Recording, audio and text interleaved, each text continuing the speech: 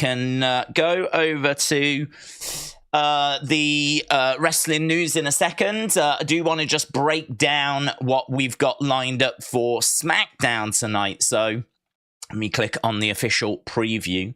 So a few bits that we've got for SmackDown tonight. We've got Cody Rhodes and Jey Uso to follow Damian Priest and Finn Balor to SmackDown ahead of Fastlane. So Cody and Jey are going to be on SmackDown tonight, along with Finn and Damian. There's an image of Rhea and Dominic as well, so I'm guessing it's all of Judgment Day. So I think all of Judgment Day are coming over to SmackDown, and we've got Cody and we've got Jey tonight as well, which is pretty exciting. Asuka and Charlotte are going to take on Damage Control. Of course, Asuka and Charlotte are going to be against each other in a triple threat. So they're going to have a can they coexist tag match that we all know and love. So we've got that as they take on Damage Control tonight. As well as that, we've got Dragon Lee going head-to-head against Austin Theory. This was announced, I think it was last week. Remember, he was in the crowd. So Dragon Lee was in the crowd last week. So he is going head-to-head with Austin Theory. We've got Rey Mysterio gearing up for WWE Fastlane as he goes one-on-one with Bobby Lashley. So Rey Mysterio against Bobby Lashley. Dragon Lee against Austin Theory. Asuka and Charlotte taking on Damage Control. And we've got Cody and Jey taking... Well, I don't think they're taking them on. Obviously, they're just getting ready for their match tomorrow against Damian Priest and Finn Balor. So, yeah, that's the current lineup. As I said, I hope everyone is well. You're going to have to give me just one moment before I jump into the chat, as I am a little bit delayed and I need to try and get a tweet out so that people know that we are live. Obviously, the big news today is around CM Punk. So we're going to be talking about that. The other news is that we got the rating come through for this week's AEW Dynamite, and it was not what people were expecting. It certainly wasn't what I was expecting. So we can talk about that. There are a few... shall we say, mitigating circumstances. There are a few reasons as to why that was as low as what it was, but even so, I think even with those reasons, it was low. So we do need to talk about that as well. And then there's also some crazy news about Matt Riddle and Jake Paul, like potentially having some sort of fight. Which, I mean, there's no clarity as to whether it's boxing or MMA. But if it's boxing, then Matt Riddle's going to get killed. If it's MMA, then I think Jake will get killed. But I'm not sure because Riddle's been out the octagon for a long time. So I don't know that he would get killed. I fancy Riddle to get the victory. But I don't know that Jake would get killed. I would much rather it be an MMA fight if they're going to do it. Rather, if it's boxing, that's it. I mean, Jake wins. Easily, Jake wins. I don't know that Matt Riddle's got any striking whatsoever. That fight wouldn't make any sense. Like, from a boxing point of view, that's not a test for Jake Paul. So I would really be scratching my head as to why we would be doing that fight.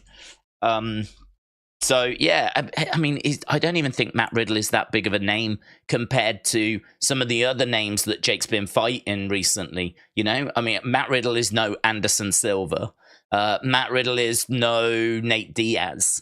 I know that, like, a fair few wrestling fans might be interested in it, but I don't know, man. Boxing-wise, that just doesn't make any sense whatsoever. It's got to be an MMA fight. It's got to be an MMA fight. If it is an MMA fight, if it's like PFL or like something along those lines, then it could be okay. Could be okay. That would be an interesting challenge. I would be leaning Matt Riddle, but who knows if he'd even show up, and if he did show up, what state he would be in all fairness. Right, I need to be jotting these down. So Asuka and Charlotte taking on Damage Control. Other matches was Rey Mysterio versus Bobby Lashley. And then we've also got Cody Rhodes. We got Jey Uso. We got Judgment Day. and more. That'll do. Lovely, lovely. That's just to let people know that we are up and running and we are live, and then I can jump into the chat and chat away with you guys. We start earlier now, so we can try and get to as many people as possible. Boom. Sent. Lovely. Right, let's go over. I saw there was a super chat that just came in, so let me do those first so that they don't get too far behind. Because you all know what I'm like. I'm a little bit rubbish at getting to them, but YouTube have definitely helped me out by having this new system where you can go back and see all the old super chats, which has been a godsend. Right, Carlin, 1985, Gareth, shout out to you. 30 months as a member. That is insane, dude. That is so appreciated. I did do a new video style for the members yesterday, which I'm quite excited about. I did it as like a Mount Rushmore. We spoke about that on the channel a few times, like Mount Rushmore of heels, Mount Rushmore of faces, Mount Rushmore of 90s wrestlers, Mount Rushmore of wrestlers that have never been in WWE, Mount Rushmore of 80s wrestlers, Mount Rushmore of WWE matches, Mount Rushmore of pay-per-views. Like, I feel like there's a lot that we can tap into there, and they're kind of conversations that we have, but it doesn't really live anywhere. Like, we've never actually sat down, recorded it, and had it as a separate video.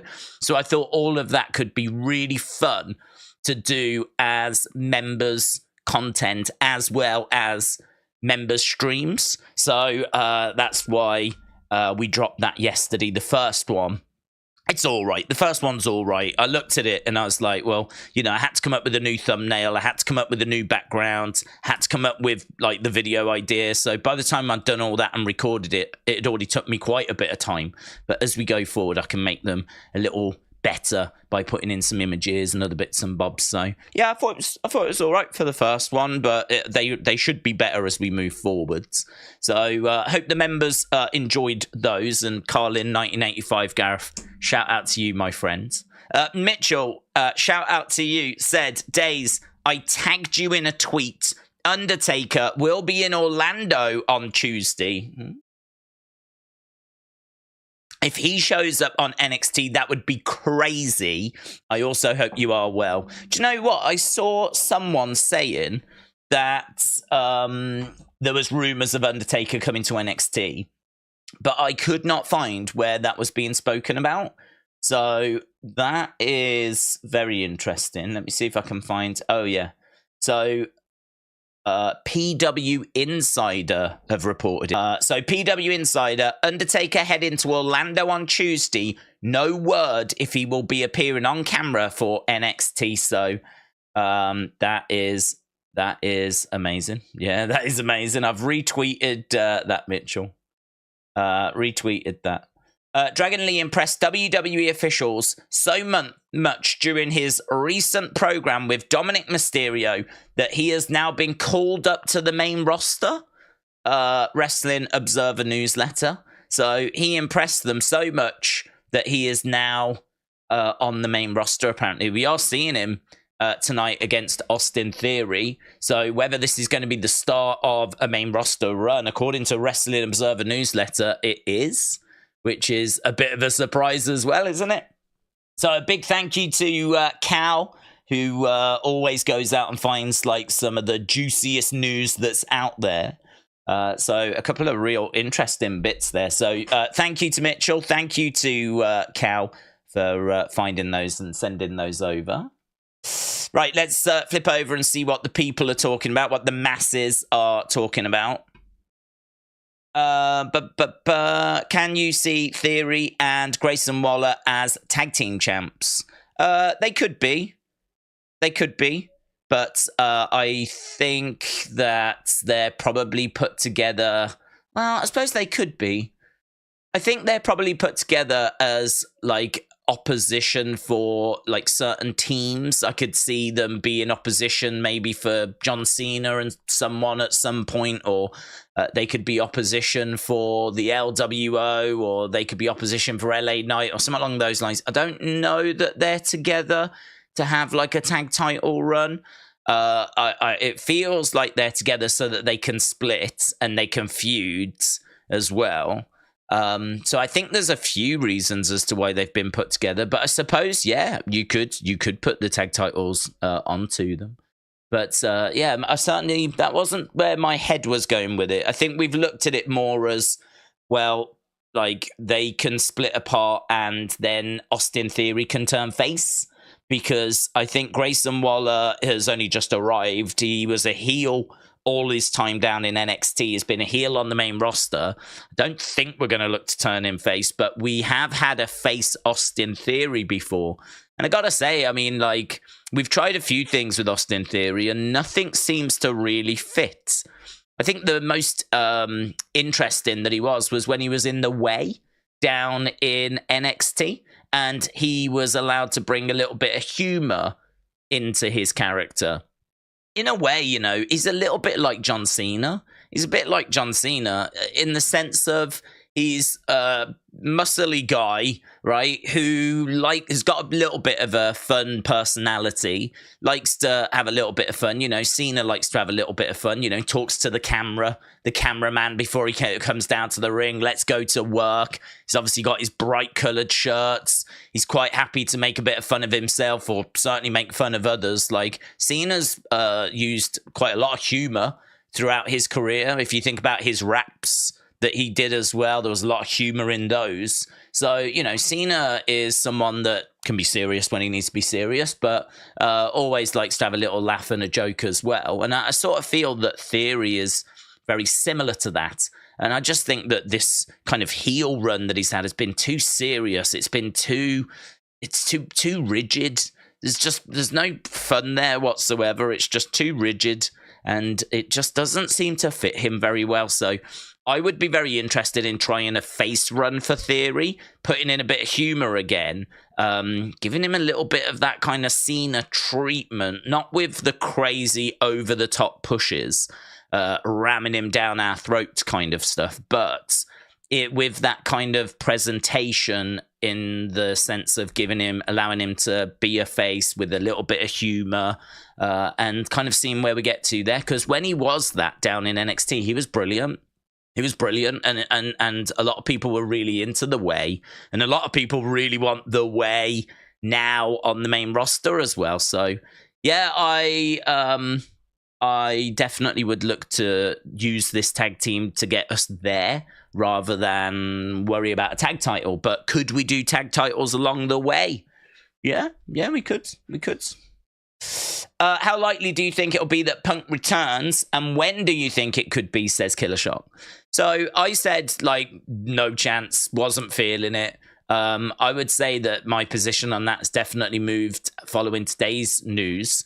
I think there is a chance now. I don't know how great of a chance, because, for example, like, let's get stuck into the Punk stuff. I have just done a video on this, which is why I was a few minutes late starting the stream. But basically, Fightful are saying that those on Raw, they are coincidental, right? There's nothing to them. And I've got to admit, I felt that way as well. Like, looking at them, you know, someone I made this point in the video on Monday. Someone talking about a puppet, right? I think it was Michael Cole saying to Seth Rollins, "You're so used to being the puppeteer, but now you're the puppet," right? And people looked at that, and immediately, like, some people drew comparisons to a promo that CM Punk did back in Ring of Honor, and that really did get traction. People were really on board with that idea. He was trending. It was all over social media. I did a video on it, and like, got good views. People were, like, really engaged with it. But I did say in that video, I'm not sure I'm buying this. Really not sure I'm buying this, because it's not that long ago that if someone had said puppet, people would have drawn comparisons to Bray Wyatt. And because Bray obviously is no longer with us, you know, that's why you can't draw the link to him anymore. And so now we're drawing a link to CM Punk instead, right? So for me, it was those kind of references were not the strongest. And so, like, apparently someone that's aware of the situation knows what's going on within WWE, saying, no, they're just coincidences. There's no intention there. So you look at that and you go, right, okay, well, there's nothing to that then. Then you've got CM Punk saying 2 months, right? Like, he made this comment whilst he was doing commentary in, I think it was the PFL or whatever, MMA fighting. He said, like, I'm free for the next couple of months. And everyone looked at a calendar and went, oh my God, it's Survivor Series in a few months. He must mean that he's locked in for Survivor Series. Well, we're getting word that there's no deal, there's no contract. There are talks, but they've only just begun, apparently. So him saying, like, weeks ago that he's free, but only for the next few months, that seems to be trolling. That doesn't seem to have actually got any weight to it. So you look at that and you go, well, I don't think there's anything to that. You look at the stuff on Raw, you go, well, I don't think there's anything to that. So you're not left with much, are you, in all fairness, apart from today? So what's happened today is that we've had a Wrestling Observer report where CM Punk, or sources close to CM Punk, are saying that there are talks, right? So sources close to CM Punk are saying that there are talks. WWE aren't saying anything, but sources close to CM Punk are saying there are talks. And that is the first concrete kind of, here we go, some movement on this situation. That is the first thing that I've seen that you can go, okay, there seems to be something there, right? There is something there. There is a source saying that there are talks that are now underway. What we don't know is how serious those talks are, because the point I make in the video that I just uploaded was these kinds of talks can happen and lead nowhere, right? We all saw, like, Vincent and Dutch go to NXT and sit in the crowd at NXT, and obviously they didn't end up getting signed. And there's been plenty of those kinds of situations in the past where people come in, have a tryout or have some contract talks, but they can't find the right way forward, and so the deal falls off the table. The other interesting news that came out is apparently Fox wanted CM Punk for SmackDown, and Vince said no. Vince wasn't interested in bringing CM Punk back at that time, right? Now, that was a few years ago. Maybe he feels a bit different now because the threat of AEW is kind of grown, if you will. Like, if you thought they were going to die after a couple of years, well, they haven't. They're still around. And they're now obviously picking up big stars like Edge, potentially Mercedes Moné, a.k.a. Sasha Banks, could be going there very soon as well. So, you know, WWE's position on that may have altered. And so we could be looking at a situation where Vince has kind of changed his stance on it. We don't know. We honestly don't know. As we said, these talks could go nowhere. It could just easily be a case of them trying to establish how much money he wants, how much does he value himself, what would he be looking for. It could be a fact-finding mission, couldn't it? To try and figure out, like, you know, yeah, go have a word, let's see what he's saying, kind of a thing. See what he's saying, come back, well, you know. But if there are talks, there are talks. It's as simple as that. If there are talks, then there is definitely a green shoot there at the very least that could grow into a tree, that could grow into something. This is definitely a situation to keep an eye on now. This is definitely a situation to keep an eye on. There is some movement with this. Whereas before, as I said, there wasn't anything. You know, you've got CM Punk saying a comment which I think was nothing but trolling. You've got those little references on Raw which have turned out to be nothing but coincidences. So outside of this talks news, I wouldn't say there was much there. But now all of a sudden there's a flicker. There's a flicker there. So, yeah, I'm very interested, like all of you, to see where this goes. And make no mistake about it, if CM Punk returned at Survivor Series, I would be over the moon. I would absolutely love it. I never expected it. I gave it no chance. But if it does go off, if it does go that way, absolutely brilliant. Brilliant. I'm not someone that, like, doesn't want him to come in. Because I think that I was always a fan of him when he was in the last time. I always thought they could have done more with him and treated him better when he was around last time. But I think that, I feel a bit sorry for him after his run with AEW. I'm not someone that has been really anti-CM CM Punk or has had this big falling out with CM Punk after what he's done with AEW.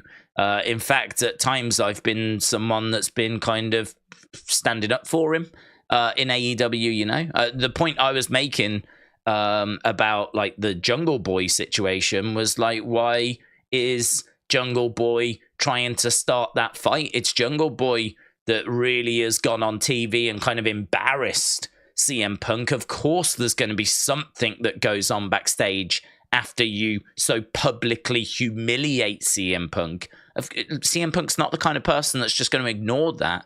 And surely Jack Perry knows that as well. Like, this is a world where, like, you are having to stand up for yourself. You are your brand. So if someone's going to disrespect you and disrespect your brand so publicly, of course you're going to stand up for yourself. Now, that doesn't mean go and choke the guy, right? I will be the first to admit he went way too far, right? I'm quite happy to admit that. But equally, like, I would say that was stupid by Jack Perry, and he well deserves his suspension. And who knows if that's going to turn into anything else. Maybe he will get released, but I doubt it, because I think if he was going to be released, they probably would have done it by now. So I think Jack Perry is getting suspended, and I think that and will come back. And obviously they got rid of CM Punk. So yeah, I think WWE needs to be aware of what they're getting, though. They're getting someone that can cause problems. They're getting someone that needs to be managed closely. They're getting someone that's not going to be easy to work with. But I would like to also think that WWE have got it set up backstage where they can deal with that better than AEW. And they are also going in knowing what to expect. You know, they have dealt with problematic people before. And it's not always worked, though. You know, Warrior is an example of where it hasn't worked in the past, the Ultimate Warrior. But, you know, they've dealt with people like that before, and I don't know, we'll have to see. It could blow up, man. If he goes back, it could blow up. As I said, you'd be stupid to go into it with your eyes closed. So it's a gamble. It's a risk. I feel like we've got a long way to go until we even, like, really need to be having those kinds of conversations. But if at that moment, if he comes out at Survivor Series, I mean, it's funny because a match I talk about a lot, as one of my favorites, is Survivor Series 2014, where Sting arrives for the first time in WWE. And I love that moment. It's one of my all-time favorite matches. I think the match is brilliant, but then Sting's arrival finally in WWE didn't come in during the invasion. He was like one of those stars that people were waiting for, but he never came in at that time.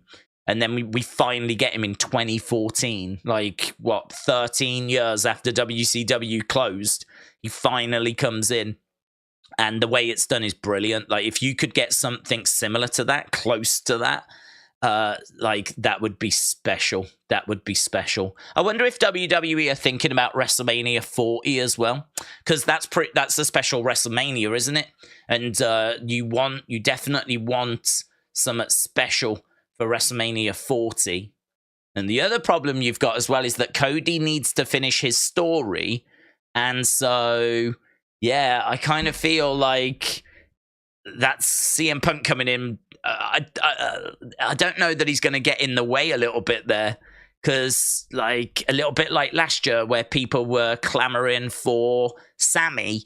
And so Cody was kind of in the mix, but people wanted Sammy as well. Like, are we going to find ourselves in a situation where people are clamoring for CM Punk to be the one to beat Roman when, you know, Cody's right there? I think they would still go with Cody. But as I said, look, this is a whole conversation for a different time. But that's very much where the conversation can go if he returns at Survivor Series. But Meltzer on the newsletter mentioned that TBD cost them 10% to 12%, which would be $880. Warner Brothers Discovery getting all the blame, but it's possible Edge may have turned people off. Yeah, okay, so just switching gear momentarily, talking about the ratings for AEW, I completely agree. So the rating came in at 800,000. Meltzer's saying that they're responsible. So there was some TV listing, right? Which Meltzer's saying is like 10%, 12%, right? I made the point, give them 20%. Like, you know, I think that's well above what it would be. But give him 20%. Say it affected 1 in 5 people, right? And 1 in 5 people for some reason didn't end up tuning in. That would take them to 960. So even if that number had come out as 960,000, we would still be saying that's below expectation.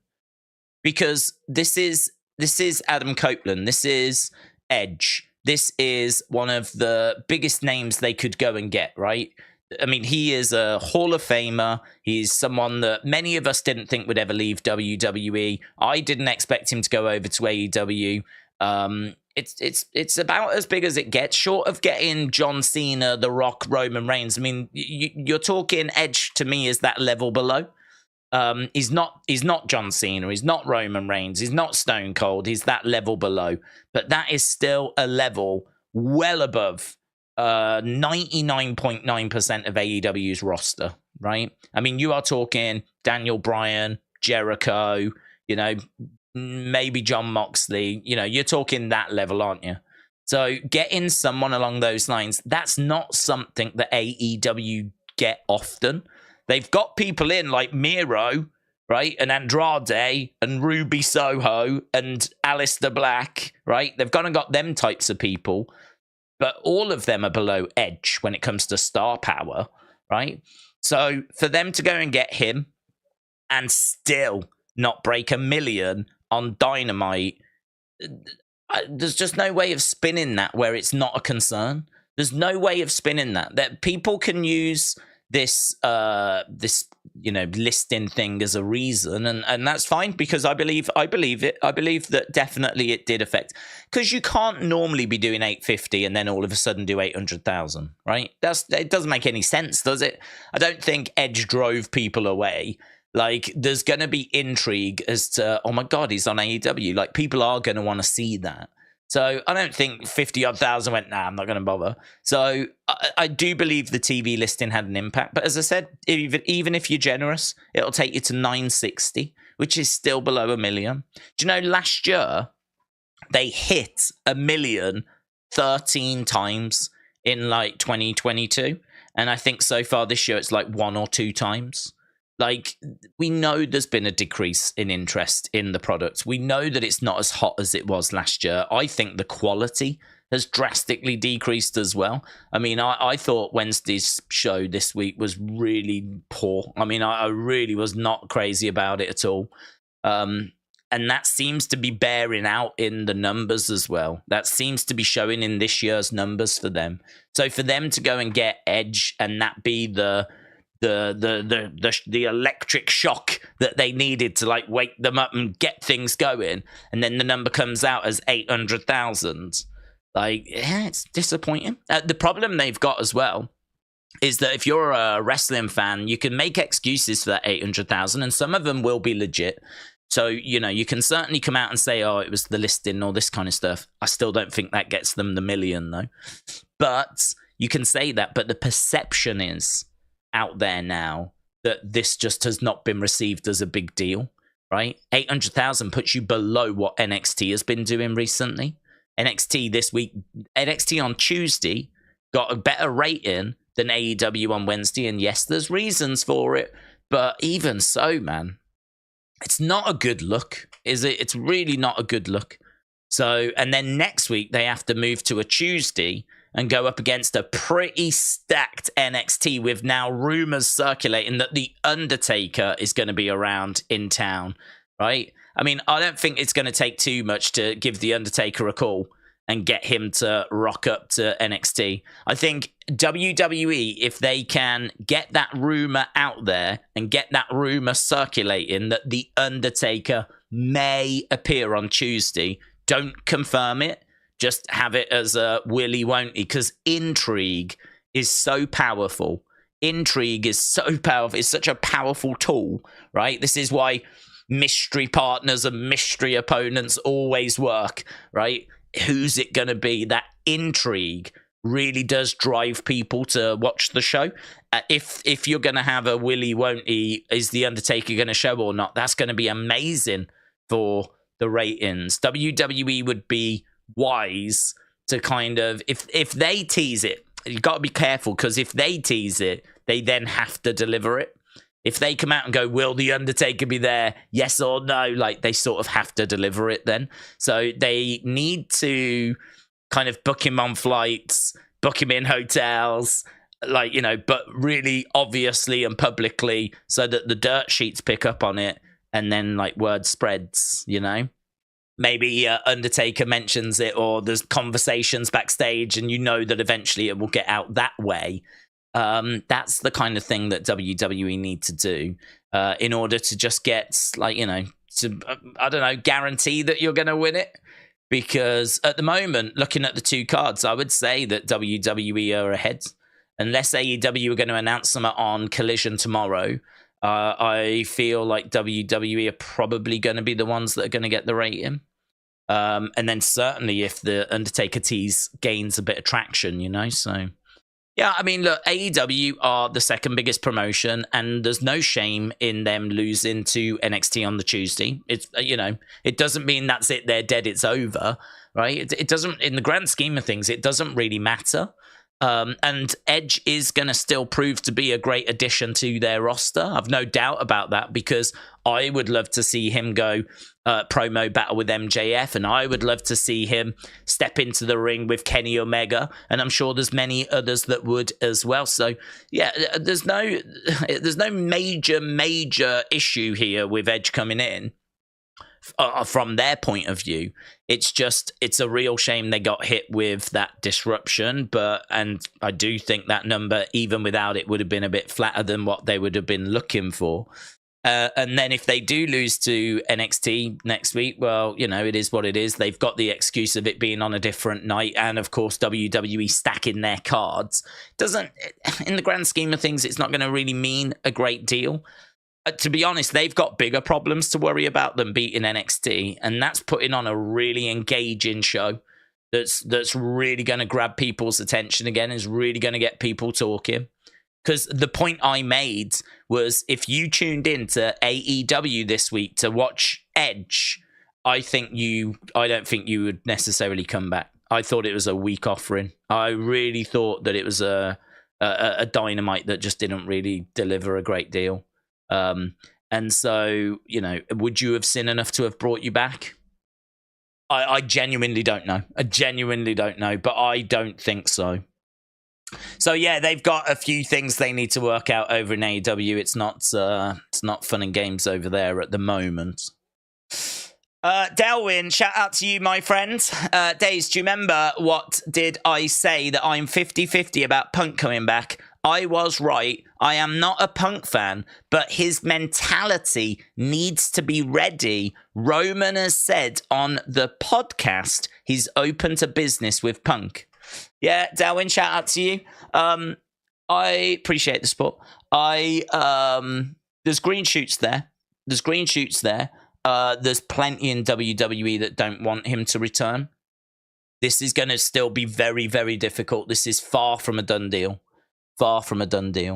I think it's one of those where if he does come back, amazing. It's going to be one of the biggest news stories of the year, of the past few years, and that's saying something considering all the news stories that have come out of WWE.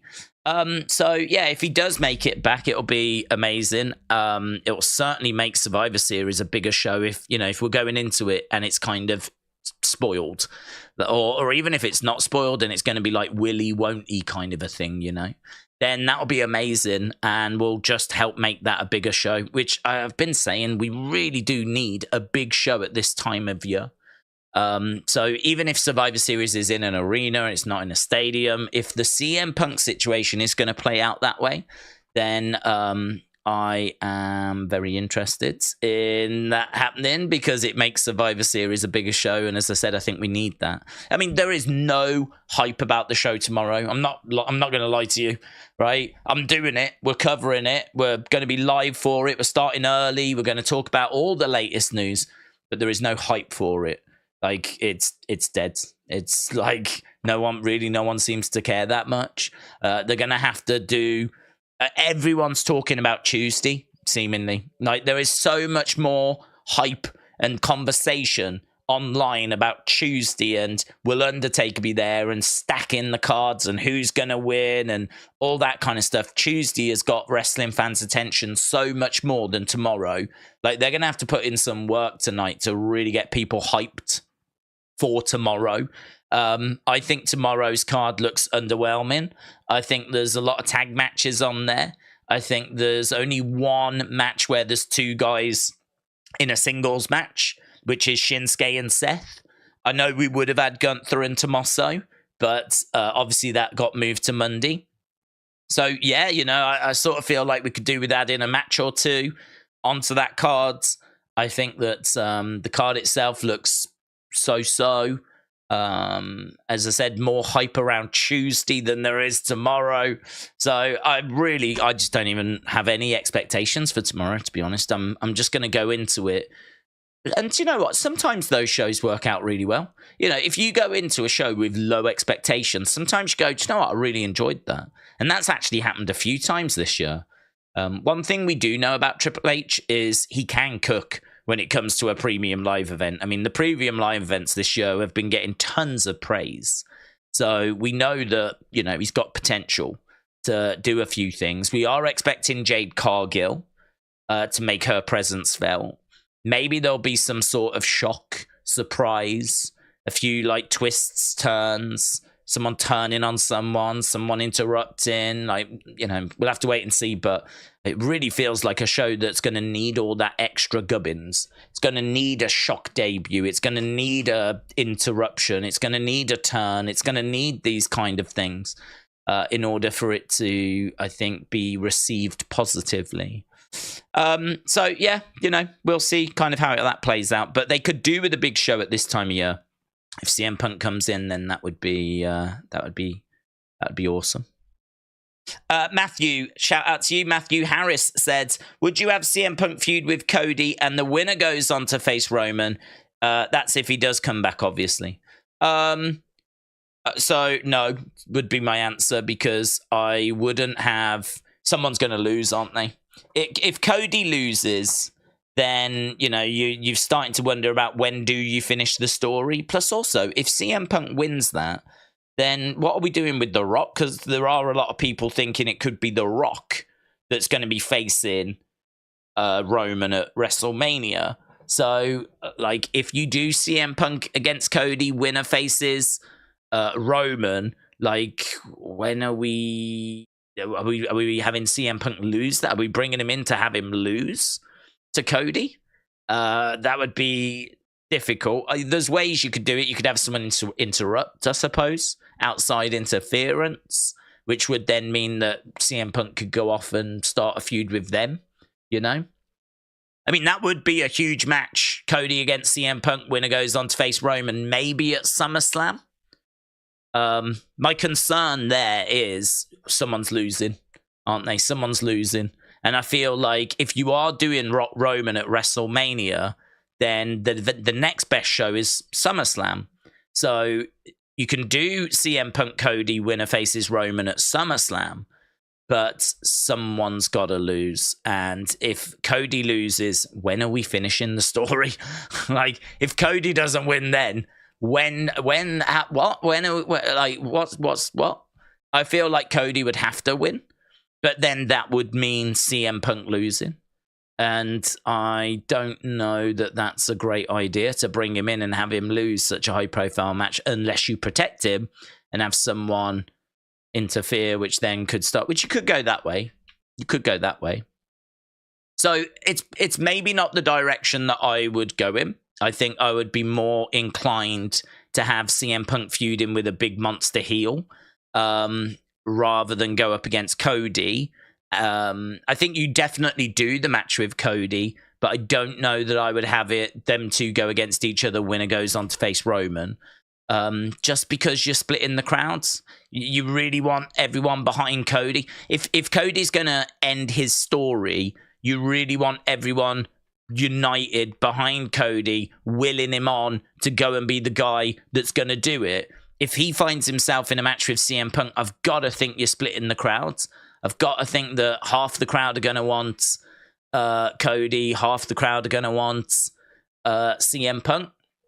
it's a little bit like earlier this year where we had Sammy and Cody. Like, we didn't do Sammy versus Cody.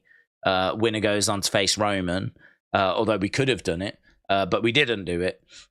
So I think it would probably be the same if CM Punk comes in. I don't think we would do the match because I think you end up splitting the crowds.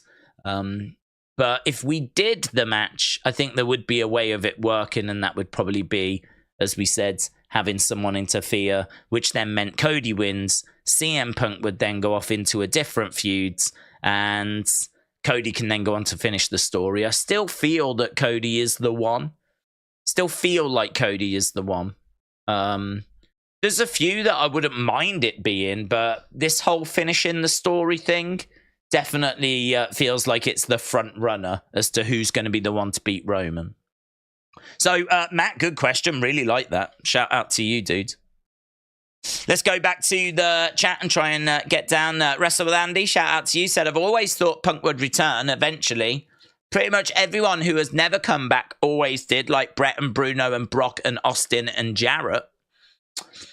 Shaky Jake said, Punk has to come in as a heel. Cena is his only opponent. JB said, my biggest gripe with Triple H is how relaxed he is on the face-heel dynamic, especially in the women's division. He has no problem with heels getting cheered and baby faces having no momentum. Steve said, Seth Rollins against Punk. That would be pretty sick. Dylan said, did you see that Dave Meltzer reported that Roman Cena is not planned? No, I didn't. No. Was that on today's thing, was it? Wasn't, but hang on, that came from Wrestling Observer Radio, that it was in the plans.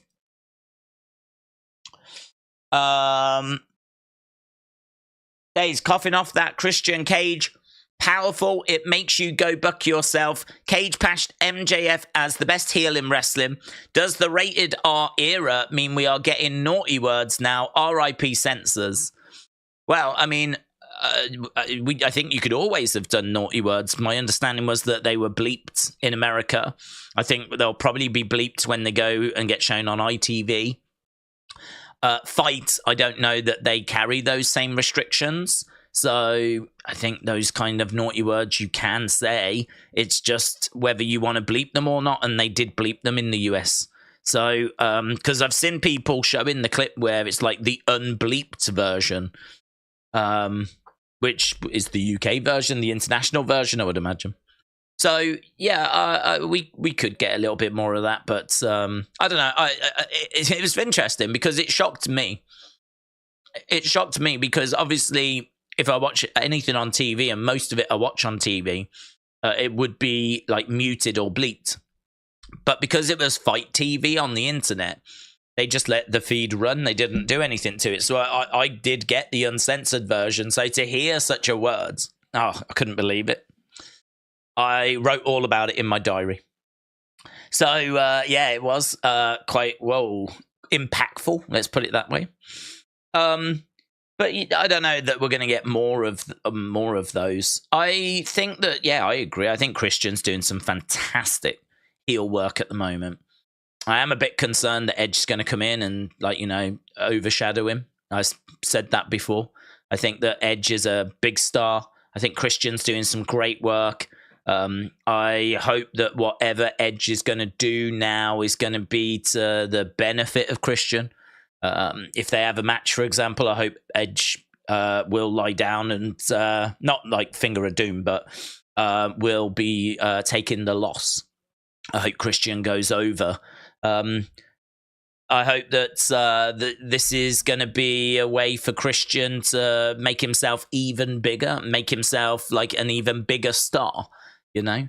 Because I feel like Christian came in and for a little while we were struggling to try and find how to use him. We tried a few different things and just couldn't quite find it. And then we've done this heel turn and it's been so good and it's just been getting better and better. I think he's really grown into it and kind of found his groove and has got comfortable with what he can say, when he needs to say it. I mean, he's a pro. He's been a heel before. But, I've been enjoying him more and more the longer he's been doing it. And I think we're in a really good spot right now. So this is why I don't want to see him throw it away. I mean, like, I wasn't too worried that he was going to join up with Edge so quickly. I wasn't, they teased, like, let's join forces. I wasn't too worried that they were going to do that. I think they will join forces at some point. But as I said, like, I hope now we're just going to be trying to put him over even bigger. Because it is true. He is doing some great stuff. Jim said, I was surprised AEW released an uncensored version on YouTube. Oh, did they? Did they? Yeah, I'd be surprised at that as well. I didn't know that. Ken's Lee said, do you think Roman is going to appear on Friday? Not down since Chiyu. Colin Rhodes Judgment Day is going to be on Friday. Do I think Roman's on the show next Friday? I think so. It's middle of March that he's scheduled to return as we build towards Crown Jewel. So we are looking at either next week or the week after. So yeah, next week, I'd feel there's a very strong chance that Roman returns. I'll probably find out tonight, I would imagine. James said, since returning to WWE, Cody has won 99 out of 102 matches. People are saying that he's being buried. He's not being buried. One thing that he is, though, is he is being pushed to the side in the sense of we don't have anything massive for him right now. So, like, this year, he had his match with Roman. Then he went into the feud with Brock. And really, since that ended at SummerSlam, there hasn't really been anything for him, has there? I mean, he's just been faffing around with the Judgment Day. And like having some matches with Dominic. So I certainly, buried is ridiculous. But if someone wanted to say, is he being kind of just moved to the side at the moment? I'd be like, yeah, he probably is. He doesn't feel like he is, like, really moving forwards. Like, there's not like a juicy feud that is really... This feud with the Judgment Day, like bringing Jay over and trying to stand up for Jay, and it's all just a little bit bitty, isn't it? Do you know what I mean? It's not the same as like a big, juicy, pull-apart brawl, right? It's not like the locker room's being emptied out because we've got to drag Cody away from... It's not like his feud with Seth, which was quite meaty. This is, I don't know, it just feels a bit of a stopgap. I'm just waiting for him to say that he's been traded to SmackDown, to be honest. And then off to SmackDown he goes and starts like some sort of news story over there. In fact, I'd rather we did that, to be honest. I'd rather move him to SmackDown and have him feud with, say, Karrion Kross or someone, where we could actually get stuck into a feud and he can cut some promos and all that kind of stuff, rather than being part of a story where there's a lot of people involved. I'd rather just get it down to him against someone else. So, no, I mean, look, buried, no. But if someone was to say, yeah, but he's not the focus or he's been pushed to the side, I'd be like, yeah, I can see that. But I think it's only because we've got plans for him that just haven't started yet. I think we've got plans for him to be the one maybe that takes down Roman, but we don't want to do that till next year. And so, it wouldn't surprise me if it was Roman Cody at WrestleMania. Like, that wouldn't surprise me in the slightest. But, yeah, I think that we are just having to try and get through a little period at the moment. So we'll have to see. He's got a major announcement on Tuesday, hasn't he? We'll have to see as to what that is. But many are expecting it to be Dusty Rhodes Classic. Aaron, shout out to you. Hope you are well, my friends. Aaron said, I wish Seth would ditch this character. I love Seth, but I feel him going back to the best wrestler weekly. He is definitely over, but I miss the old Seth. I agree. I completely agree. The Judas annoys me, right? I think seeing like someone like Jericho come out and like having to listen to that song for a few minutes each week, it's just, it's one of those that it's great if you're there live, I would imagine, to sing along, right? And be a part of that experience. But watching it week after week after week after week on TV is like, oh, I don't need it. And I feel exactly the same about Seth as well. And Seth's song and, singing that theme song and whatever. I mean, as they're coming down, to the ring, I've got no issue with that because, you know, you hear the songs, entrance songs each week. So if people want to sing along with it, that's fine. But it's when it disrupts the segment. It's when it goes on. It's when the music stops and the crowd continues singing it like they do with Judas, like they do with Seth's. And then Seth like plays to it as well, like sing my song during his interview. And then we have to listen to the crowd singing it again. Yeah, I mean, that stuff, I find it tedious. I don't find it entertaining. I find like I'm having to sit through that to get to the promo. So I agree, like that stuff, not a crazy fan of that. But I mean, that ain't going away, is it? Let's be honest, that ain't going away. His wacky outfits, I mean, I don't mind them. They're okay. But I don't know, like I don't know. It's going to have to take something now to be quite shocking, isn't it? Because we've seen such outrageous attire for so long that now he just tends to come out and it's just another outfit, really. I mean, like when he was wearing those red boots, that definitely was like, oh, have you seen what he's wearing? Like there's the odd thing he can wear that makes you go, oh, what is he wearing? But most of the time now it's just another wacky outfit, you know? It's kind of hard to know what he refers to himself as the visionary, doesn't he? And it's kind of hard to know what he's standing for or what he's fighting for or what he's trying to achieve. I don't really know. It's just there, isn't he? It's just there. I don't really get it. I don't really understand. I think when he was Monday Night Rollins and his goal was to steal the show every week, and he wanted to have the best segments, like you could understand that. Whereas now he is what exactly? Flamboyant? I don't know. So yeah, Monday Night Rollins is still the best. I would say that this is. I think we've had worse than this. I think Monday Night Messiah was worse than this. Although what I will say about Monday Night Messiah was even I don't know why. But at least I knew that he was a Messiah who had disciples that were following him, right? So at least I could hang my hat on that he was a leader of people and he had Austin Theory and Buddy Murphy who were following him. And he had followers, he had disciples. I don't think it was better than this, though. I'd probably still take this over it. But, yeah, you know, I don't disagree. I mean, I'm going into tomorrow hoping Shinsuke wins. I'm so enjoying what Shinsuke has brought to that feud. I'm very much up for a change. I mean, Seth is a much-loved wrestler. So respected. He's got a lot of good feeling in the bank, let's put it that way. I've got a lot of good feelings towards Seth. You know, all the moments that he's given us.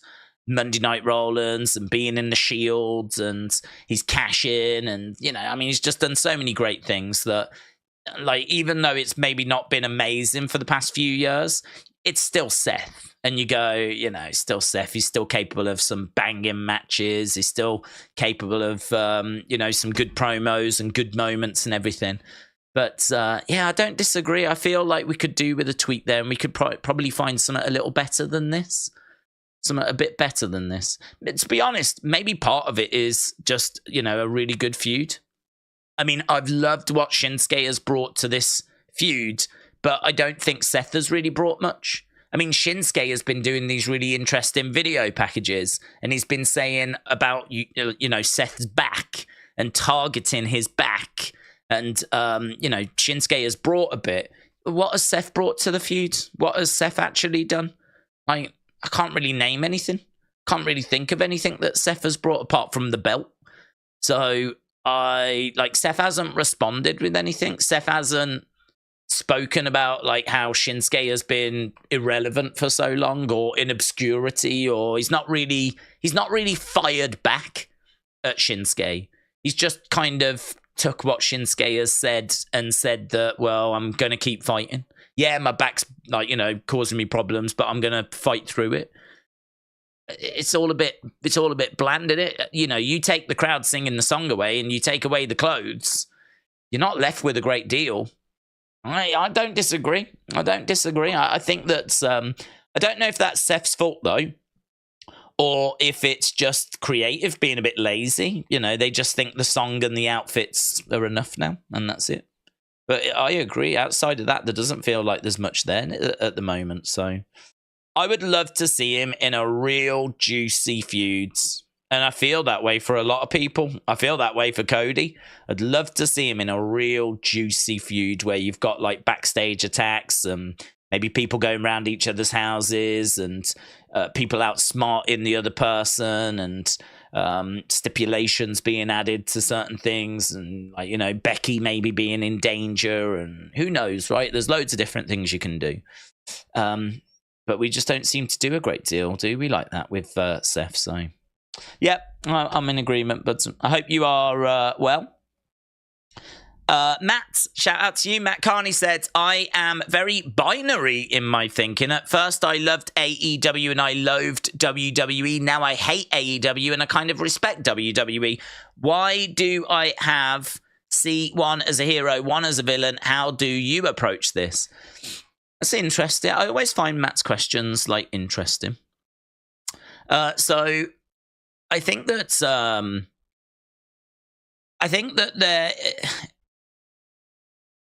there is tribalism in wrestling, right? There just is.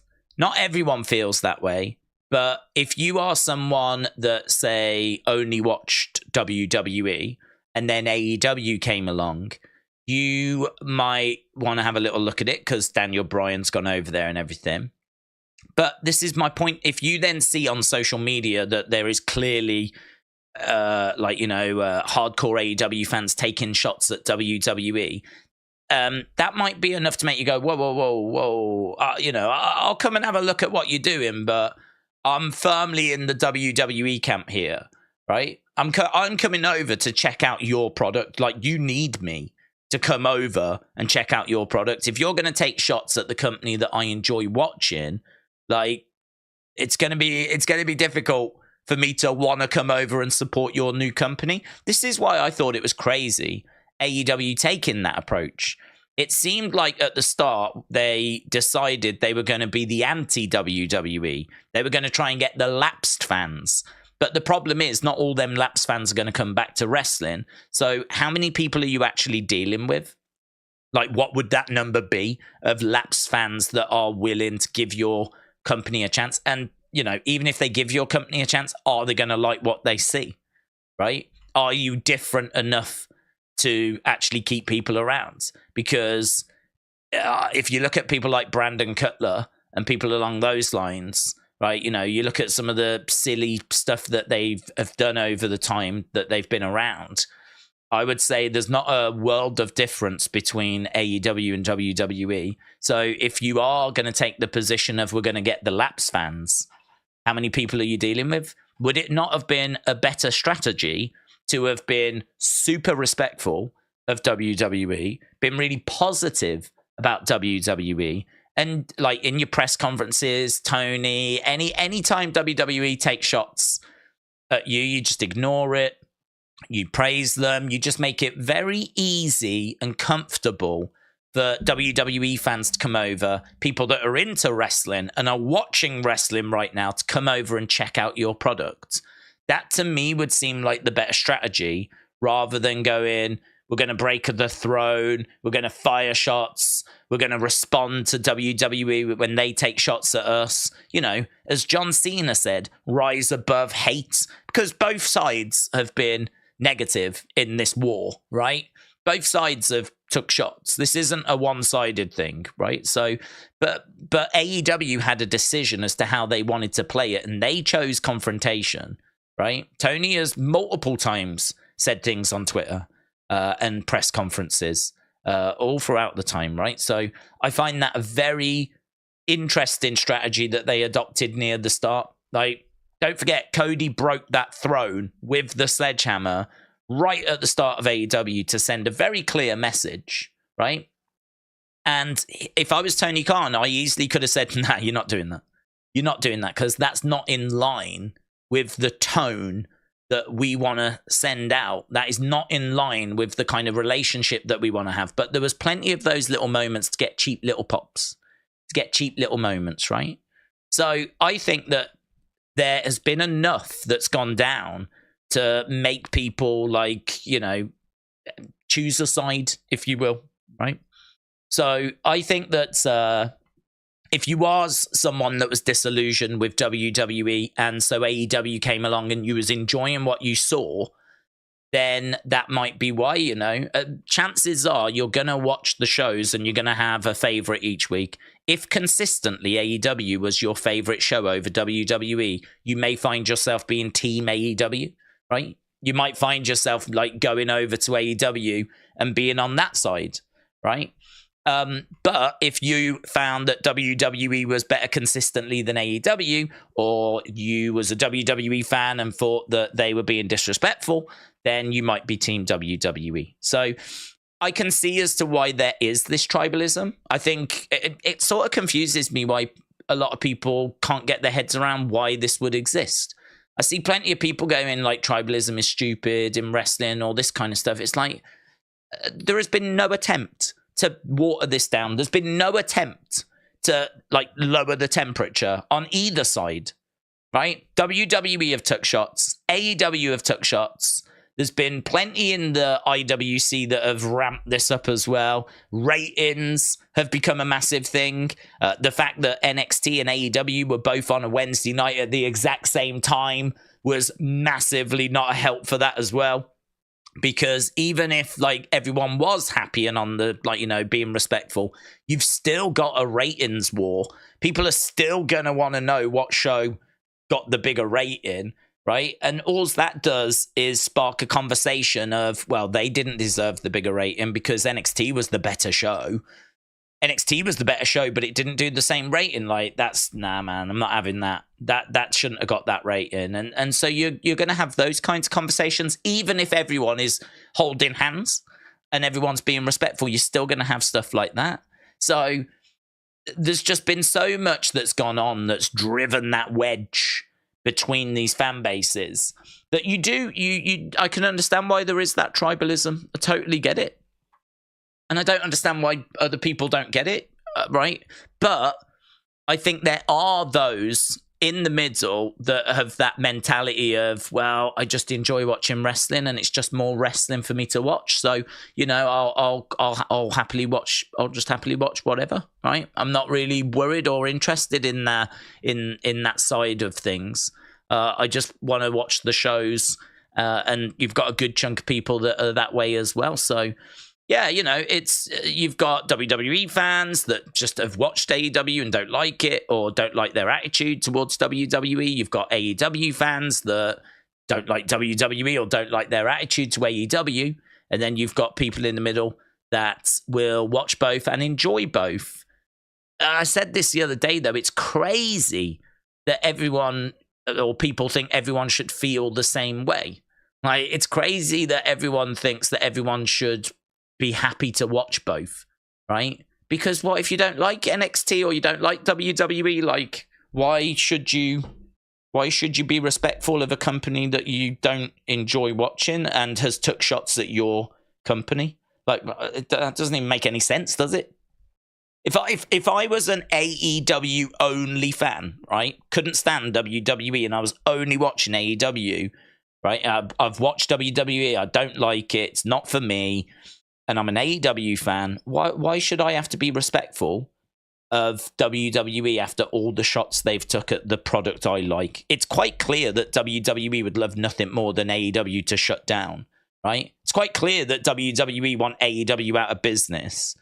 They're trying to do a lot of stuff to, like, not get them shelf space and not allow them into certain venues, to make things as difficult as they possibly can, locking all their talent down so that there's no talent that's available. The talent that is available is maybe the kind of names that you can do something with, but they're not the big names you'd be hoping for, you know? Because these big names are all locked down to like massive contracts now, inflated contracts designed to ensure that they don't end up going to AEW, which is why when you do get an Edge or you do get a Sasha Banks, that's massive. That is huge, because there's a lot of big names that are like locked down to like these big contracts. And, you know, we've heard about contract tampering. We've heard about like retail wars and things that have been going on in retail spaces. I wouldn't be surprised about the venue stuff. As I said, I know WWE has got relationships with venues where they will and have said to them in the past, if you allow any other wrestling show into this venue, we're gone. You will not have our custom ever again. So, like, if a venue wants to bring in AEW, they run the risk of losing WWE. Like, all of that stuff goes on behind the scenes. And people are surprised that there's, like, tribalism and everything. So, don't know, man. Like, I get it. I get why you've got people that are WWE fans that hate AEW. I get why you've got AEW fans that hate WWE. I get that. That's not hard for me to understand. But I also get why you've got people that just, you know, don't care about any of that noise, don't care about the business side, don't care about the ratings or anything. They just want to watch the shows and enjoy the shows. And God bless them people. God bless them people. Because I got respect for them people. Because they're just cutting out the nonsense, really. They're just cutting out all the unnecessary drama. And they're just like, I want to watch as much great wrestling as I can watch. And if they watch both shows and genuinely enjoy both shows, God bless them people. And God bless the people that watch WWE and don't watch AEW. And God bless the people that watch AEW and don't watch WWE. Because there is room for everybody. So, my approach to it is very simple. I watch the shows and I then, you know, try to enjoy both shows. I think that with AEW, they were putting on really good shows around, like, I think I was giving AEW, we went through a period of, like, obviously rating both AEW and NXT because we were watching them at the same time. I feel very confident that I gave AEW better ratings than I did NXT during that time period. And actually, what people sometimes forget is that I stepped away from NXT. I was really not feeling 2.0 stuff. I got to the point where I stepped away. I didn't step away from AEW. So sometimes I think like I can get painted as like a WWE fanboy. I see this in the comments sometimes. If ever you criticize AEW, apparently you're a WWE fanboy. But the truth is that if you look at my track record, I stepped away from NXT. I didn't step away from AEW. And during that head-to-head period, I gave better scores to AEW. But it doesn't change the fact that I am honestly struggling with AEW right now. Like, where I've got with AEW is I am on the verge of stopping the streams because there's so much about the shows that I'm not enjoying that there's a very little that I enjoy. And so the streams on a Wednesday are becoming me just like, nah, I'm not feeling that. I'm not into that. I'm not into that. And then there'll be something that I enjoy, like a Tony Storm. But it's getting few and far between now. It's getting to the point where it's vastly outweighed. So, you know, we were trying to get through to Wembley, and we got through to All Out, which was a good show. Enjoyed All Out. And Grand Slam, I thought, was a decent show. So there has been some decent moments recently. Can't say that it's all been bad by any means. There's been a couple of, like, you know, decent feuds, good shows. But I do just find that Dynamite on a regular basis now is just, I think the kind way to word it is just not for me. So, you know, I can't even really watch it this week. So I'll be watching NXT. It's Tuesday. I'll be watching NXT. And so I'll try and have like AEW on, but it'll be secondary. And then there isn't one on Wednesday. So I don't know. The week after that, I don't know what the show's going to look like. I don't know where we're going to be with certain feuds and all that kind of stuff. But yeah, my approach to it was watch both and try and like enjoy both because it's in my benefit to be enjoying both because it's more streams, isn't it? It's more streams. It's more content. So it's in my benefit to watch and enjoy both. But I can't hide it if I don't. I couldn't hide it when I wasn't enjoying NXT, and so we had to stop. And I feel like I'm in the same place now with AEW, and I can't hide it, and I wouldn't want to hide it. I've got no interest in lying about enjoying a show that I don't enjoy. So, yeah, you know, AEW is not in a great place with me at the moment. I want streams that are like down and moody and all that stuff. People come for a good time. So how do I approach it? I try and watch both. I try to find good stuff in both, but it's not always possible. It's not always possible, and I've experienced that with both NXT and currently going through it with AEW.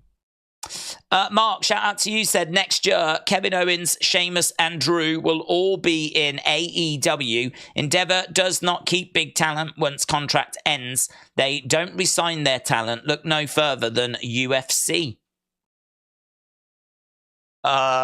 James said this week's Dynamite was trash. I fell asleep watching it. Yeah, I agree. I thought it was a poor show. I don't know how it was received. I never look at reviews for Dynamite, to be honest. I don't really look at reviews for Raw and SmackDown. So, you know, I would imagine quite often we're probably at odds with what other people are saying, but it doesn't bother me in the slightest because we watch the shows and we react live and we share our honest opinion. So if there's something we like that other people don't like, that's just the world, innit? That's just the world. There's everyone's going to have slightly different opinions on different things. But that's why, like, I've got respect for, like, people that do watch AEW and enjoy it. Like, I don't think them people are wrong or anything. It's just different opinions. I tell you what, that is what I think the wrestling community could really benefit from, is not everyone has to think the same way or feel the same way, right? For some reason, like, humanity just can't seem to get its head around the fact that there are different opinions and that it's all right that people have different opinions. You get these big arguments online where people are trying to say that something is like trash, and then you've got people that are like standing up for it, and neither side is going to get anywhere because neither side is going to change their mind.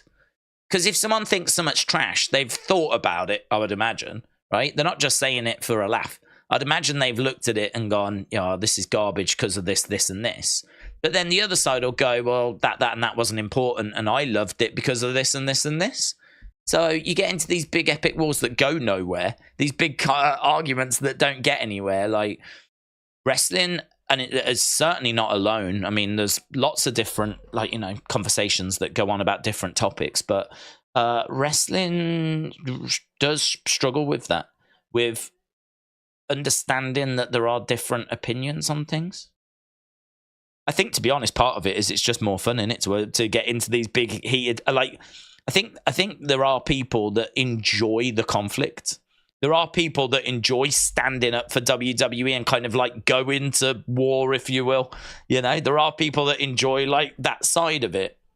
So you have to take that into consideration as well. There are people online that, you know, if they watch Dynamite and hate watch, they are doing it because they want to find the bad stuff. And so they can go online and go, did you see this? You know, and lay into it. Like, I can't get my head around that. I don't understand why you would purposely watch a show that you hate just to then criticize it. I would, like, go and do something different. Go and do something you love. You know what I mean? Go and do something that you enjoy. You've only got so much time on this planet. Go and do something else. I don't get why AEW fans get salty when AEW is criticised. It doesn't help the product if no one can criticise it, which is why there's no incentive for them to improve, says Leo. Well, I would counter it with, I think it's probably the same with WWE fans as well. I think if AEW fans criticise WWE, I would imagine that would also get a salty reaction, you know? I think it's just one of those. People, if you enjoy something, you don't want it to be criticised, because I would imagine part of you doesn't want to be seen as being wrong for enjoying it, which is flipping hilarious if you think we're all wrestling fans and in the eyes of the world, we're all wrong anyway for watching wrestling, right? This is super niche, isn't it? Wrestling ain't the cool kid in class, right? If you say that you watch wrestling, like, there's plenty of people that will be willing to shoot you down. So the fact that we're shooting down fellow wrestling fans, the whole thing's pretty funny, isn't it, if you think about it? None of this is cool. Like, none of it is cool. So, yeah. there's not much we can do about it. We're certainly not going to be able to change it. I get why the tribalism exists, as I said, and I get why there's people that enjoy one product or enjoy both products and all that kind of stuff. It would be nice if we could appreciate the fact that people are allowed to feel differently about things. I wonder if this happens in music. I wonder if there's like, if someone releases an album, I bet it must do. If someone releases an album, like, do you have people that argue about if it's good or not? I'm guessing they do. I suppose the difference is you're probably not going to get, I don't know, Metallica fans having a go at like Taylor Swift fans about how the music's rubbish or whatever, you know? I don't know. It must exist in some form. Maybe like if a new album drops, like there's a new Ed Sheeran album, perhaps there's like Ed Sheeran fans arguing as to whether it's good or not. I don't know. I'd imagine if you're an Ed Sheeran fan, you're probably just going to love it anyway. You're probably going to just be blind to the fact that it might not be that good. So I don't know. There must be other. There must be football. I know it exists in football. You know, Chelsea fans and rival football fans and NFL and all that. You know, I suppose that's the way to look at it, isn't it? WWE is the Dallas Cowboys and AEW are the Miami Dolphins. You know, so like it's like people have picked a team. Days, what do you think if WWE brought back Uncle Howdy to honor Bray Wyatt's passing, said Kashawn? I wouldn't mind it. I don't know that I would do it as a way of honoring Bray's passing. It wouldn't necessarily be an honor of Bray in my mind. It would just be that we've got something for Bug to do, and we're going to continue with the story. Yeah, you know, if Uncle Howdy went on to achieve something or win a match and we put Bray's picture up on the screen, you know, that would be an honor of his passing, and, you know, we could maybe work towards that moment. But I don't know. I wouldn't view it that way. I wouldn't view it of like, you know, we're doing this for Bray and all that kind of stuff. I'd just see it as we're just continuing with this character. It's something for Bo to do. It's some WWE think creatively they can get some out of. But to be honest, I would struggle with it because I didn't think the Uncle Howdy character was any good at all. I mean, there was very little about that character that once it was here, I was, you know, like from the Titantron to the music to the mask to the, I don't know, just everything about him was just not right for me. It wasn't. I would like to have seen where the story would have gone. I'd like to have seen how he would have been used, but I don't know. It's was I meant to believe that's how he looked? Because it did look like someone wearing like a mask, and at first he had a full face, didn't he? So I don't know if I was meant to believe the full face was his actual face. But then they changed it and they like cut the mouth bit out so you could see that there was a person underneath it. So they sort of changed that. And I think all of this hurt it because like you kept changing the mask. We didn't know his relationship with Bray. What was his relationship? Was they brothers? We knew they were real life brothers, but were they brothers in kayfabe? Were they friends? Was he a follower? Did Bray follow him? Like, where did he come from? Where did he come from? To my knowledge, he's never been referenced before. It's just some dude that arrived and, like, we never really got any answers to who the flip he was. And then, like, his look was a bit out there. So I could understand if people looked at him and went, who's this boomer? Then, like, the face, like, as I said, was I meant to believe that was his actual face? And then they changed his mask and, like, I don't know. The whole thing was just super. White Rabbit was amazing. Then we got into this story of Bray, like, no, I'm not that person anymore. And it took one Sister Abigail from Uncle Howdy to change his mind, right? And then, like, obviously we built towards the Pitch Black match. We got to be honest, there was loads of people that weren't feeling that match. I didn't mind it. I didn't mind the Pitch Black match. I thought that it was a bit different. I liked the kind of UV light and all of that. I thought it was kind of cool. But there was a lot of people that were like, nah, that's not what I'm looking for. And there was plenty of people that were annoyed that it took so long to get to a Bray match, you know? So I don't want to change what happened. I don't want to look back and change just because Bray has now sadly passed away. I don't want to look back and paint a different picture than what it actually was. And what it actually was confusing, didn't make a great deal of sense. I could understand the general story, but there was still plenty that hadn't been explained. So I think if you bring Howdy back, I ain't got a problem with it. But first of all, it's not a character I was massively into, so you're going to have to really do some work to get me into him. I think the fact Bray has passed will mean that I would be interested, obviously, to see what we do with him. But how's he going to wrestle in that outfit? Like, we didn't see him ever wrestle a match. So, how would he actually wrestle? Like, promo-wise, would he have a group of wrestlers? He couldn't really be on his own. Would he be in the fun house? He didn't seem like a fun character, did he? He didn't seem like we were going to have mega lols with Uncle Howdy. So I kind of feel like we might need someone with him that we can have some lols with. I don't know. I'd have a lot of hesitation. I don't know if it's better left just left. I've said before, it might be better to bring Bo back as Bo, because I think that a lot of people would root for Bo to go and do it for Bray. Go on, go and do it for Bray. If Bo was to come back as not Howdy, as just Bo, and he came out not with Bo leave or anything, but just like, it's been really hard. I want to see if I can achieve a bit more in my career. I'd love to get my hands on a title, and, really try and do my brother proud. Like, maybe that's the better way forwards. Because if he came out and said stuff like that, I'd be like, go on, mate. Go on, I'm proper there with you. Go on. Do it for Bray. Do it for yourself, but do it for Bray. Like, and I would, imagine him being the one to beat Gunther or something. Like, you'd be right behind him. And could you imagine the emotion in that moment? And if he did beat Gunther, holding up the IC title, looking up at the heavens, looking up to Bray, like, you imagine the emotion in that. Like, to me, that seems a million times better than Uncle Howdy. A million times better. I know people want that kind of darker side, that mysterious mystique and all that kind of stuff.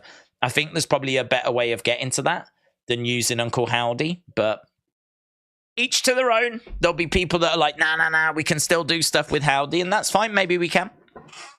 And people might be like, we can put Alexa with him and do some stuff there. Yeah, maybe.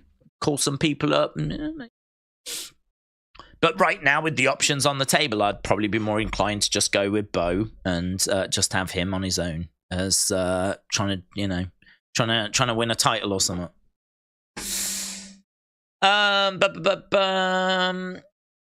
AEW has created a perception that a lot of WWE casuals see them as the enemy and a threat to something that they've loved for decades. NXT against AEW in 2019 told you what side you was on. It was us versus them feel. Yeah, I agree. And I think that AEW didn't help that, because they easily could have come out, as we said earlier, and said, listen, there is no war. We've got nothing but respect for NXT and WWE, and we don't see it as a ratings war. We're just trying to get the best number that we can. Last week we did this, and if we can beat that this week, then that's what we're looking for. Whatever NXT achieve, they achieve, and we wish them nothing but the best. We want to get the best number that we can get, and we're going to work hard to achieve that. But we are not interested in comparing ourselves to them, because honestly, competition is coming from absolutely everywhere. It's not just them. Like, there's not just a small pot of wrestling fans that we're fighting over. We're trying to fight over everyone that are going out or playing video games or watching Netflix or whatever. Like, we're competing against anything that's taking anyone's attention away from what we're trying to do. So it is no war. It's nothing but respect. This could have been the dialogue. This, what do you think about like Triple H's comments that you guys are just a rubbish company? Well, listen, Triple H has got every right in the world to say what he wants to say. And, it's a shame that he feels that way. We don't see ourselves as any threat to him. We're not trying to be a threat to them. We are literally just trying to put on a product, we feel there's space within the wrestling world where if you enjoy our products, you enjoy what we're doing, then brilliant, check us out. But we would urge that you check them out as well, because they are the market leaders. They've been doing it for a long time. You know, the tone could have been very, very different. Very, very different than the tone we saw. And the thing is, AEW can't control what WWE are going to say. WWE, if they come out and say bad stuff, it doesn't mean you have to respond with bad stuff. Like, it's just not a good argument. Oh, well, it was both sides. Both sides were saying stuff. Yeah, but that doesn't mean you had to do it. That doesn't mean that you had to come out and respond with negativity. You could have come out and been positive and put a little spin on it and whatever. And that, I think, would have lowered the temperature. Would it have got rid of it? No. You'd be naive to think that it would have got rid of it, because you're still going to have a ratings war. And WWE is still going to try and fire up their side of the fan base by being negative about AEW. So it ain't going to have got rid of it. But you could have done a lot to have at least lowered the temperature. So, you know, both sides are to blame. Let's put it that way. Both sides are to blame. Both sides fired up their fan bases, and both sides could have done a lot better. I'm just disappointed in everyone. Trini said, when AEW was doing what they were formed to do, the product was good. When Tony started living out his fanatic booking of WCW, it stopped being that good. Trini, I hope you are well, my friend. I hope everyone is doing well. We are underway with Smackdown, baby. It's starting, and we are on the road to Fastlane. John Cena, LA Knight, going to be in action at Fastlane, of course. Did a quick little video yesterday, which hope people, if they did see, enjoyed. I put my predictions in there at the end as well. But we went through the what culture, kind of these are the things that need to happen article. I thought it was all right. I thought it was pretty good. I agreed with the vast majority of it.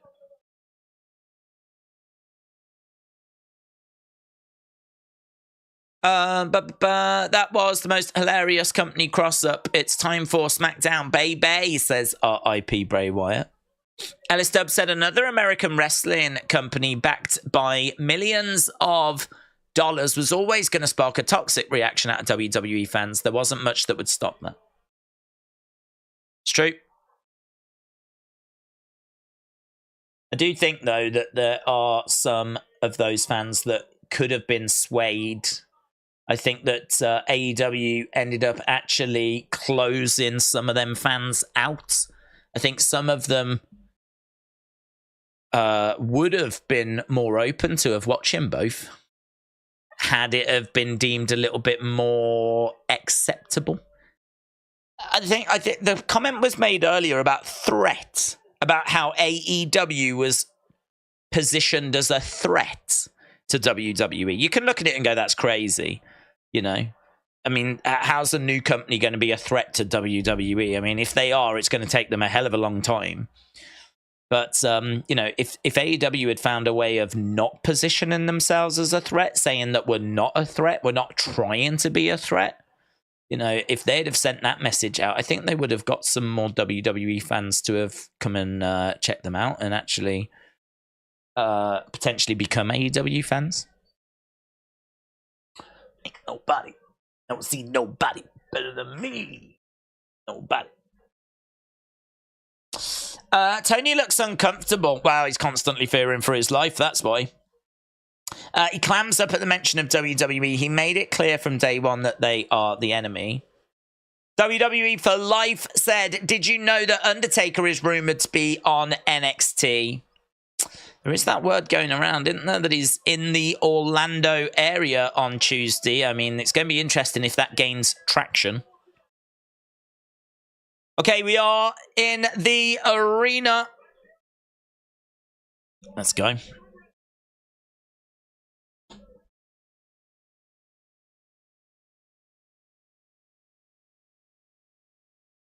LA Knight is going to start proceedings. Pop for LA Knight as he makes his way out. That was a good sign. I've never thought about that. Someone's sign says Friday Night Smackdown, but the night was spelt with a K. Friday Night Smackdown. That's good. Okay, so LA Knight makes his way into the ring.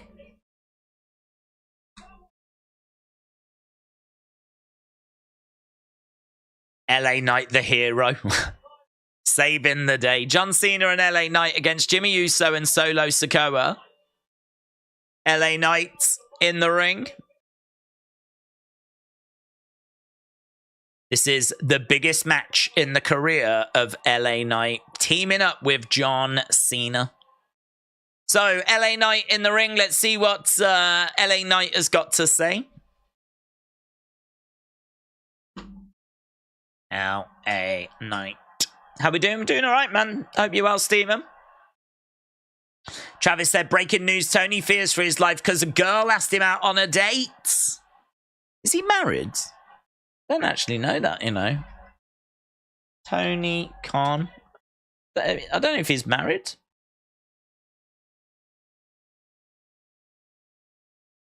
Let me talk to you.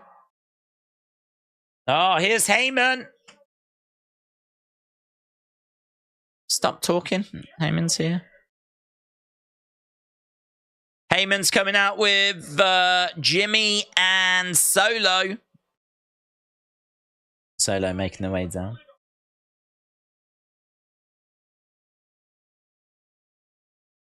My name is not Boo. There's no personal information about Tony. So I don't know. Heyman making his way out. The only bad part is I broke my strong hand. Justin, sorry, you broke your hand? How did you do that?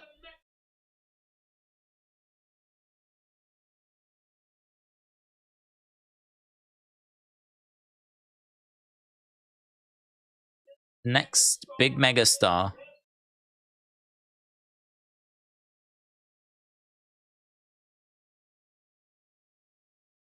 The next big megastar is going to be LA Knight.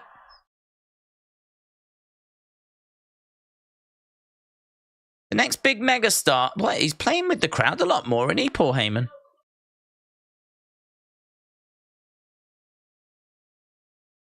You've got all the momentum. You have earned my respect. LA Knight chant from the crowds. So Heyman comes out and says the next big star, and he went to touch Solo, and he said he's LA Knight. He's always got a little twist up his sleeve, isn't he? Let's see. Why has he said this? Why has he said this, eh? He's really playing with the crowd, Paul Heyman, at the moment, isn't he? Like,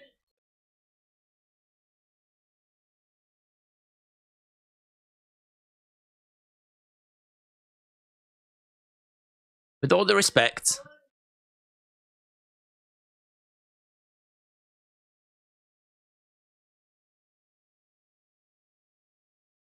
My compliments to you. But also my condolences.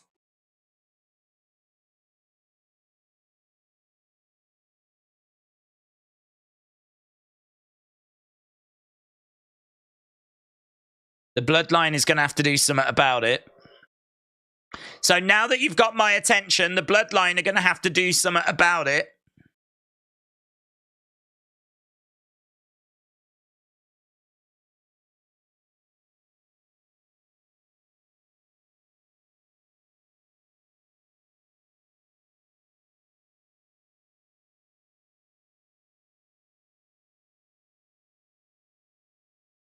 It's a wise move to put respect to my name, says LA.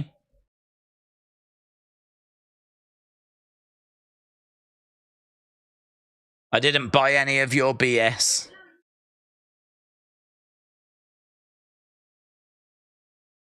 Jimmy jumps in.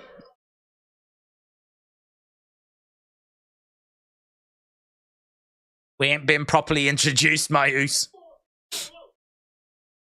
So Jimmy cuts off LA Knight.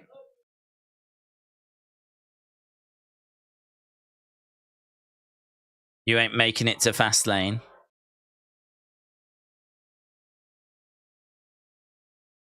Okay, is Cena going to come out or? Bit weird, this. LA Knight came out. Didn't really get a chance to say anything before he was interrupted. Heyman then said a lot of nothing. LA Knight tried to respond but didn't get a chance to say much before he was interrupted. Now we've got John Cena that's come out. Oh, is this going to be a go-home show? Well, it is a go-home show, isn't it? Where we just sort of spin the wheels a little bit.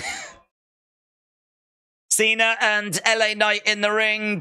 Jimmy and Solo on the outside. John Cena comes down to stand with LA Knight. Cena chants. But Cena, where are you? Says Anna. He's in there. He's in there. What are your predictions, Fastlane? Oh, they're in a... I've done them, but they're in a video. The only one that I struggled with was Judgment Day against Cody and Jay.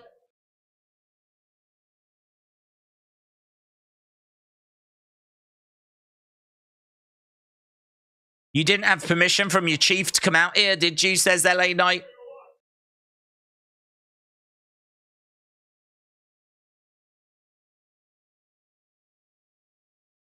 At Fastlane tomorrow. But I'm thinking about tonight, says LA Knight.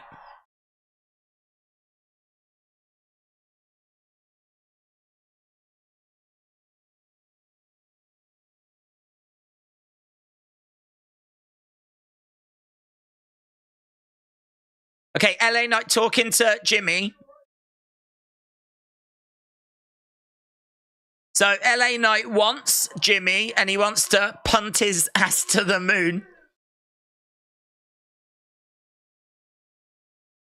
Okay, so that looks like a match that we should be getting then. Jimmy against LA Knight looks like that's been made. Jimmy says yes.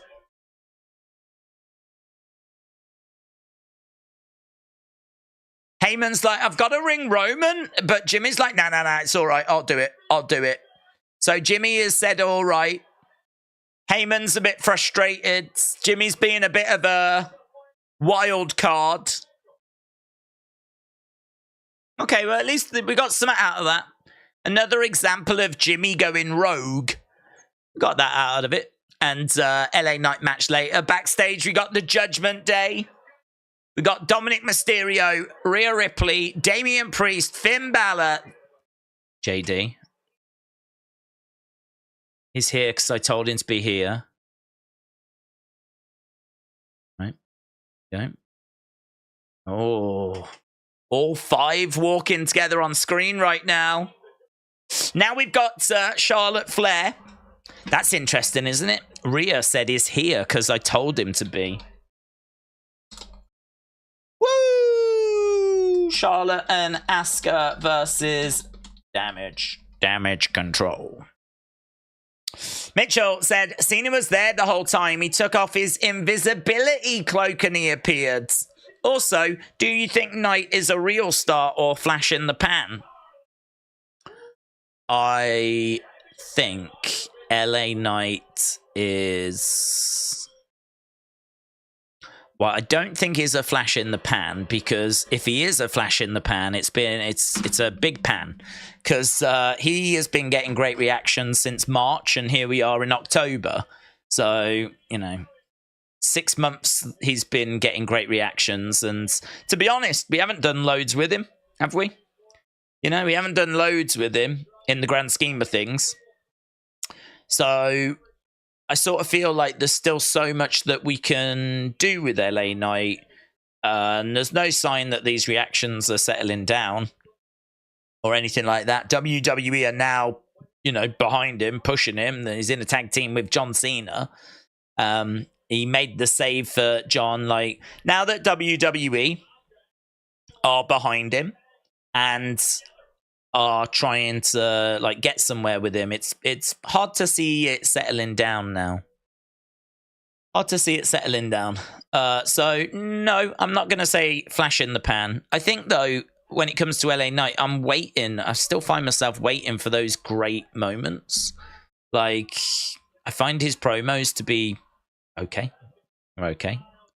They're not worth the hype that I see online. They don't blow me away.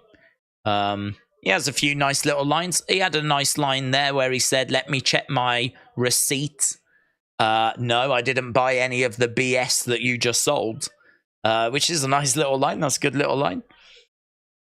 But I don't know, that segment wasn't really designed to make him shine that well, I didn't think, because he couldn't really get stuck into a promo because people kept interrupting.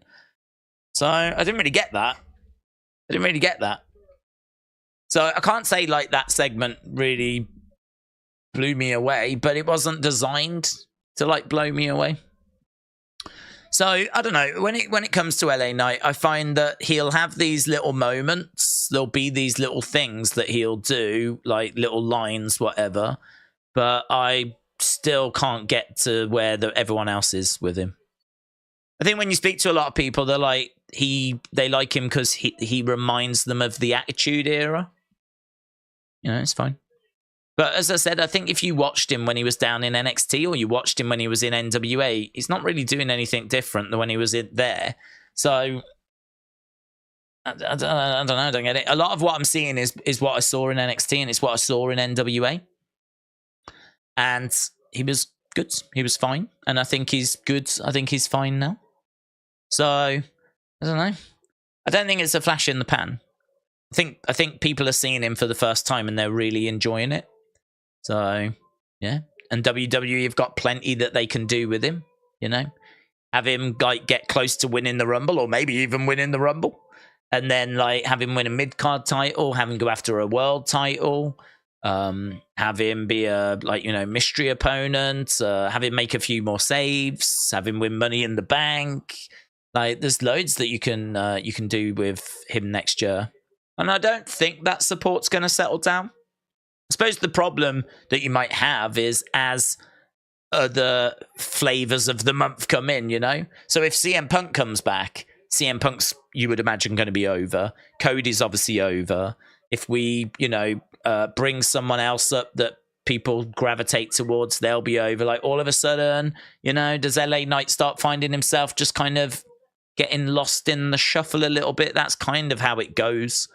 We've seen it loads of times where there's been people that have been red hot, super over, where they just start to get lost in the shuffle. So I would say that if something was going to happen with LA Knight, I would say it could, bad. It could be that. It could be that next year he does a few things, but other people come along and he starts to get lost in the shuffle. Look at Dolph. Dolph was red hot, man. Dolph was red hot, but as the years have gone by, it's kind of settled, really, really settled down. Could say, look at Sammy as well. Look at Sammy earlier this year to where he is now. These things do settle down. But it's all going to depend on how he's used in it and how he's booked and everything. So, we'll see. He's certainly in a good place at the moment, isn't he? Kian, shout out to you, says, Days, hope you well, having a great stream. Do you think we'll get a WWE return at Fastlane? Do you miss the old US white strap IC titles? I don't miss the old US. I thought it was rubbish. I really didn't like the old US title. Was never a fan of that belt. The current belt, I think, is okay. I think it's better. I would probably still make some tweaks to it. And actually, given the option, I'd probably completely change it because I think we could come up with something even better. But it's all right. I take it over the old one. I don't have any nostalgic feelings for the old one. I do have nostalgic feelings for the old IC title, though. I think a lot of people do. The one that I would go back to isn't the white strap one, though. The one I would go back to is Macho Man's. So Macho Man, it's the same look, same main plate, but the WWF logo at the top was in red, and so that really popped.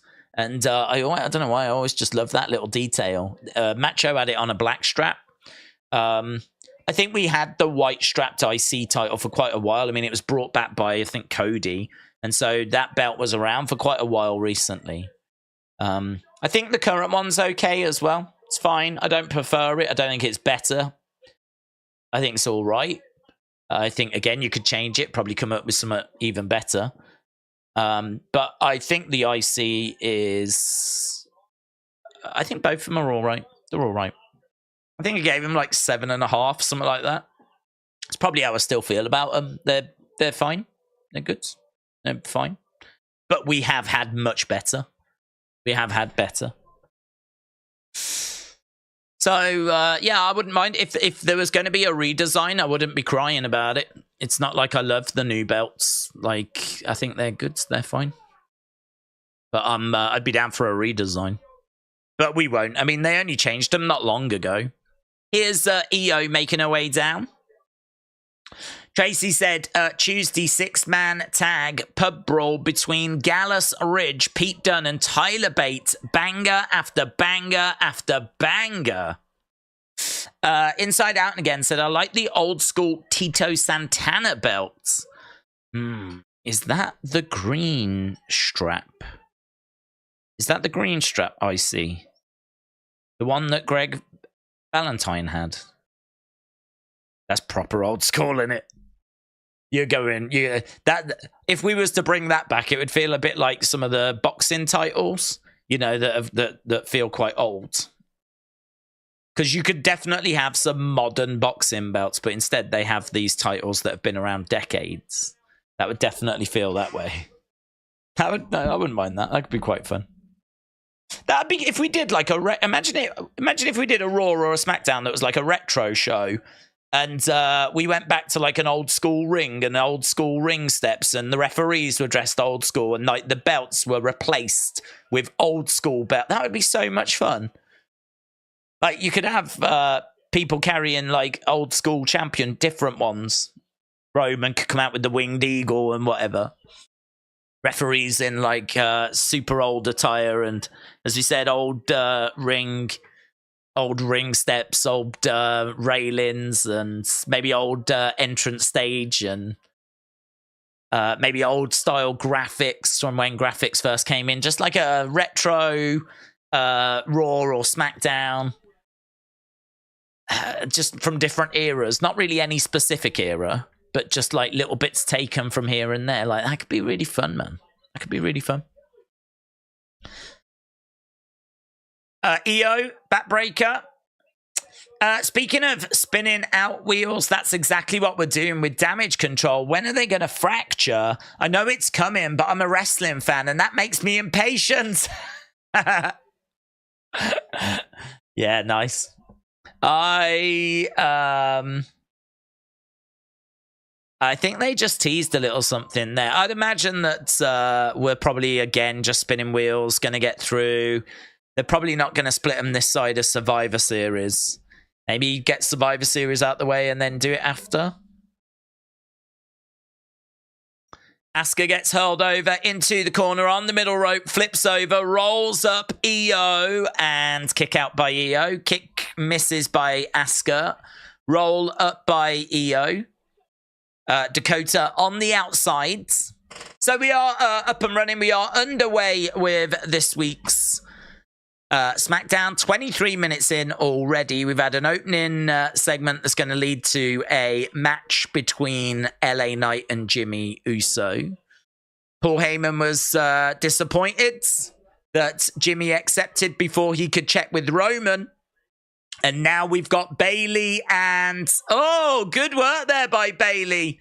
Bayley moves EO out the way. Bayley moves EO out the way. She took that bullet for her. So, Bayley helping EO there. Asuka with a missile drop kick. Down goes Io. Down goes Bayley. So they go out the ring, and I think that's going to take us to commercial break, and seemingly it does. William says boobs, boobs, and more boobs. Let's go. That is what this match is. Boobs, boobs, and more boobs. Boobs absolutely everywhere. Drowning in boobs. Right. Bang. Canadian Kid said, Days, it's been a while. I heard Creative Team is designing new tag titles or possible trio tag belts to replace them. I heard it could bring back the hardcore belt. It's interesting. The tag redesign I have heard about. I haven't heard about a hardcore belt coming back. To be honest, I wouldn't do that. I wouldn't do it because we did it with the 24/7 belt, didn't we? It was basically the same thing. And we just ran out of ideas. So a hardcore title that can be defended anywhere, anytime. We just did it. We just did it. I don't know why we would look to bring that back now. Unless they've got some really good ideas. And, you know, they're like, well, let's bring it back and then we can do this, this, this, and it can lead to this. And I've got to think if they are going to do it, they would, you know, have a lot planned. Kind of, I don't know that they had much planned for the 24/7 belt. I think they just wanted it so that it could be defended on social media and stuff like that. Which, you know, it wasn't the worst idea, was it? There was some good title changes at the start. I remember, like, was it Jinder rolling up R-Truth on a golf course? And there was, like, title changes on an aircraft, and we were seeing it on YouTube videos.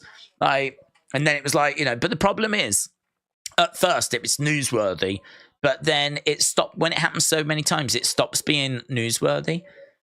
If it's going to be a case that you can limit the amount of times, you're never going to do that, are you? I was going to say, like, if you could limit the amount of title changes so that it only happens, say, a couple of times a month, then it would stay newsworthy. Then, like, every time it changed hands, it would still be significant. But if it's going to change, like, you know, every few days, people are going to stop caring because it's like, oh, did you hear the 24/7 title has changed hands? Like, oh, yeah, it did yesterday.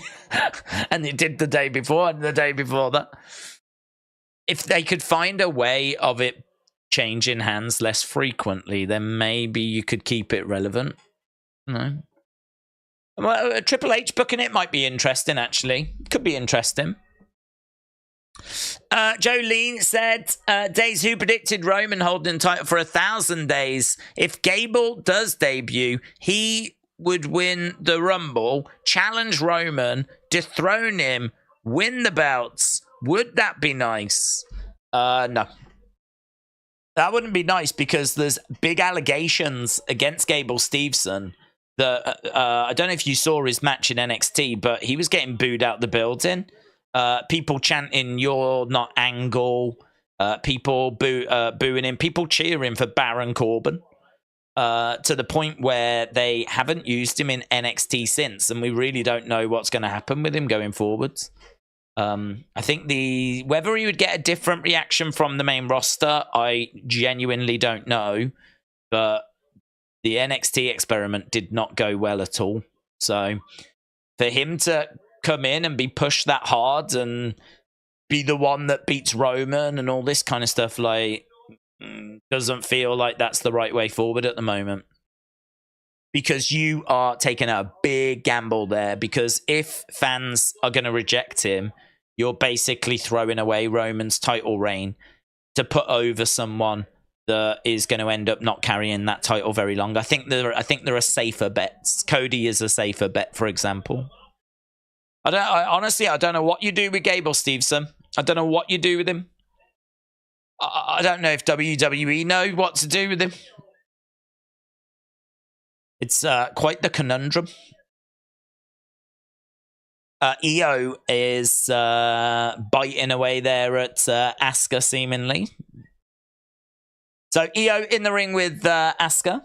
Brutes against Gallus on NXT on Tuesday. It's going to be pub rules, and it's going to be a banger, said Nita Nitro. Nita, shout out to you.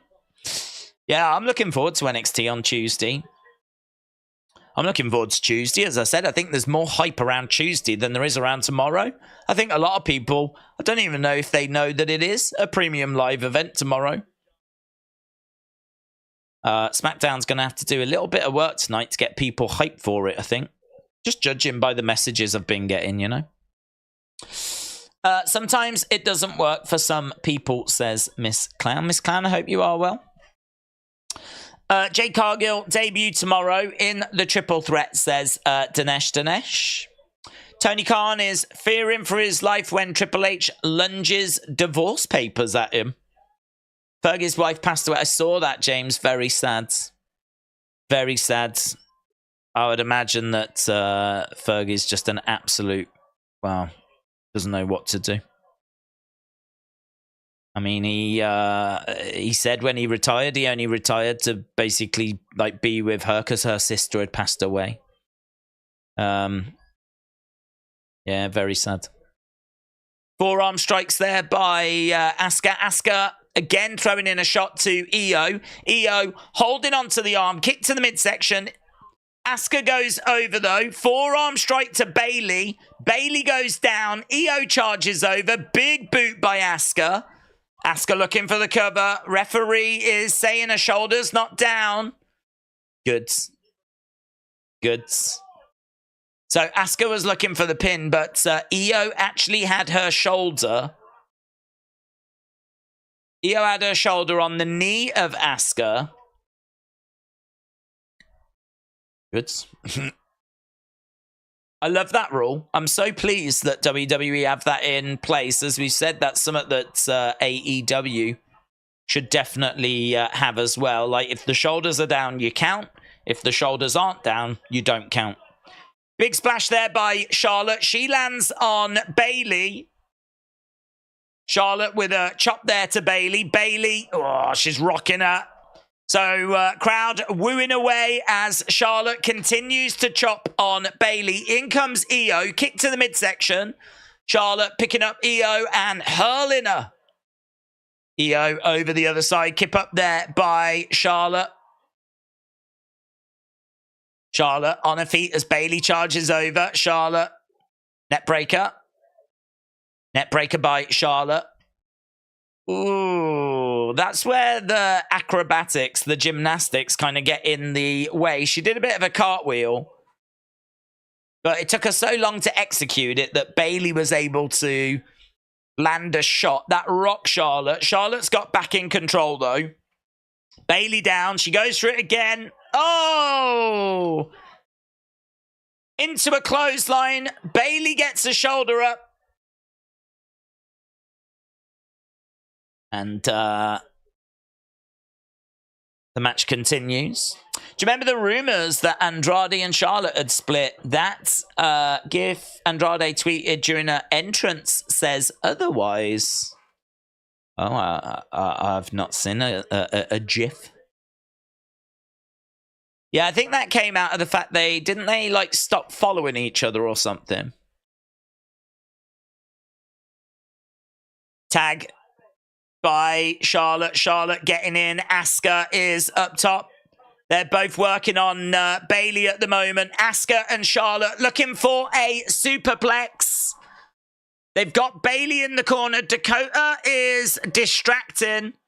Io is going for a powerbomb. So Io, messy. Io powerbomb Charlotte and Asuka. Charlotte and Asuka hit a superplex on Bayley. All the women are down at the moment. Darren says, anyone remember Big Cass? No one seen him for a while. His Big Bill is in AEW. Isn't he? I think has he got a match tomorrow? Him and Ricky Starks against FTR. I think so. I think it's tomorrow. But the angle slam, the ankle lock. Marty Jannetty still can't walk. PJ, shout out to you. I've seen a report that Bo Dallas has spoken to Creative. He and Alexa want to continue the Howdy story. If they do, I'm interested in seeing what happens, says Canadian Kids. Read Mitchell's poem. I can only see some laughing faces.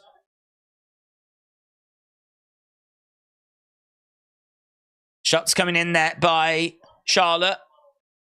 Io goes down. Charlotte charging over, goes for a big boot. She catches Asuka. Bayley rolling up Charlotte to... No joy. Big knee strike coming in there by Bayley. Charlotte is down. Charlotte grabbing a hold. Well, Charlotte's down. Bayley grabbing a hold of Charlotte. Stepping through. She was going for figure four. She collides into Io. Natural selection. Charlotte should win. And she does. So, lots of spots. It's a spot-heavy match. A spot-heavy match that didn't mean anything. Because tomorrow, we've got Asuka versus Charlotte versus Io.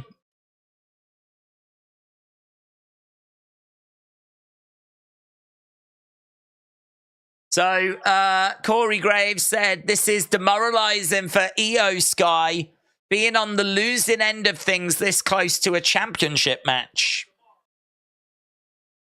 Right, we're backstage with Solo and Jimmy.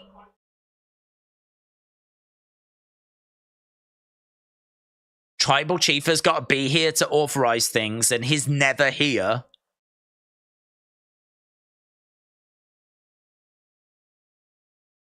Oh, hello. He's got to be here to... Judgment Day are in Bloodline's locker room. Finn said we're exactly where we're supposed to be. Wow. Next Friday. Here we go.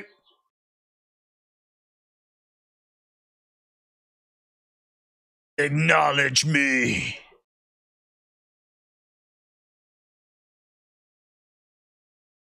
The most dominant champion in WWE returns next Friday in Tulsa. SmackDown season premiere next week. Roman returns next week. Thank God for that. SmackDown without Roman just ain't the same. It ain't the same. So Tribal Chief is back next week. Season premiere. I've missed it. I've missed SmackDown. It's going to be so good to get it back and have the season premiere next week. Let's go. Finally, Roman is going to show up to work for once. Oh, I bet he's gutted, isn't he?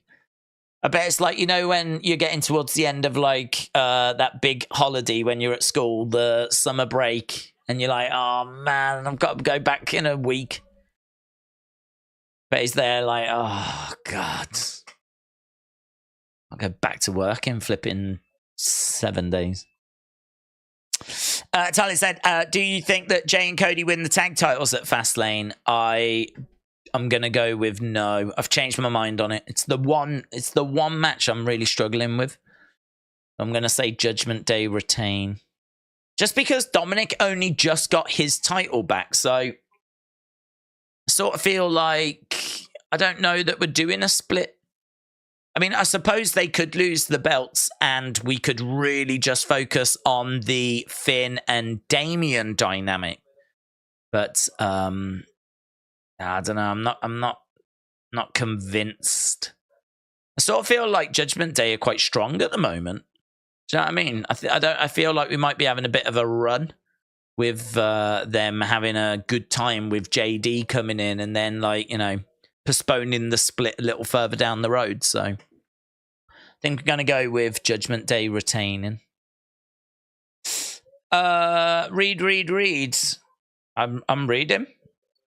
The Return of the King next week, said People's Wrestling channel. Hawkins Jr. said maybe all 3 WWE shows are going to be hitting in a week. Maybe. Officer Cluster Nut said, well, will you look at that? Roman decided to get off the sofa and actually do something. Most likely just run his mouth and pee off again. I roll my eyes at the thought of seeing him. Really? God, I'm pleased to see him.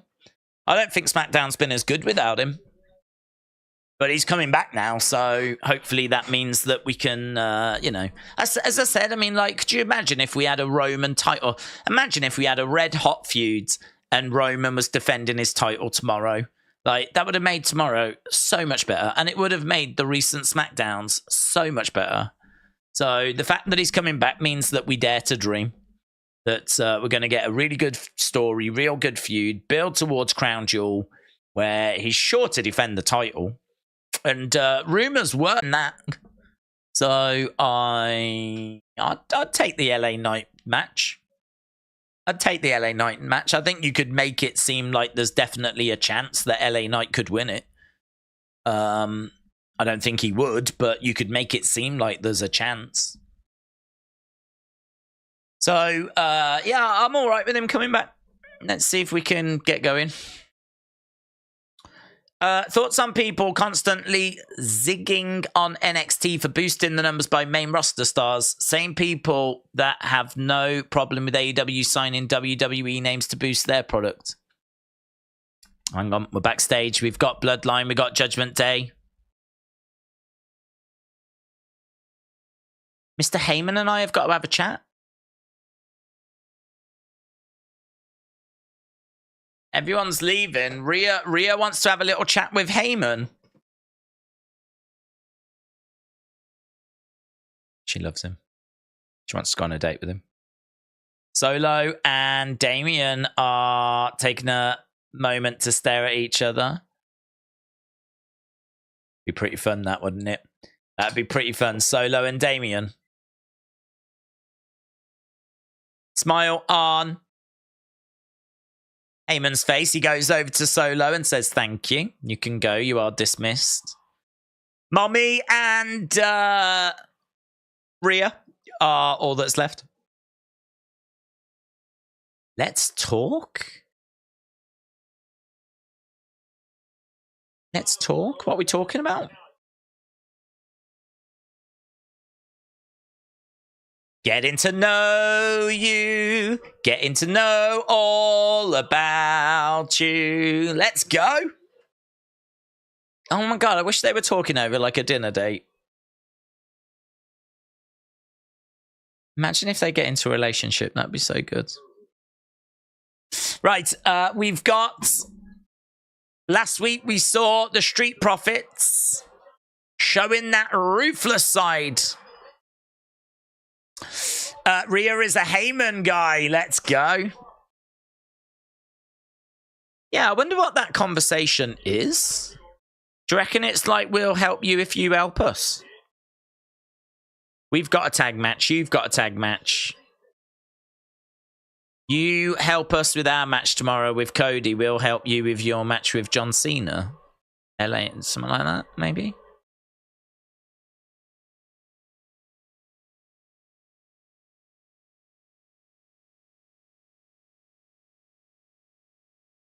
Okay.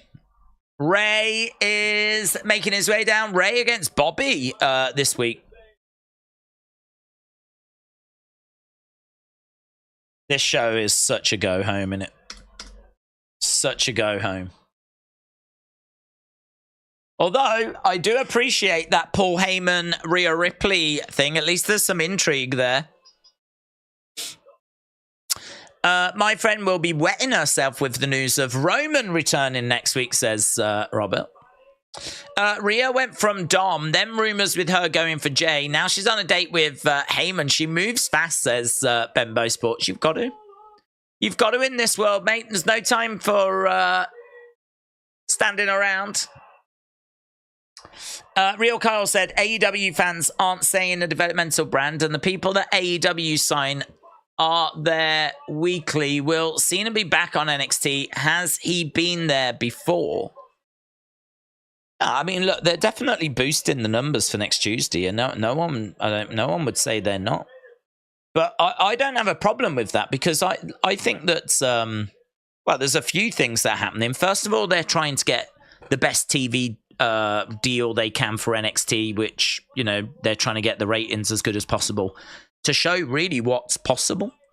Whether this is a strategy of them looking at a potential third brand going forwards. I mean, that's actually a conversation we've not had. If they sell NXT to Amazon, and Amazon are like, right, we saw the ratings that you were getting, the 800,000 for NXT. We are going to need something along those lines if we're going to buy it, right? So, is it that NXT would become a bit more of a third brand? You know, would it be then that the developmental would go back to, because you could always do that.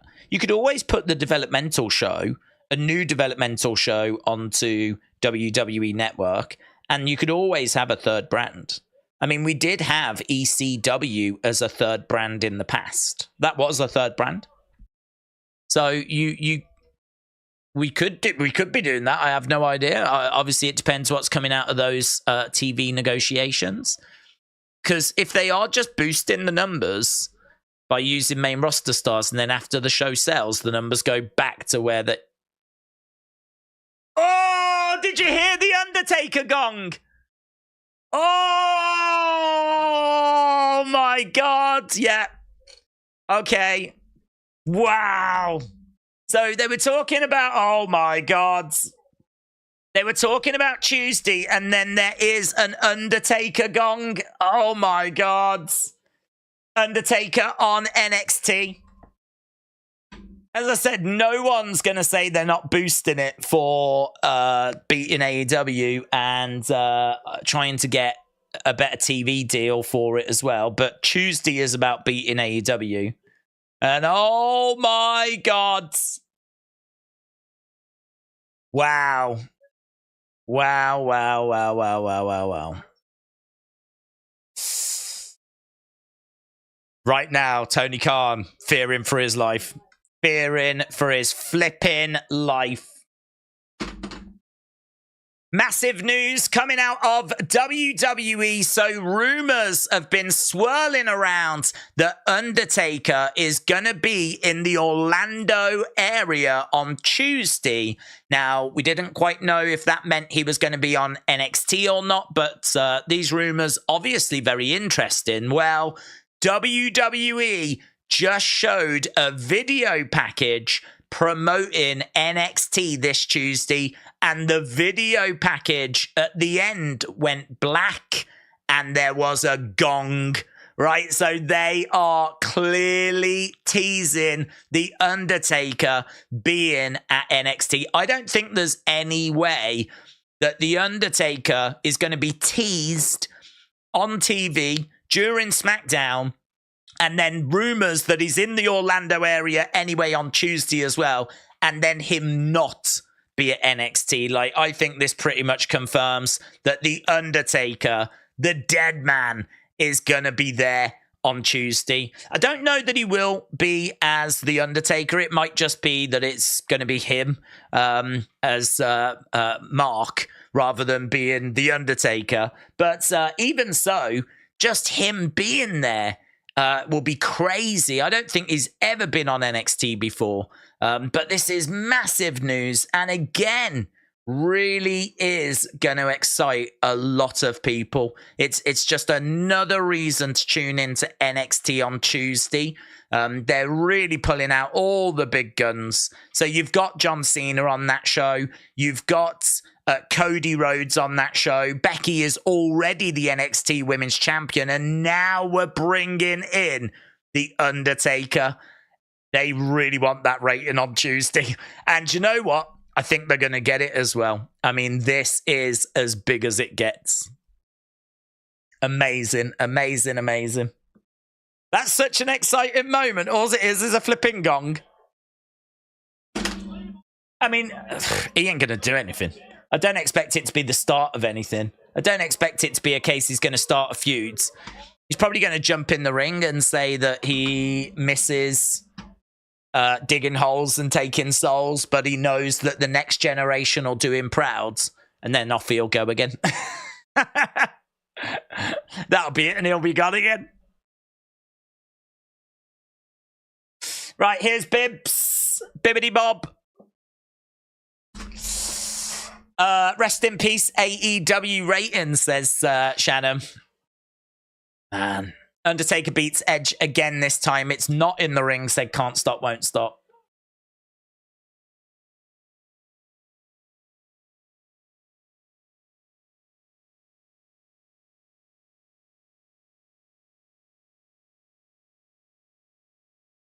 Amazing. Amazing.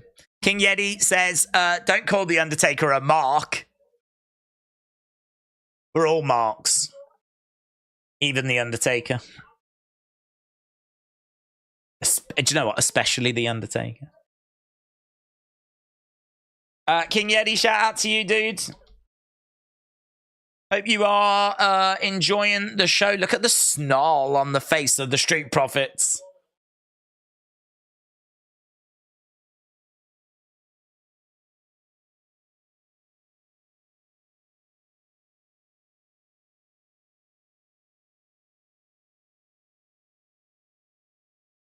Let's go, man. Let's go. That is so exciting.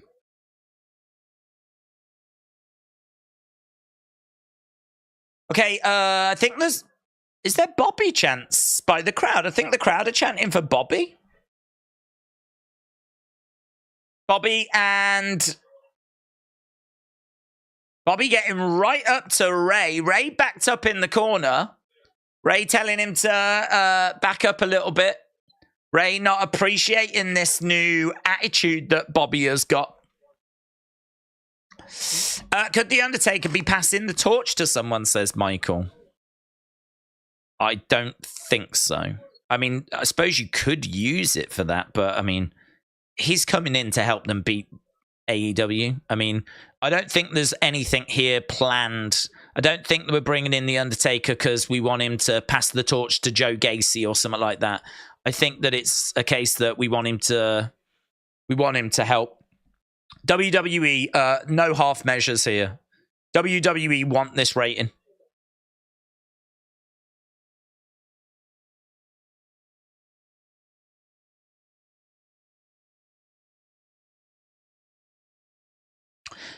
Taker demanding one more match against Kalani Jordan.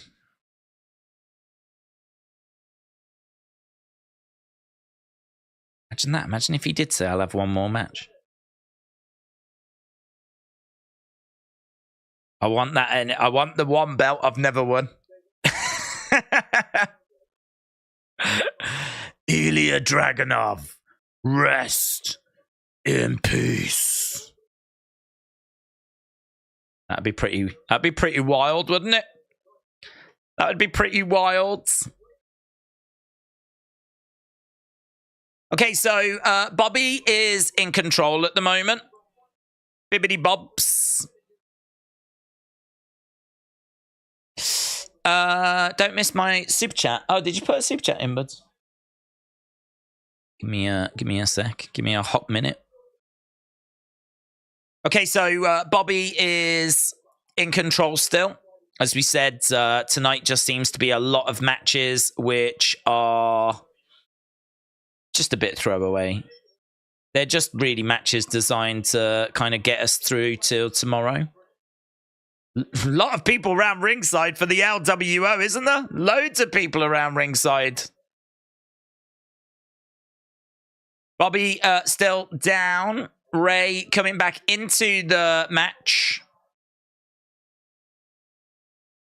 Ray against the ropes. Misses with a 619. Bobby on the outside of the ring. I think that might be about to take us to commercial break. Yep, commercial break. Lovely. Oh, man, that Undertaker news is so good. Do you know, what is the AEW rating going to be? What's the AEW rating going to be? I mean, they're moving to a Tuesday. That's, you know, people aren't used to watching them anyway.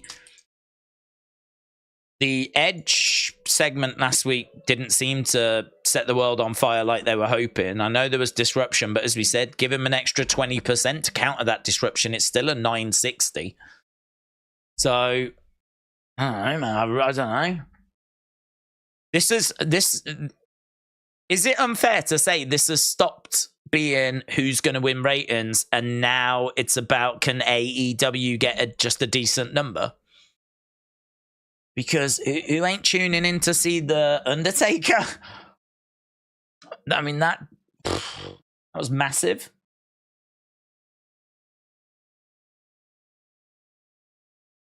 Right. WWE are going all out for NXT next week. Nita said, I'm going with 700,000 AEW and 900,000 NXT. I wonder if NXT breaks the million, though. I wonder if it breaks a million. I mean, they did 850 the other week just with Becky. They did, wasn't it not 8 something this week as well? Cena, Cody, Undertaker. Oh, come on. They've got to be looking at that million, ain't they? They've got to be. Got to be looking at that million. Undertaker! And they've got to deliver it now as well. Like, they can't not deliver it. There's no way that he won't be there now. You can't have the gong go off on the promo and then him not arrive. So you've basically said he's going to be there without saying he's going to be there. Oh, I don't know. Does it do 1 million? Ah, that's a good question. Actually, we should ask that question. That's a good question. We'll let's go in the chat and will NXT do 1 million? Will NXT break 1 million viewers on Tuesday? Let's see. See what people think. Undertaker's massive, but NXT doesn't do like 1 million. I don't even know if it's ever done 1 million, actually. It may have never done 1 million. So... Oof. Imagine if NXT was the exact opposite of what it is. It's not developmental. It's actually where legends go to finish their careers. That would be sick. Imagine that. You've got all these legends that we just don't have really much for anymore, but we want to keep them around. So like Shelton Benjamin goes there. And sometimes you do get Undertaker popping up, and it's where Dolph Ziggler is now, and that could be fun, man. Like a retirement home. A retirement home. We haven't really got anything for these guys, but we want to keep them around. So we've got like the Legacy Championship or something that's there. And we could have like the Legacy Championship defended at pay-per-views. That would be sick. That would be sick. Maybe it sends a slightly wrong message that people are, you know, maybe not able to compete at the highest level anymore, but I don't care. I'd watch that show. WWE Legends. Where the legends live forever. Ah! Have that. You could do that on a Tuesday. MVP could be over there at the moment, couldn't he? MVP, Shelton, Dolph, have Undertaker pop up, Cena could pop up. Bring back some, like Boogeyman could pop up from time to time there. You just never know quite who's gonna come in. And you could have NXT as well. And Raw, SmackDown. Oh, amazing. Right, Bobby is got Ray upside down in the corner. So we've got the poll running. Feel free to get your thoughts in that, Mitchell. I've not forgot about you. Bobby is back in control now.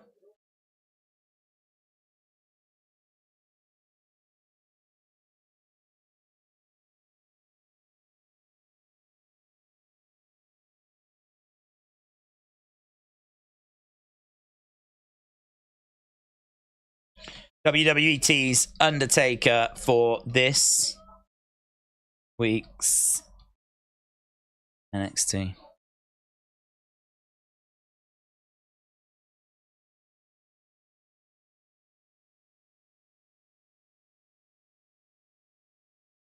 One, two, kick out by Bobby. So we are still underway with this match, which is going to take us to the halftime scores. Halftime scores coming up. Fastlane tomorrow, of course. I think we've still only got the 5 matches. Shots coming in there by Ray.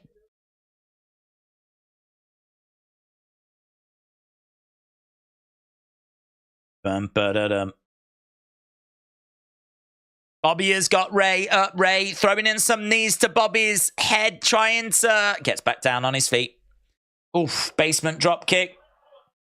Bobby is over by the ropes. Ray against the ropes, looking for the 619. Bobby catches him. Bobby catches Ray. Ray holding onto the ropes, though. Bobby flips Ray to the outside. Shot coming in there by Ray. Ray looking... Oh, Bobby responds with a shot of his own. It's not bad, this match, no. Some all right action in this. Some all right action in this. I feel like the Undertaker news is bigger than the CM Punk news, because the CM Punk news is like speculation, like there's some talks, but the Undertaker news feels like it's actually happening. Referee trying to bring some order to this as she is asking the people on the outside to get apart, stay apart. Bobby grabbing Ray, looking to hurl Ray back into the ring.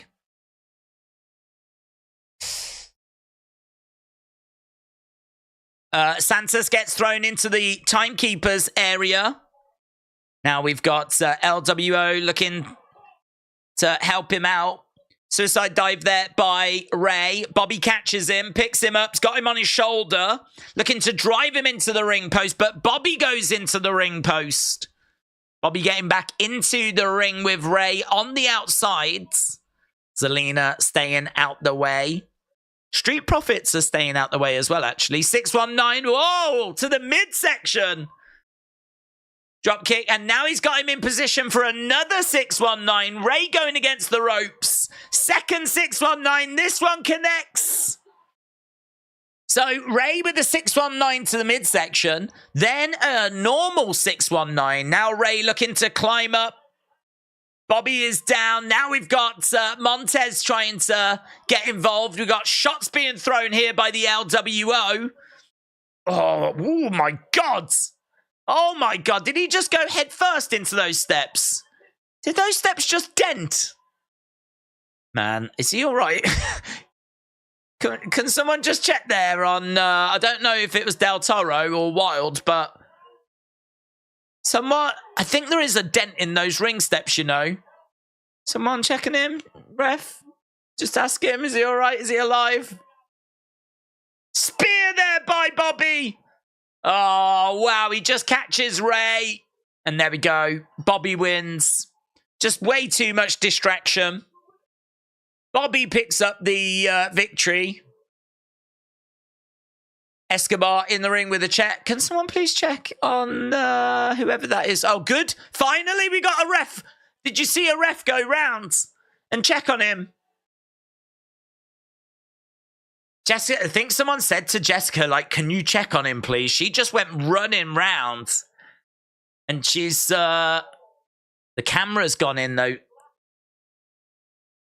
Okay. I think she's checked on him, and I think he's okay. Camera's there. She's more worried about the other one, so she must have gone everything all right. And he's like, yeah. It looked bad, though. I'm glad someone checked on him. Right. Mitchell said, guys, remember, this isn't a war. Cena, Undertaker, Cody, Asuka are coming to NXT to work on their developmental skills. It's a great point.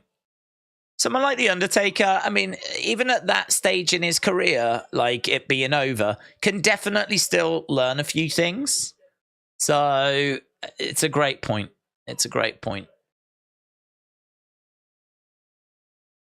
Both of these guys are still down. Don't know what that's going to mean. I'm guessing that's going to mean... What's that going to mean? Oh, and what's this going to mean? Paul Heyman and Rhea Ripley. Paul. Nod in. Come on. You're a wise man. Make the wise decision. We are stronger together. The Judgment Day and the Bloodline.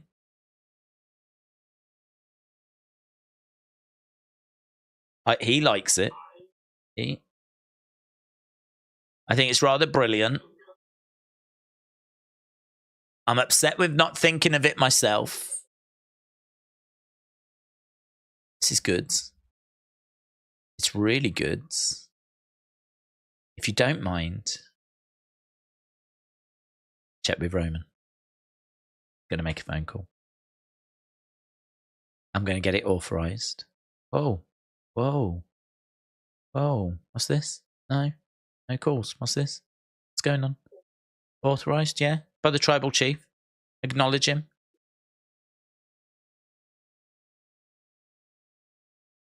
I need to get this authorized by a tribal chief, yeah. She understands. Good. I'm going to do it then. She's saying it's authorized. Yeah, if you want to do a deal. Yeah.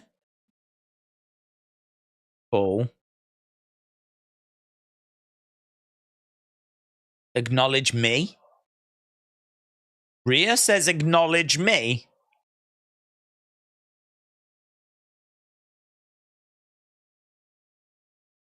You're going to do it. Word from the wise. You're in the wrong locker room to say something like that. Yeah, Roman will mess you up.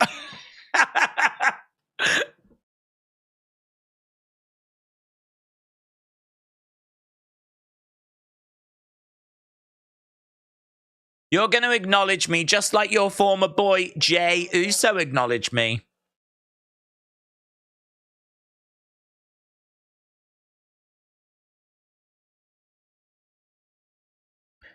You're going to acknowledge me, otherwise we'll find out who's stronger. Man, that would be a hell of a war. Could you imagine that war?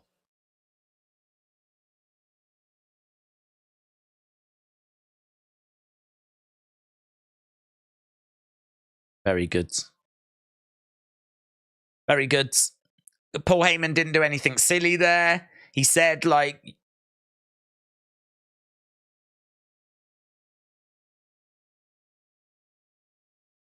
He knows they've got a problem. That was really good.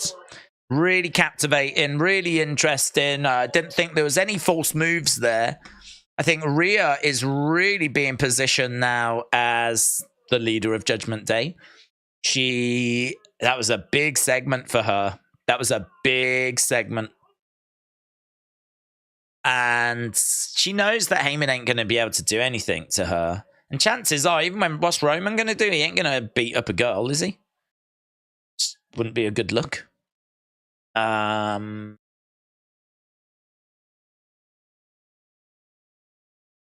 Bloodline got a Rhea problem? I think Bloodline have got a Rhea problem. Bloodline might need a solution to a Rhea problem.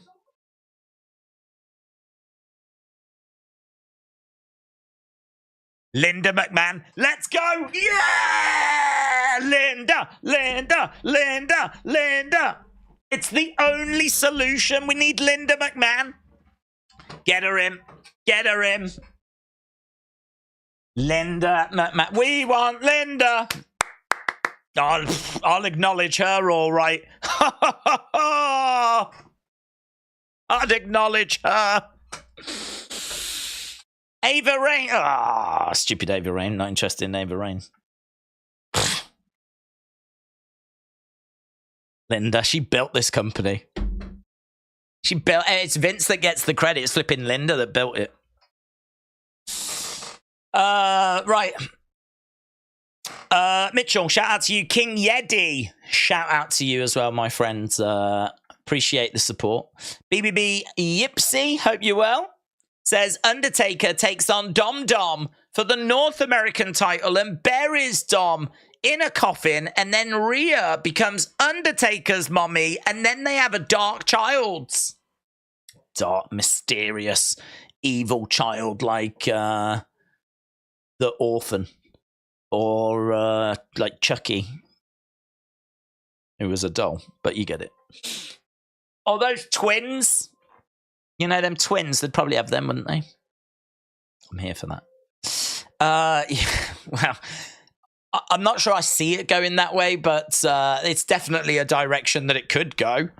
And I would definitely be here with my popcorn enjoying it, so I'm here for it. Delwyn, shout out to you, my friend. Appreciate the support. Delwyn said WWE is in a great spot.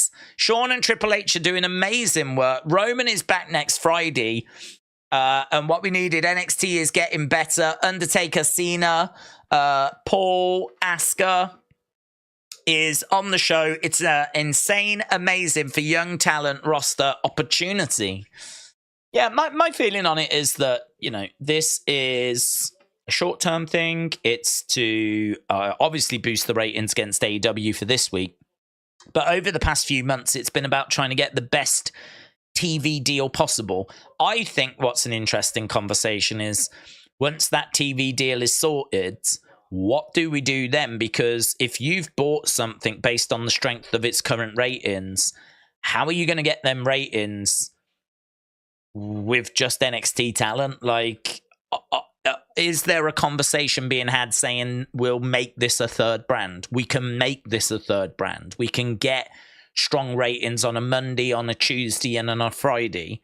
Is that a conversation they're having? Or are they trying to be deceptive by boosting ratings using scene? But if you was buying NXT, wouldn't you look at it and go, hang on, you've got Undertaker and Cena and Becky Lynch as like being, are we going to get them when we buy them? Like, or are you just so incompetent as a network that you are just going to look at the ratings and that's all you're going to do? I don't know. I think there's a real interesting conversation to have there about what are their plans for this as a third brand going forward. Hello. Here's Alba and Isla. Alba and Isla.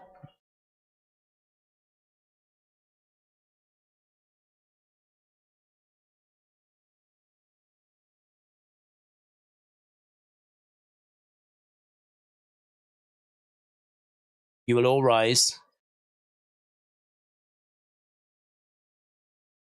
We shall live deliciously. What's that mean? They're round a cauldron.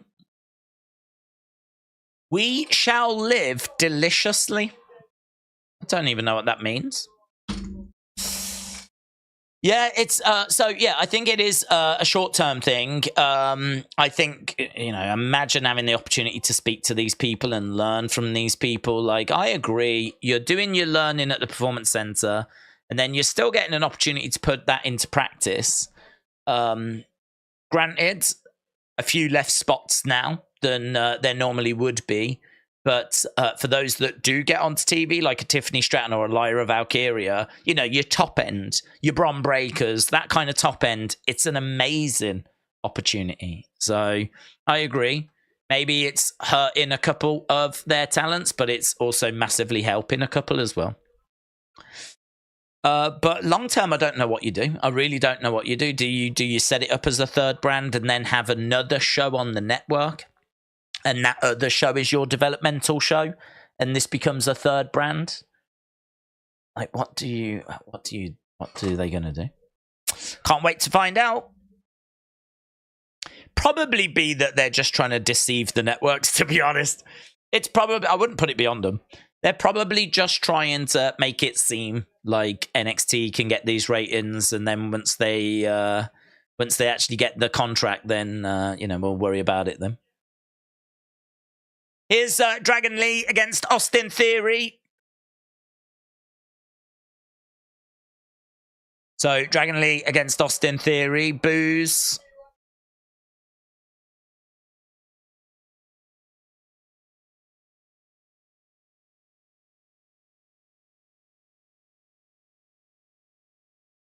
I'm such a nice guy. I let Dwayne share this ring with me.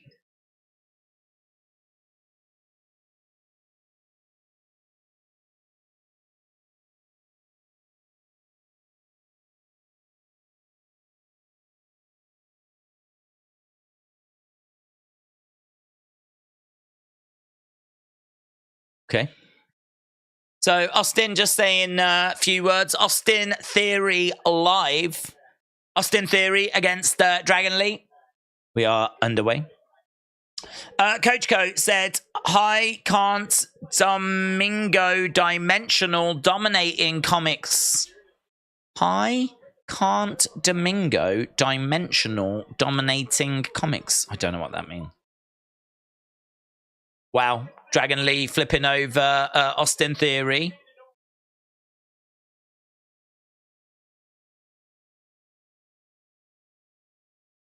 Dragon Lee is the future of Lucha Libre. Could it be? So we saw Del Toro and Wild get taken out. Could it be that we need another partner? Because isn't it Bobby and the Street Profits against Santos, Ray? And it was going to be one of those two, but they've both just been laid out. So maybe Dragon Lee finds his way into that match. That'd be pretty sick, wouldn't it? Dragon Lee, Santos Escobar, and Ray taking on Bobby and the Street Profits. That'd be better. I do feel sorry for Del Toro and Wilds. Like, they are really being relegated to just jobbers, aren't they? Them two. They're just not getting any sort of momentum. Gets the ropes, looking for a German. German there by Dragon Lee. Theory going to the outside. Grayson Waller has come down. He's on the edge of the ring. Roll, drop kick. Lovely work by Theory. So Grayson has made his way down. Let's go. Let's go. Boom. So, yeah, Dalwin, shout out to you, bud. Appreciate the support. BBB Yipsy, shout out to you. Mitchell, of course, as always, shout out to you. King Yeti as well, really appreciate it. William Hensey firing in a super chat. Koji Ko as well. Matt, Carney earlier. Aaron as well. Hope you're enjoying the show. Matthew Harris, shout out to you. And Carlin, 1985, Gareth, really, really appreciating the support. I know this isn't maybe the most exciting of episodes, but what I would say is that Undertaker moment was big, was juicy. The Rhea Ripley moment was really fun as well. I think the in-ring action, it's all right. I mean, Ray against Bobby was all right. It was all right. But it just doesn't really mean anything, does it? It's all just to set up tomorrow. I mean, this is a go-home. But at least we got a couple of talking points. At least we got a couple of things that we can be like, well, get our teeth into them. And we have. John said, maybe those two not getting any traction will lead to them forming a faction with Dominic down the road. That would be good. That would be really good. Dominic ends up leaving Judgment Day and then leads a faction with them two with him. Could be interesting. BB Yipsy said, with Rhea, might be a problem for Roman and the Bloodline. Would be a big opportunity to bring Nia Jax into the Bloodline, yes. Nathan said, you forgot halftime scores. I did have an eye on it, but unfortunately, like what with the Undertaker news and all that stuff, that just sort of got in the way. So we're like 20 minutes too late now. I mean, feel free to put them in, but we might have missed the boat on that. John said, maybe those two not getting any traction lead to a faction down the roads. David, shout out to you. David said, I'm here for every stream, coming in from Scotland. David Milne, what's your thoughts on the state of the Bloodline? I think the Bloodline is in a bit of a sorry state, isn't it? I mean, it needs Roman back to sort of pull rank. Also, if we are going to head towards Judgment Day against Bloodline, which would be a great feud, we're going to need some reinforcements. Because we've got Roman, we've got Solo, we got Jimmy. That's it. That's it. Like, on the other side, we've got Damian, Finn, Dominic, and JD McDonough. So it feels like Damian, Finn, Dominic, JD McDonough. That's right. And then, of course, Rhea. So it feels like we need one more, and I don't know who that would be. I don't know who the Bloodline could get for one more person to help the Bloodline, and it makes sense, you know, and it feel right. I mean, yeah, you could get Nia Jax or Ava Raine or whatever to deal with Rhea, but chances are Rhea's not gonna be involved in the War Games match. If we are heading towards War Games, I've got to think that Rhea is not going to be involved in that. She'll be on the outside. She'll be like the leader, the captain or whatever. So, I don't know. Who would you have that is going to help out the Bloodline? I don't think Jay's going to come back, is he? I mean, Jay would be the obvious one, but I don't think he would come back. Sammy obviously wouldn't come back. I don't know. I can't think as to who it would be. And you can't just do Solo, Jimmy, and Roman against JD, unless you don't have JD involved and you just do it 3-on-3 and do it as a 6-person tag. But JD is going to get involved. And Rhea is going to get involved. But you can answer the Rhea one. Ava, fine. Nia, fine. Like, that's fine. We can find a solution to that. But if JD gets involved, I don't know what the solution is for that one.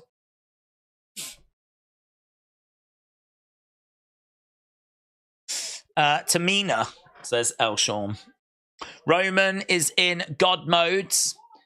Zion Quinn to the Bloodline. Bring him in, but I'm not aware of there being any connection. Unless we're going to make him out to be a long-lost cousin or something. Cousin Zion. Rhea Ripley needs to acknowledge her tribal chief. Throw Heyman in there. Let's go. Yes. Heyman can deal with JD. That could be all right, actually. Not in the match. But, like, could you imagine if JD's not officially part of the match, but he's on the outside, gets involved, and, like, Heyman comes... Maybe he could just do whatever it takes to stop JD getting involved and end up getting, like, beaten up as a result. Dragon Lee is up top. Grayson was distracting him momentarily. Mitchell said, even if NXT was its own brand, I would watch that over SmackDown, Raw, and AEW. I enjoy NXT right now. It's got a great balance. Well, it would, yeah, I mean, you could largely keep it as it is. I mean, it would be a mixture of SmackDown, Raw. I mean, you'd have to have stars in it. It would have to stop being developmental. It would be a third brand. Looking for a double stomp there by Dragon Lee. Dragon Lee's in the ring. He's going to look to go against the ropes, and he does. Over the top comes down on Theory and Grayson. I think you would have to have a developmental show, though. If you did make NXT a third brand, I think you would have to still have a show that would be bringing that talent through. Grayson still on the outside. He was getting involved. Dragon Lee in the ring. Theory grabbing Dragon Lee, picking him up. A-Town down, picks up Dragon Lee. He's got him on his shoulders. Is that Cameron Grimes? Cameron Grimes to the moon. Roll up by Dragon Lee. 1, 2, 3. Dragon Lee wins. Cameron Grimes helps Dragon Lee. That is a pretty wild pairing, isn't it? Dragon Lee and Cameron Grimes.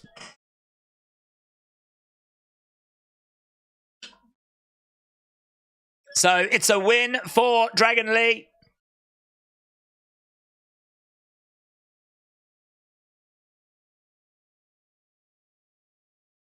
With a Tree of Woe, bang. Dragon Lee wins. Dragon Lee wins. Dragon staying on the main roster. Apparently so. Yeah. Janet said, I'm going to Fastlane. Oh, have a great time. I don't think the card is that strong, but because of that, I do think that they're going to have to pull a few tricks. Maybe title changes, maybe returns, things along those lines. So you could be in. I don't think the card's horrifically bad or anything. I just don't think it's as strong as some of the other offerings we've had. But there is words of us getting, like Jade Cargill making her presence felt. And who knows, we might see a new world champion with Shinsuke.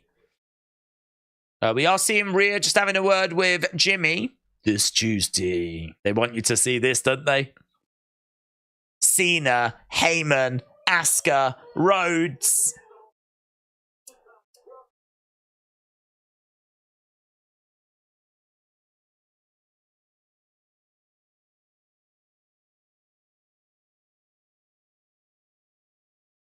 Asuka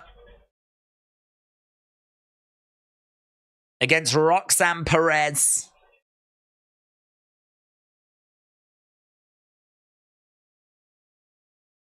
Cody has got a major announcement.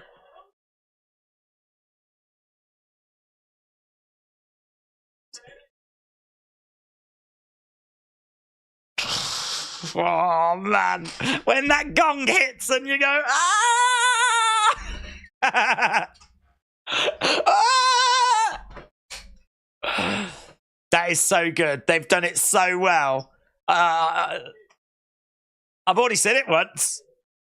And then when they played it again, you're like, oh, do it again, do it again. And it did it again. Ah! It's proper like, oh, Taker. The dong is the best. You might want to rephrase that, but this Tuesday on NXT, John Cena against Carmelo Hayes. Well, I don't know that he'll be going up against Carmelo. He's in his corner. Asuka against Roxanne Perez, Cody major announcement, Undertaker, and more. David said that Bloodline could use Umaga's son. He wrestles already. Yeah, he's not in WWE though, is he? He's not in WWE, so they'd have to sign him, and then I think they'd have to run him through the Performance Center and all of that first. I don't think we'd have him ready in time, and I haven't heard that he's been signed or anything, so I don't know. I think it would probably be someone that's already in the company. I can't see anyone. I can't think of anyone. I mean, Zion Quinn's a fair shout, but I don't know. I don't believe that he is part of the Anoa'i family. Goosebump says it's good, isn't it? It's good. Acknowledge Roman or acknowledge Rhea. Yeah, we can do that. We'll see who people want to acknowledge. There's a little bit of Roman fatigue, isn't there? Will NXT break 1 million viewers on Tuesday? 86% of people say yes. Who do you acknowledge? And you can only choose one. Who do you acknowledge? Do you acknowledge Rhea or do you acknowledge Roman? Who are you acknowledging? Boom. Ellis Stubbs said NXT's overreaction to AEW on Tuesday is one of the funniest things I've seen. I hate that NXT feels the need to use these big names as a crutch. It's my biggest issue with modern NXT. Ellis Stubbs. I can understand that. I can understand that. I think, though, that, you know, this isn't something that NXT has been doing. It's just something it's been doing recently. So, like, we know why they're doing it. They're doing it to get the better TV deal, and they're doing it to, obviously, this week beat AEW. I think the way to look at the AEW one, though, is I don't actually view it so much as, like, point scoring. I don't view it as it being we're gonna like show we're the better brand or whatever, like peacocking or whatever.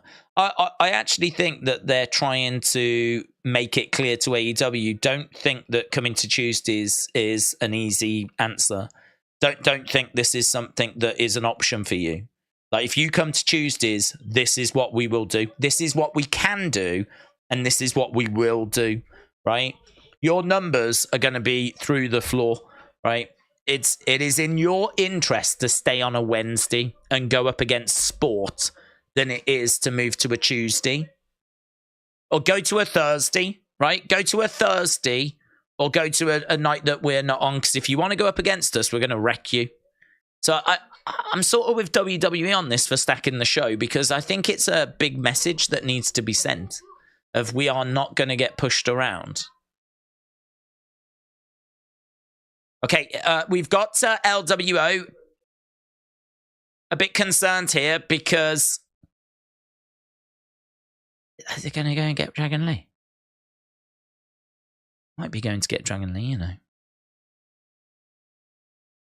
So, yeah, they Del Toro, Wilds, dead. They're both dead. So we need to go and get some. We need to go and get someone. There's a blonde in the background that's like posing. Look at these two. There's a blonde in the crowd. I don't know if you saw. She was like constantly doing poses. Michael said NXT next week. Invisible Cena versus Little Jimmy with special ref, the Invisible Man. Ray is making a phone call. Do you think Undertaker's coming back on NXT? I think he'll be on NXT. I don't think he's coming back, like, on a permanent basis. Carlito. Oh, okay. That would be sick. Is there rumors of Carlito, is there? I mean, we know Carlito is signed, so it's a really good shout. For the records, AEW can't go to Thursday. TBS is showing baseball on that day. Well, go earlier then, or later. WWE are right to send the message of don't go thinking this is a good option for you. You're moving to Tuesday because you think it's a good replacement for, like, the time slot that you're in. You think coming to Tuesday is going to be similar. Well, it's not, because we're going to stack our show.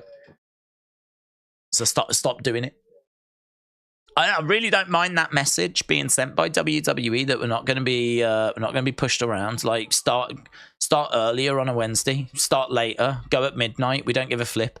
But if you think coming like on a Tuesday at 8 o'clock is going to be like good for you, then well, here's the Undertaker. Have you met Mr. John Cena? Trying to bully NXT. I don't blame WWE trying to stack the odds. Remember, the fans are the ones who are about the ratings till AEW is doing good. Remember Black and Gold. Why would Mysterio make a phone call to Dragon Lee when Dragon Lee is in the building, says, oh. Well, I don't think he would. If he's off to make a phone call, then it would suggest that it is someone that is not in the building, wouldn't it? I have got it says there is a little problem with the channel. I'm not happy about this. And I feel like it's probably my end. Probably my end and no one else's end. Oh, hello. It's back. There we go. What is your favorite wrestling move? Mine is the pile driver. Favorite wrestling move?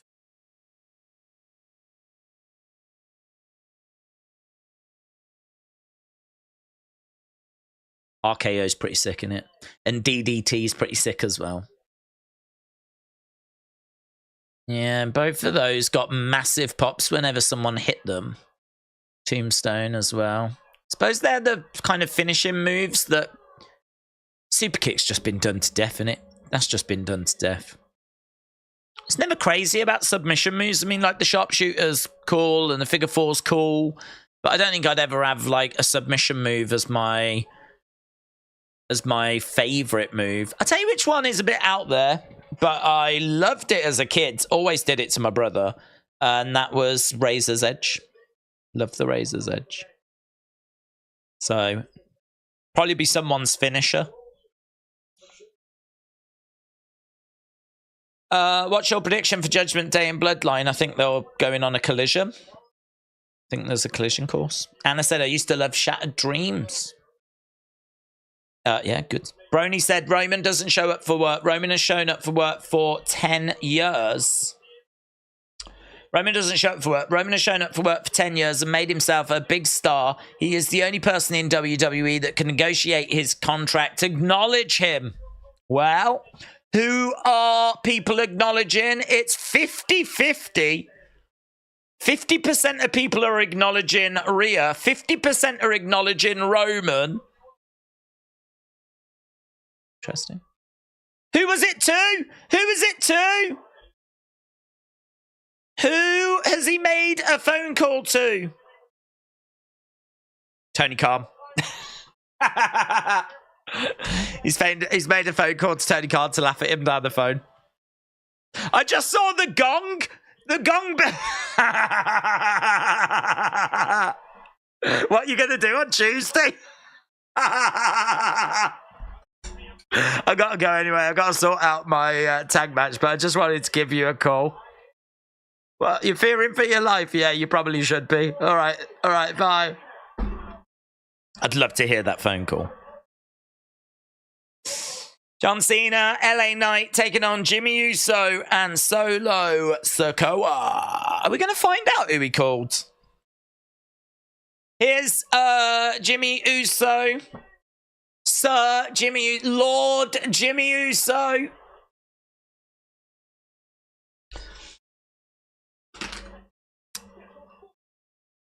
Here's Heyman.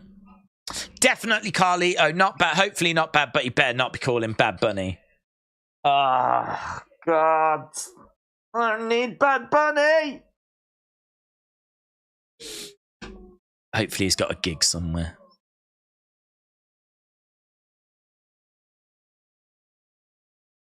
God, how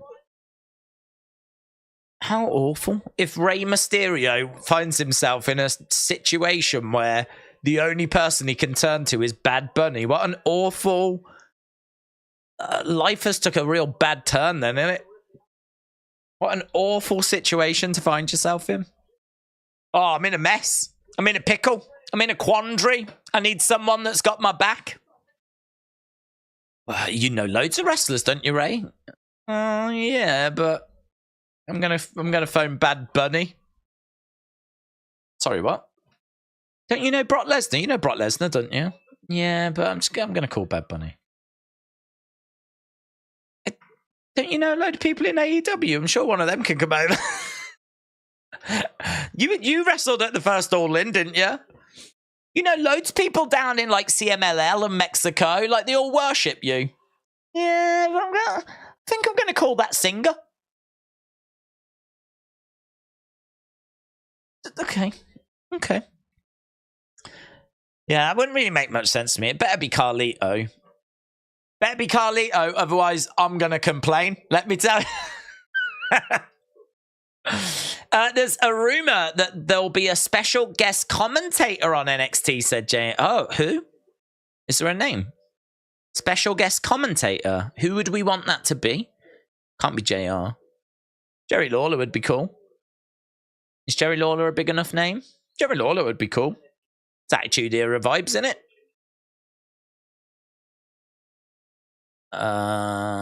Who else would be good? William Regal. I don't think William Regal's allowed, is he? From a contract point of view, don't think Regal's allowed. Mauro would be cool, but I don't think that would be. I don't think that would bring in like any ratings. I don't know that Jerry Lawler would bring in any ratings. JBL would be okay. Teddy Long. Bad Bunny is at Paris Fashion Week. You're safe, said Trini. Come on! Yes! Oh my God, I love fashion. Thank you, fashion! Thank you, fashion! Oh my God, that's the best thing the French have ever done. Oh my God. Je m'appelle Days. C'est suis magnifique. Let's go. Thank you, France. Sending love. Sending love across the channel. I love France. I've always loved France. Flipping love France, I do. Good people. Croissants, you know, and love. That's all you need. Croissants and love. Vince McMahon on commentary. Oh my God, could you imagine that if they announced Vince on commentary? How would that even be received? Roman returns next week. Roman returns next week. Yeah, Vince on commentary, man. With Jesse the Body Ventura. That'd be flipping sick. Oh, hello. Pretty Deadly are back next week as well. Elton Prince, Kit Wilson taking on Ridge Holland and Butch. Elton Prince is going to have flipping flashbacks, isn't he? Breaking news. Triple H is on SmackDown next week. Triple H. Wow, next week's season premiere is stacked. Roman on commentary. Could you imagine Boomer Vince trying to call a match? Papa H. Papa H. Do you think CM Punk will return to WWE? Honestly, I don't know. My reaction, my gut reaction was no. Definitely no. But the rumors that there are some talks are very, very interesting, aren't they? Very interesting. It's the only thing, though. There's a few other bits that people have kind of speculated on, which I don't think there's anything to those. We spoke about it earlier. I think it's only the news today is the first news I've seen that's made me go, okay. Okay. So we'll see. I do feel like that it's something that could quite comfortably, quite easily fall apart, but there's definitely something to it now. LA Knight in the ring. 1 million for NXT feels like a big reach, but NXT hitting 1 million while head-to-head, it would be an achievement. A benchmark AEW hasn't sniffed would make it sweeter. Well, that's a really good point, actually. I think normally I would say, yeah, 1 million. I'd be really comfortable with it, and I feel like it should be there or thereabouts. I mean, it's the flipping Undertaker. You want to talk about a needle mover? That'll do it. Undertaker being in the ring, that'll do it. But you are right, they're going to have to try and do it whilst going up against AEW. They are going to have to try and do it whilst competing and not having it like just the evening to themselves. So, yeah, that's going to make it harder. That's definitely going to make it harder. King Yeti said, what about Tito Ortiz? Why? Why would we have Tito Ortiz? For commentary? We talk about commentary or we talk about Ray's partner? My guess for tomorrow is Shinsuke wins, Cargill debuts, Carlito returns to team with Ray and Escobar, Randy returns to help Jay and Cody fend off the Judgment Day. Drops of Jupiter said CM Punk is still with AEW. Dax from FTR just copyright the name CMFTR. Why would they need that name if they're not going to use it? I don't believe he is still with AEW. Tony Khan said that deal was terminated, and I believe it's all terminated. So they may have copyrighted CMFTR because they want to continue to sell the t-shirts. Because in all fairness, they're very proud of their relationship with CM Punk. If CM Punk's about to go to WWE, he's going to be massively pushed. So if you've got merch that's CMFTR and it's merch of that period of time when you and CM Punk were working together, you might want to trademark that so that you can continue to sell that merch and own the trademark for it so you can continue to make money off it. Basically, they can make money off CM Punk without breaching any kind of... Because I don't think WWE can stop them if they own the trademark to it. So I don't think that's anything to do with him going back to AEW. And I think it's got everything to do with making money from t-shirts.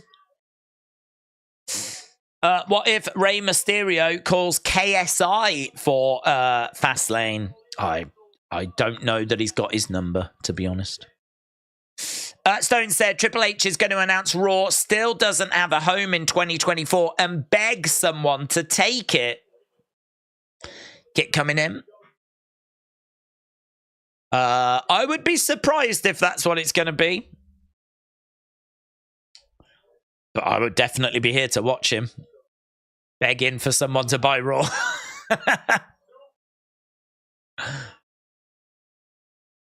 Super kick there by Jimmy as we go to commercial break.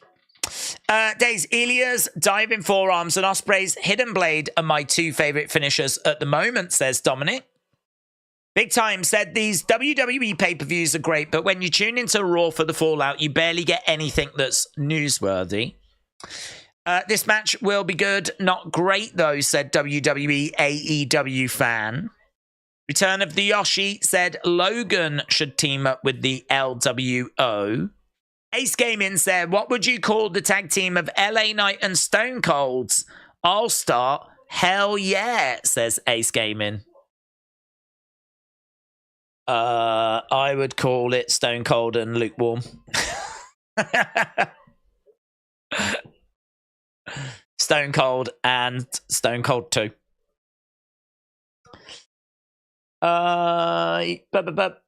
Nita Nitro said JR is not under an AEW contract anymore. Triple H is going to announce who is being traded to SmackDown for Jay ?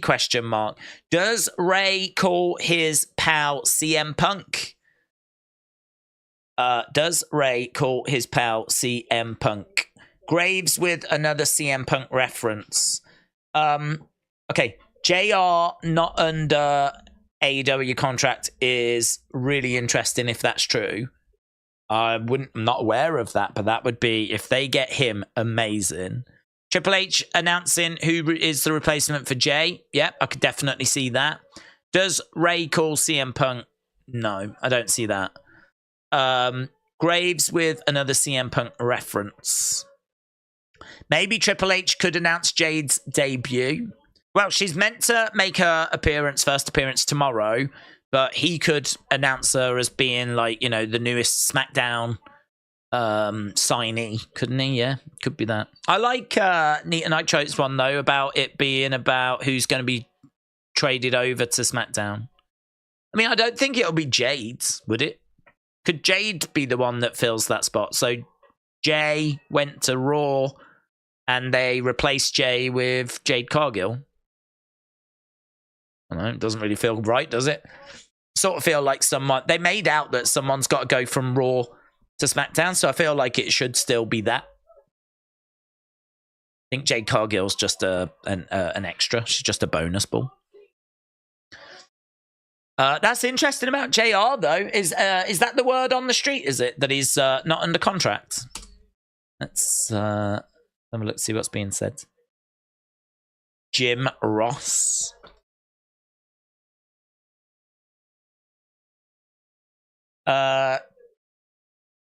Jim Ross remembers Gorilla Monsoon, who passed away this day in 99. Oh, really? Gorilla Monsoon?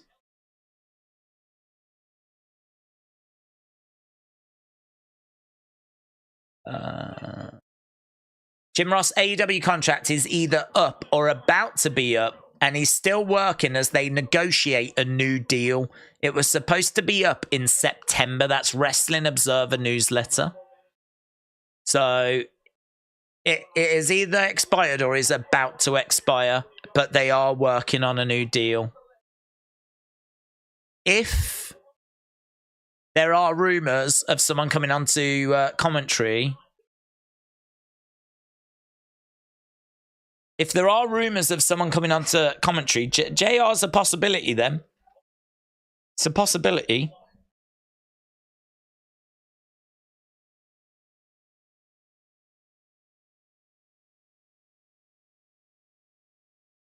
Okay. Interesting. We're getting a little tidbit. We're eating good, aren't we? Do you know what? I feel like there's so many talking points and none of them have got really anything to do with what we've seen from the show. This week's SmackDown. Solo attacks LA Knight from behind, and this main event was irrelevant. So LA Knight and Jimmy battling away. Solo jumps in and attacks. Down comes John Cena. Cena making the save. Grabs Solo. Chucks him out the ring.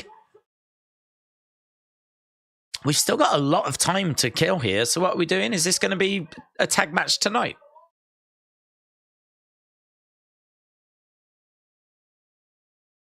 Now we've got... Okay, now we've got Judgment Day coming down. Okay. Judgment Day coming down. Damian, Finn, JD. This is a problem, isn't it? This is a problem. Rhea, Damian, Finn, JD, Dominic. They're making their way down to the ring. Are they coming after the Bloodline or what's happening? Heyman puts his hand out. Rhea shakes. Authorized. Heyman says authorized. Okay, they're on the same page. Authorized. Okay, scrap that. The show just gave us some. So, Bloodline and Judgment Day working together. They've worked together before. I remember them. I remember there being a segment on Raw where they decided to help each other out. Why are they all on the one side? The goofs.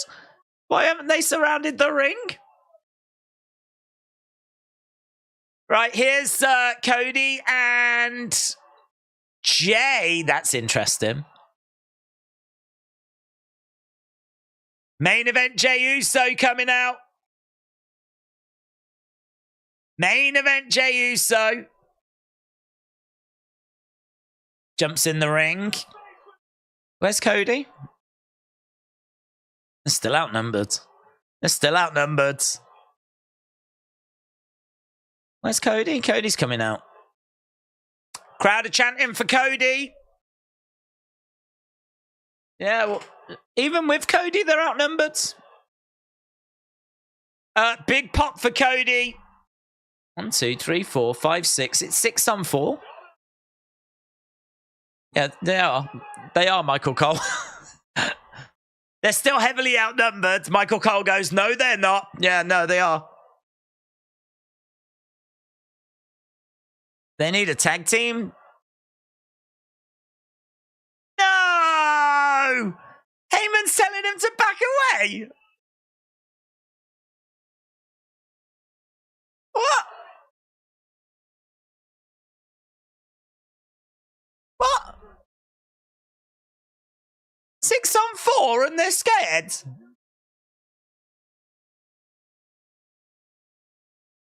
I mean, granted, one of them is Dominic Mysterio, so really it's 5.5 against 4, isn't it, really? Jay jumps over the top, lands on Finn and Damien. It's an interesting relationship, isn't it, between Judgment Day and Bloodline? Interesting relationship. I mean, I feel like it's going to break apart. But seemingly on the same page for now. And I wonder what that'll do for tomorrow. We've got Cena and Solo going at it right now. Big shots coming in by Cena. Super kick there by Solo. Cena goes down. LA Knight comes in. LA Knight and Solo face to face. He goes for the Samoan spike, misses with it. Clothesline by LA Knight. Solo goes to the outside. JD McDonough going after LA Knight. He gets planted. Super kick there by Jay. He's going to get... he is in position for the 5-knuckle shuffle. So all the baby faces having a lovely time right now with JD McDonough. John Cena, bang! I bet JD McDonough's having to pinch himself, isn't he? Like, it's not that long ago he was in NXT UK. Now here he is in a SmackDown ring being AA'd by John Cena. I'd imagine that's a privilege. Cody takes off the weight belt. Hurls the weight belt into the crowds. JD, is no one going to come to his aid? Where's all the other people? Oh my God. Oh, that was horrific. That crossroads was horrific. Just absolutely dumped him on his head.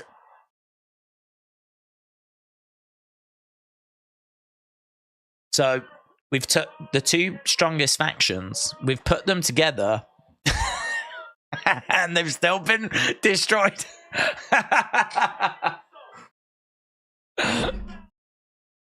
Lol. Ah, Cal, shout out to you, buds.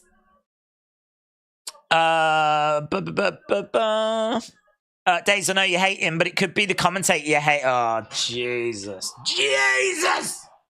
Better not be. Do you know what? It's a good shout as well, isn't it? Because if he can worm his way into anything that's got a bit of hype and momentum, he wants to be there, doesn't he?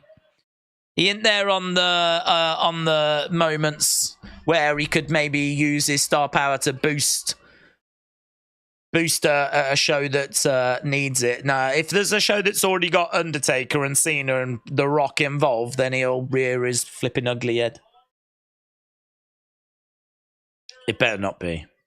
That will properly sour my mood on Tuesday if it is. Hopefully there's a football game or something, you know, where he can actually go to the thing he would rather do instead of being involved in wrestling. Because he could be involved in wrestling, but he chooses not to be because he'd rather do something else instead. Hopefully he can... Hopefully he's in Paris, London Fashion Week with Bad Bunny. That'd be good. Maybe the French... Maybe the French can help me out again. Probably not. I'm amazed they helped me out once.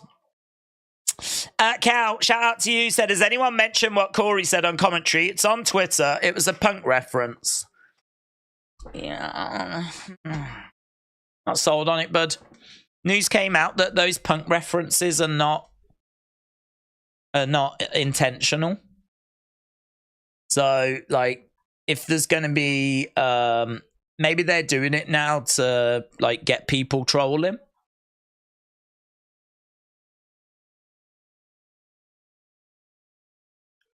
WWE sources said, told Fightful, if CM Punk was to return, there are fences that need to be mended with Roman Reigns amongst other people. Wow. So it might be that even Roman is got an issue with... that Roman has got an issue with...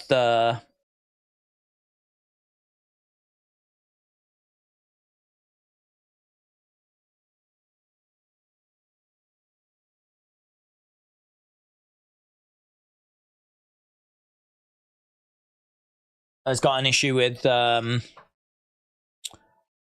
Punk. Cal, I appreciate you letting us know, though, bud. Okay, get in your scores. Get in your scores. The ending was incredible, said George. 875. Mr. Dow Jr. said 8. What would you score it?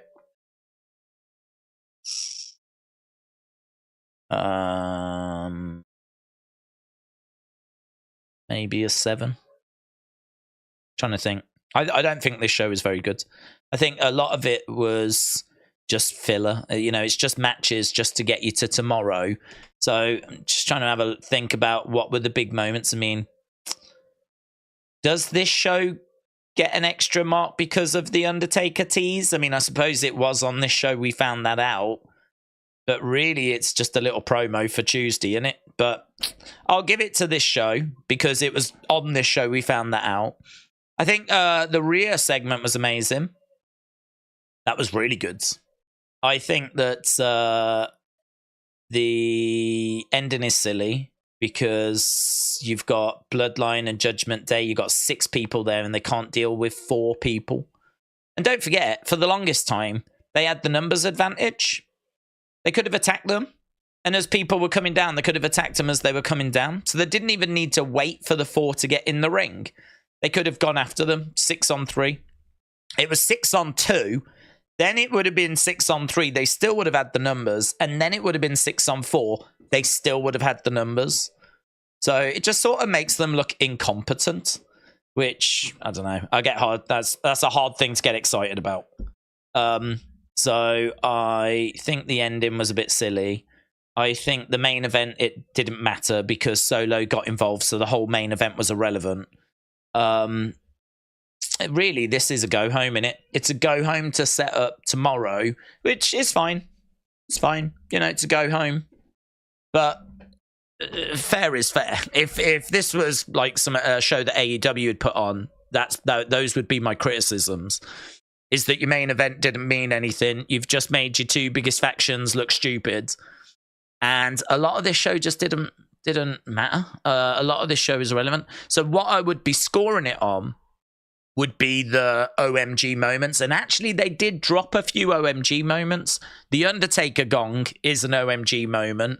The great segment between Rhea and Paul Heyman, which I thought was really good. You know, acknowledge me, Paul. Like, it's good. And then Paul going, no, you don't get how this works. I've got to get it authorized. And then at the end where he said authorized, because we didn't know if they were on the same page when they first came out. So when he said authorized and we knew they were on the same page, cool. And then the other one was the potential Carlito thing, you know? That is interesting. It'll be good if it is Carlito. Apparently he's been signed for a long time and this would make perfect sense for it to be him. So I agree. I think Carlito is the front runner for that. So Ray has gone to make a phone call. So Carlito, Ray, and Santos being a team tomorrow could be a lot of fun.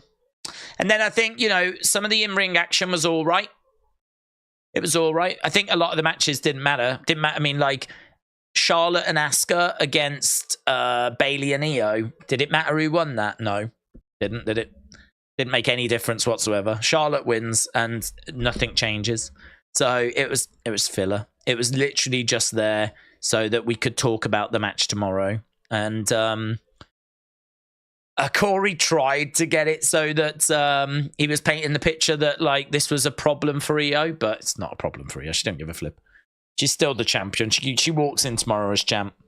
It don't make any difference that you know, she lost this match. She weren't even the one that got pinned. It was Bayley.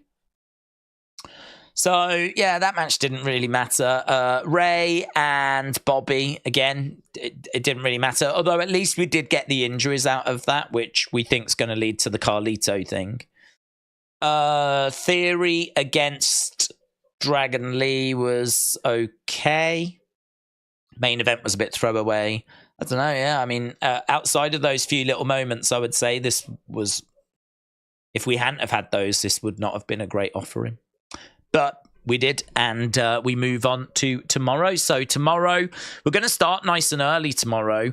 We're going to be, I think, at least 2 hours before the kickoff show. So if you are around, come and join us. I'm sure there's going to be more news and speculation. My feeling on the Corey Graves thing is that Corey has seen the reaction to what's being said on social media. Corey has got the ability as a commentator to come out with lines, and I think that he's done it as a way of getting people to, just keep that speculation going. I really don't think this is being driven by WWE. Sean actually said that he spoke to someone in WWE that have said there's nothing to those teases that we've had already. They're nothing more than coincidences. It could be that Corey has decided today that he's going to join in on the fun, and he's going to do a bit of trolling. He's going to get people talking, So I ain't buying into that. But I do think that there are some green shoots. I mean, there is word that they are in talks. So I do think that there is something there. I'm not saying there isn't. There is something there. I ain't buying the Corey Graves thing. Yeah, that's kind of, yeah. I feel like you're upset it was a good show and it didn't need Roman. No, I just explained. I didn't think it was that good. You're looking for excuses as to why it wasn't good. No, the matches didn't matter, did they? Versus normal, always looking for reasons it was worth watching. Nope. Oh, you're wrong. I think I've explained it quite well. Like, the matches didn't matter. Who won the matches didn't matter. So that's always going to affect the show, because again, Charlotte and Asuka against Bayley and Io. If it doesn't matter who wins, how engaging is the match? Same with Bobby against Ray. It didn't matter who won. There was no stipulations in place. These are just this is your typical go home stuff. So you are watching matches for the sake of watching a match when it's really just there to get you hyped. I mean, it doesn't work for me. It doesn't get me more hyped. I'm not more excited for these matches having watched them on this SmackDown.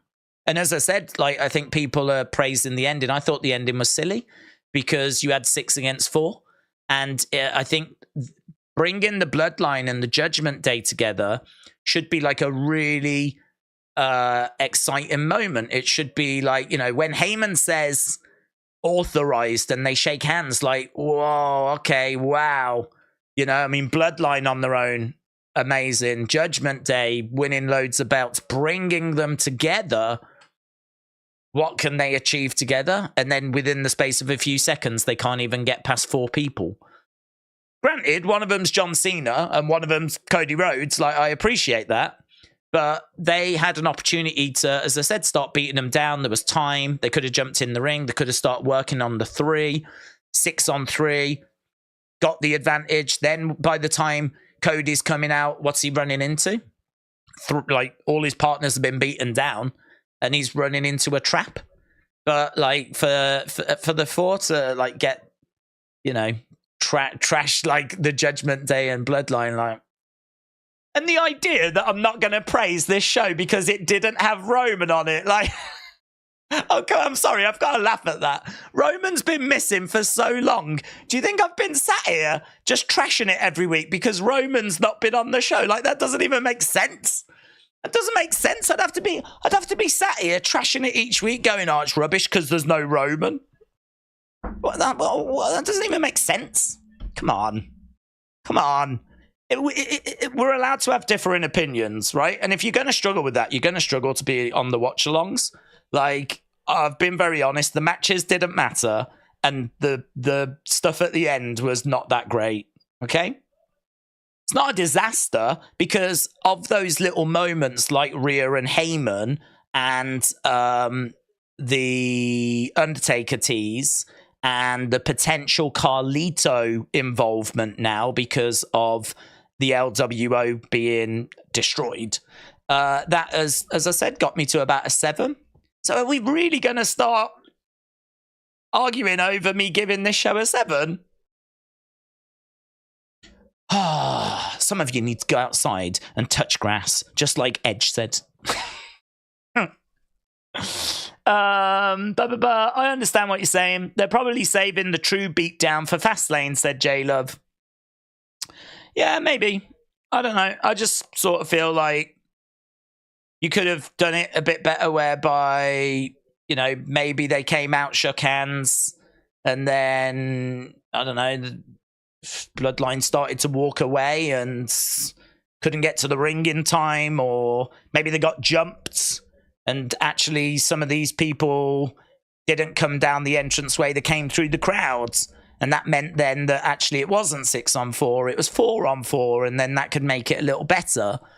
So, you know, I just think there's maybe a better way of doing that ending than what we ended up getting. But, you know, I'm not bothered by it. Not bothered by it. I'm quite excited to see what we can do with Judgment Day and Bloodline working together. I think them two being on the same page definitely gives me Survivor Series War Games vibes. I think that if you're going to have, you know, there's no such thing as friendship as there in wrestling. So eventually they're going to turn on each other. Whether we're going to have them together to get through this little period and then have them, like, you know, dissension, turn on each other, and then that sets up Judgment Day and against the Bloodline at Survivor Series. Or you have them stay together for a little bit, helping each other out, having each other's backs, and then you just build up, like, the babyface team to, like, do Bloodline and Judgment Day as a team going up against, like, a collection of babyfaces. So, you know, there's a few different ways that you can take this. I think it's very interesting development. I also think Rhea saying, like, acknowledge me and starting to get a bit big for her boots, that's pretty fun as well. That's a fun development. They've always said that Judgment Day doesn't have a leader, but, I mean, it sort of feels like it does now, doesn't it? She is the one that, as she said, someone's got to put the plans in place. Someone's got to come up with the plans. Someone's got to tell people what they need to do. So she is the one that has come out and like done that, and she blamed Damien for not doing it while she was away, while she'd been attacked by Nia. She's come back and now she's took the reins again. So it's, I believe, kind of her strategy to get with the Bloodline, and yeah, it's a good move, positioning her as, like, the leader now and giving her that bit more power. I like it. I like it. I think it's a good move. So, yeah, that was a fun little segment, man. I enjoyed that back and forth between her and Paul Heyman. John Cena and Cody are the same as 4 people, says Jim. Juan said, what's the first time the ref didn't go to an actual match and count, but the booking, like AEW guy? I don't know. Do you mean what's the first time? I don't know. The first example of a referee not counting when they should have counted. Probably going all the way back to, like, the 60s, 50s, something like that. I don't know. I've never really seen any articles that focus on refs that should have counted and haven't. That'd probably be a really fun little video. Fikishwa said, what's happening with NXT Europe? No news. They've said, it was in a video the other day, actually. They said that there was it was on hold, and it was going to depend on what Endeavour want to do. So I suppose that's still on hold whilst we sort out these TV deals, because part of the situation is going to be if Amazon come in and they want, Amazon might come in and they might say, right, we want wrestling 3 times a week. We'll take Raw and we'll take NXT, but we want NXT to be like Raw, and we could do with another show as well. Like, Amazon could say that. They'll have to pay for that. But, you know, if they want to have a boost at the start of the week, boost at the end of the week, and a boost in the middle as well, you know, who knows what kind of conversations could be had. I mean, the idea that WWE are only going to have Raw, NXT, and SmackDown, like, yeah, absolutely they could. but they equally could turn NXT to a third brand. They could introduce a brand new show. There's lots of different things that could happen and could come of these TV deals. So I suppose you can't really get stuck into an NXT Europe until you really know what's happening with NXT, and you're not going to know that until the TV deals are sorted. So I think it's still on hold, to be honest. I think it's all still on hold. I think it's something that Triple H is interested in, but unfortunately, that's not really Triple H's domain. Triple H is in charge of like the content. He's not really in charge of that kind of strategic movement, planning out if we're going to have hubs of NXT all around the world, So yeah, it's something that I can see they're going to have to figure out eventually, but I think it's TV deals that they're sorting at the moment. Could Nia join Bloodline? If so, it would make sense. She could. Yep, she could. She could, or Ava could. I think if they do need a female, which it really depends. If we're going to do Judgment Day against Bloodline, then we may need a female. As we said, it could also be a case that they join forces, and so we don't actually need... Bloodline might not have a Rhea problem. I think eventually they will, but as of right now, they might not have a Rhea problem. So we need to see if there's a Rhea problem first. If there is a Rhea problem, then yeah, Nia Jax could come in. Or they could call up Ava. I don't think Ava's ready, though, because she's only had a couple of matches.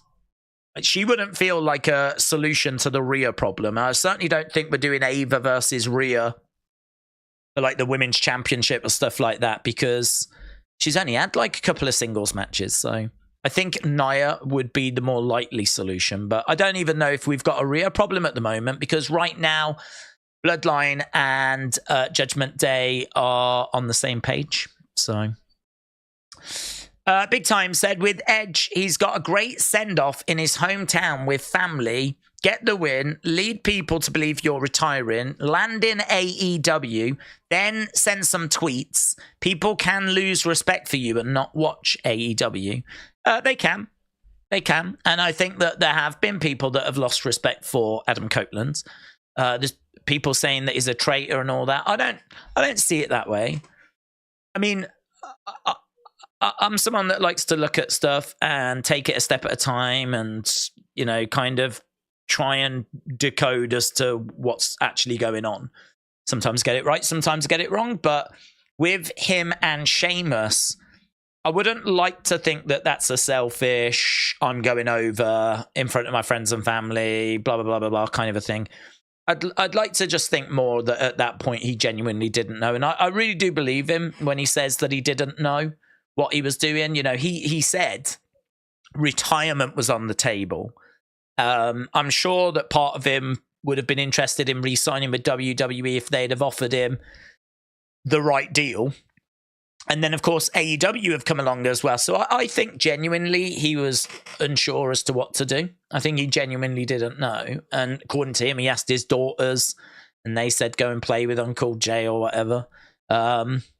And so he ended up going to AEW. So, him winning that match, it could just be a case he didn't know what was happening at that time. And okay, I still think it would have been nice if he had put Sheamus over. If he didn't know, I think he still could have put Sheamus over, but, whatever. In regards to him being a traitor, as I said, I don't really agree with that. I think that he wanted to do more. WWE didn't have more for him, and so is ended up going over to AEW. So, I don't know. I think that I think there's a few things that don't sit quite right with me. I think is go out, touch grass. I think that's not a great line to come out with. Talking about like it being weird about tribalism and all that kind of stuff. As we said, I don't think it's weird. I think the companies have done a lot to drive a wedge between fan bases, when we could have done a lot to actually try and bring those fan bases together. There would always be a level of toxicity there, but I think you've been a bit blind to what's actually been happening if you find it weird that there is like a war, right? I can only imagine you've not really been following things that closely, or maybe you've not been on social media and stuff like this. It sort of strikes me more like you're just not really aware of what's happening, because you can't ignore the comments that Tony made about this is a real war. And it was he only made them earlier this year because he was so annoyed at some of the stuff WWE had been doing, which, you know, contract tampering and stuff along those lines. Like, to come out and make those comments and just ignore like what's been going on is just crazy. As I said, I would have had a lot more respect for him if he'd have come out and said, look, I know what's been said and I know what's happened, but I'm here to change the temperature.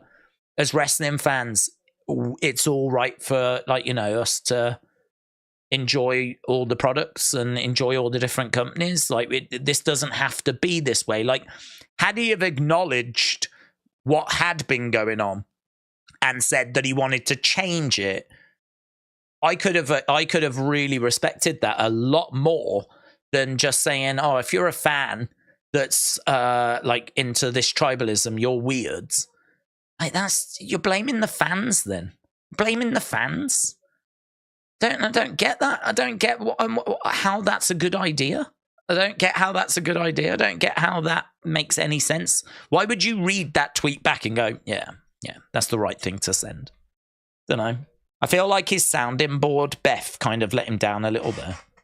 I think he got some bad advice on that one.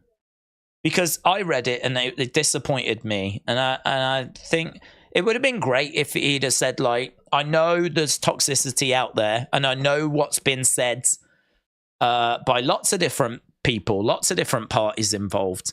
I'm here to try and change that. I'm here to lower the temperature.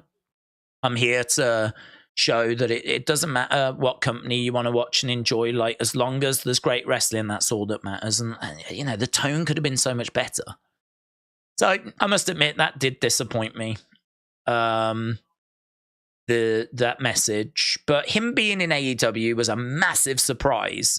I don't see him being a traitor as a result, because I think WWE are the ones that kind of let themselves down by not doing more to keep him. And him beating Sheamus, yeah, I would rather it had gone the other way, but again, at that moment, he might not have known. So, you know, it is what it is. People are going to see it all differently. That's how I see it. I don't really have any bad feelings towards him. You know, those comments I thought were a bit silly, but considering all the joy and incredible moments he's given us and me over the years, like, I'm not bothered by it. Not bothered by it. I don't wish him any ill will. I only wish him all the best. And I hope that he goes on to have a successful run with AEW. But going to be a bit tricky. It's a shame his first match is going up against this stacked NXT card, isn't it? It's a bit of a shame that it's going up against all this stuff. And I do wonder if AEW are going to drop something big tomorrow, if they're going to stack their card anymore. I don't know who they can get or what they can get, but you know, WWE have just raised the stakes again by dropping Undertaker onto that show. So, are they going to? Is AEW going to respond? Looks like CM Punk is indeed coming back, said People's Wrestling Channel. I don't think he knows about the stuff that Tony said Nelson. You could be right. Yeah, you could honestly be right. It could be that he just, you know, he's a family man who I would not blame him if he stayed away from social media and decided that, you know, that's not something that he wants to spend his time doing and messing around with. So it wouldn't surprise me if he kind of stays away from that. And it wouldn't surprise me if he wasn't aware of it. So if that is the case, then it would explain it. You know, at least it would make a bit more sense then. And maybe if he had been aware of it, maybe then he would have changed, you know, his message. So, you know, this is what I'm saying. Like, he's, as a wrestling fan and a WWE fan, he has given us so many moments, so many great memories. The reason WWE fans are so disappointed is because they love him and they respect him. And like they're good that he's not in WWE anymore. So that disappointment comes from a good place. It comes from a good place, a positive place. And I just think like it's happened. So if you're a WWE fan, it's happened, and there are reasons why it happens.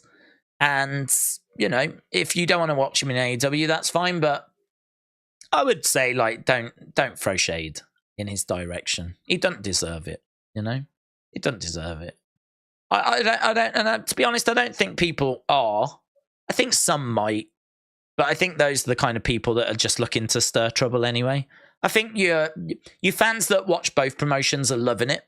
Your fans that only watch AEW are loving it. I think it's your fans that only watch WWE. They're the ones that it might get a bit ugly. He doesn't deserve no shades. I don't really blame him. Edge hasn't been on social media since that post. The toxicity was too much. WWE fans jumping on him, losing to NXT, making fun of his age, and now waiting for NXT to bury him. It's sad. That is sad. I haven't seen any of that. That is sad. To be honest, I don't think that makes WWE fans look brilliant. I think that really is quite embarrassing if that's what people are doing. This is a guy that's given you so many great moments. And I know that there are some that feel betrayed. But I would counter it by saying, well, WWE could have given him a full-time contract. Could have given him, they could have sold him on, let's do a program with you and Gunther. Let's do a program with you winning the world title. Let's do a program with you and Bron Breakker. We've got some big plans. But I don't think that excitement and that enthusiasm about we can do this, we can do that, we can do this, I don't think that was there. He said that they'd outgrown each other, and I think he is excited. He wants to still do stuff. And I think that WWE probably had a bit of a part-time thing in line for him, but nothing compared to what AEW were willing to offer. Like, you can have a match with Kenny, we can do this, you and Ricky Starks, you and Swerve, you and Moxley will, have you tag teaming with Sting or whatever it might be. Like, I'm sure they just went, ugh. And he was like, yeah, well, a lot more excited about that as a project. So, I think then for WWE fans to just, I don't know, be so kind of ungrateful for what he has given. That's a real shame, man. That's a real shame. And as I said, I just don't think it's a good look for WWE fans. But you're going to get that. You're going to get that minority. If it was the other way around, I'm sure when Cody went, there was AEW fans that were laying into Cody and saying, how he's betrayed AEW and everything. So, I mean, look, it's vice versa. It is what it is. Rhea is the leader and always has been after Edge was kicked out, says Jim. Mitchell, shout out to you. I'm a wrestling fan. I marked out when Sting went to WWE, and I was a huge WCW guy, says Eric L. Tom said, I feel like WWE fans are in shock because they thought he was WWE for good, and they didn't expect him to leave. Mm-hmm. No, I agree. I think for that shock to turn into anger is probably understandable. But as I said, rather than that anger going in at Edge, I feel like it should be going in at WWE, because I would feel a lot more different about it if WWE had given him a great offer, loads of full-time contract, loads of great matches. I'm only going off Edge's side of things. Obviously, WWE haven't commented, but Edge has said that WWE are happy for him. The higher-ups are pleased for him. There is no ill will there. WWE have said that the door is open for a return if ever he wants to come back. So I really don't believe there's any bad will there at all. He said that they'd outgrown each other. He wanted to do more. WWE didn't have much more for him. That's why, for me, you just go, I get it. What's the alternative? That he just sits at home and twiddles his thumbs? Can't do that.